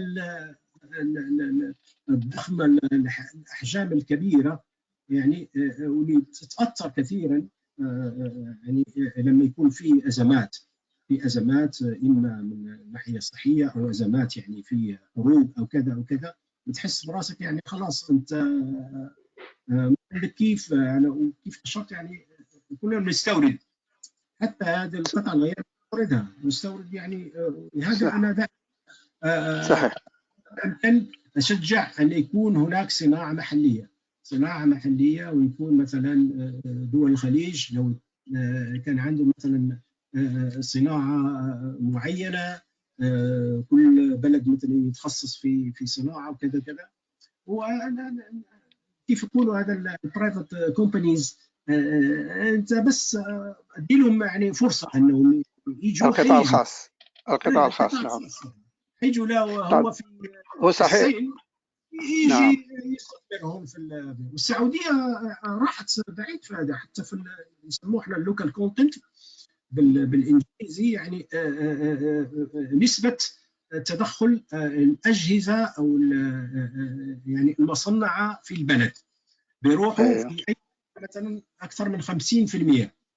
انت كمستثمر من الخارج عندك حلول، لكن انا عندي صناعات محليه الكترونيه الى اخره لازم تستعمل منها 50 60 70%. عظيم الزاميه يعني كشروط الزاميه للمستثمر الزاميه وتشغل لي حتى المهندسين والتكنيكيين من البلد، مش تجيب لي يعني ايوه القوى العامله الوطنيه. دكتور ممكن اضيف؟ نعم تفضل. في اضافه بالنسبه لكوفيد دكتور، بالنسبه لكوفيد عفوا لو سامحنا، انا قرات اطلعت بسنه 2020 2020 and 2021 بالنسبه للجلوبال برسبكتيف بالنسبه للكلايمت تشينج وبالنسبه للانرجي بانرجي اسمه مومنتم. فكانت المؤشرات طبعا اشارت بان نتيجه للاقلال او تقليل استخدام وسائل النقل سواء كانت الطيران او القطارات او وسائل النقل السيارات، فالمعدل انخفض بدرجه كبيره باستهلاك الطاقه او الوقود الحيوي في هذه الحالات. فكانت المؤشرة كانت إيجابية، يعني حقيقة إيجابية في فترة كوفيد 19، وهذا الشيء كان يدعي إلى أن يستمر الوضع على هذا المنوال بحيث أنه ما يعود إلى ما كان قبل كوفيد. المعدلات الارتفاع التلوث أو نسبة الغازات الدفيئة والمستوى الكربون، الغازات الكربونية. وبالتالي كان يعني المؤشرات الأمم المتحدة وتقاريرها تشير إلى أنه ينبغي أن نحافظ على هذا المستوى، وهذا الذي أنتم محاضرين ما شاء الله عليكم في كل اليوم بمحاضراتكم أكدتوا على هذا المنحى أو على هذا المبدأ. فعلى العموم شكرا جزيلا دكتور مصطفى. حقيقة مش عارف لو الدكتور محمد حمرة يريد أي إضافة أو أي تعليق على هذا السؤال.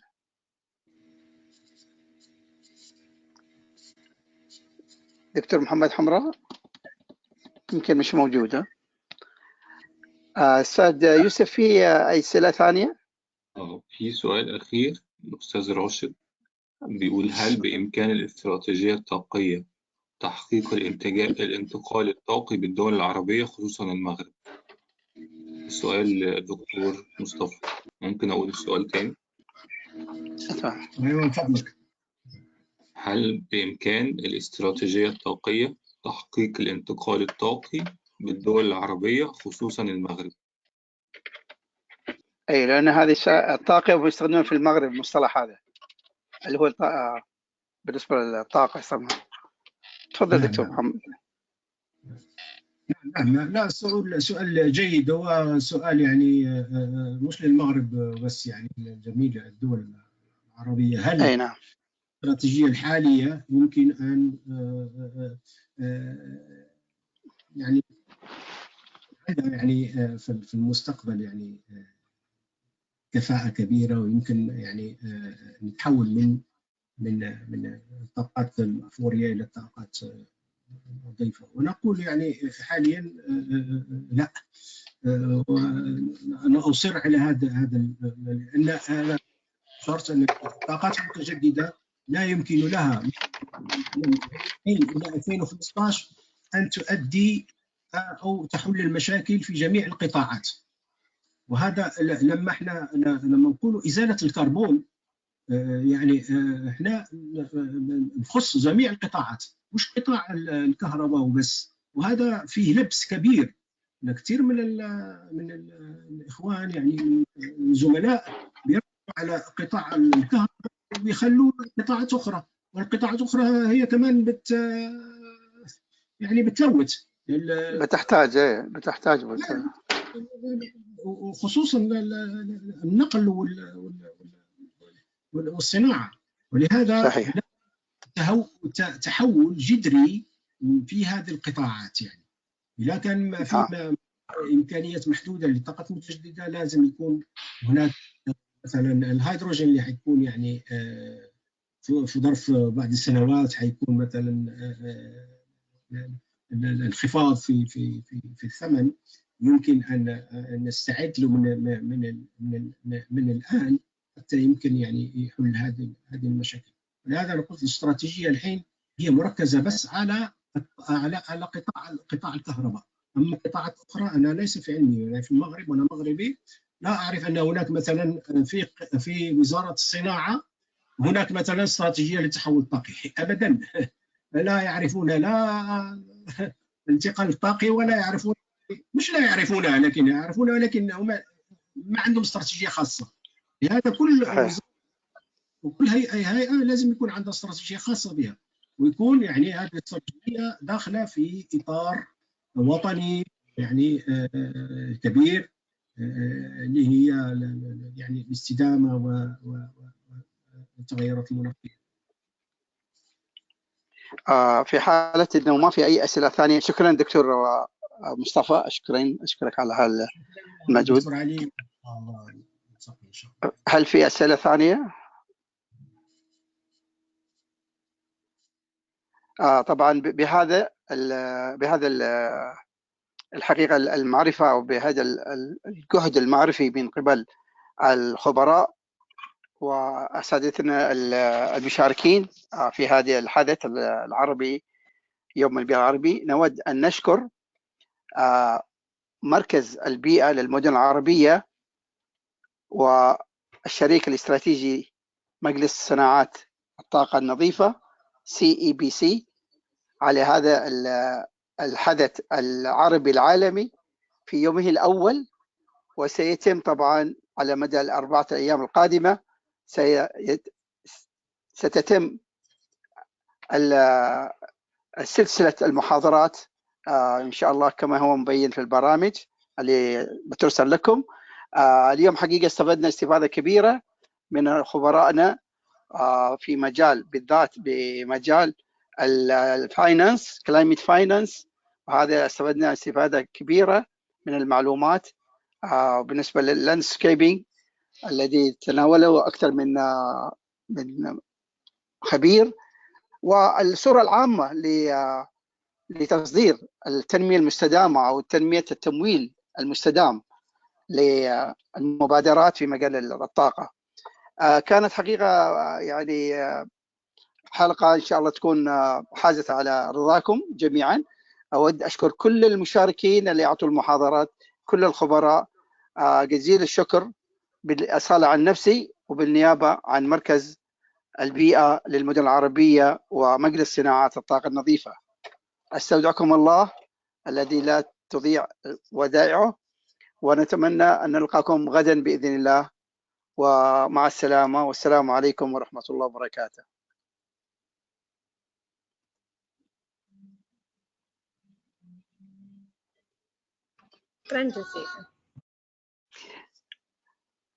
I would like to thank, sorry, I didn't translate it. Thanks everyone of our respective professors and experts and consultants in participating today's event, which is the first day of 5 days continuous on the Sustainable Week that the Center of Environment for the Arab World in Dubai, in cooperation with CEPC for the clean energy, in organizing this event, which is today is the kickoff virtual webinar that we have gained a valuable and significant information and significant knowledge from you, our respective speakers. I would like to thank you on their behalf and wish you all the best of the best, inshallah. Thank you so much for all.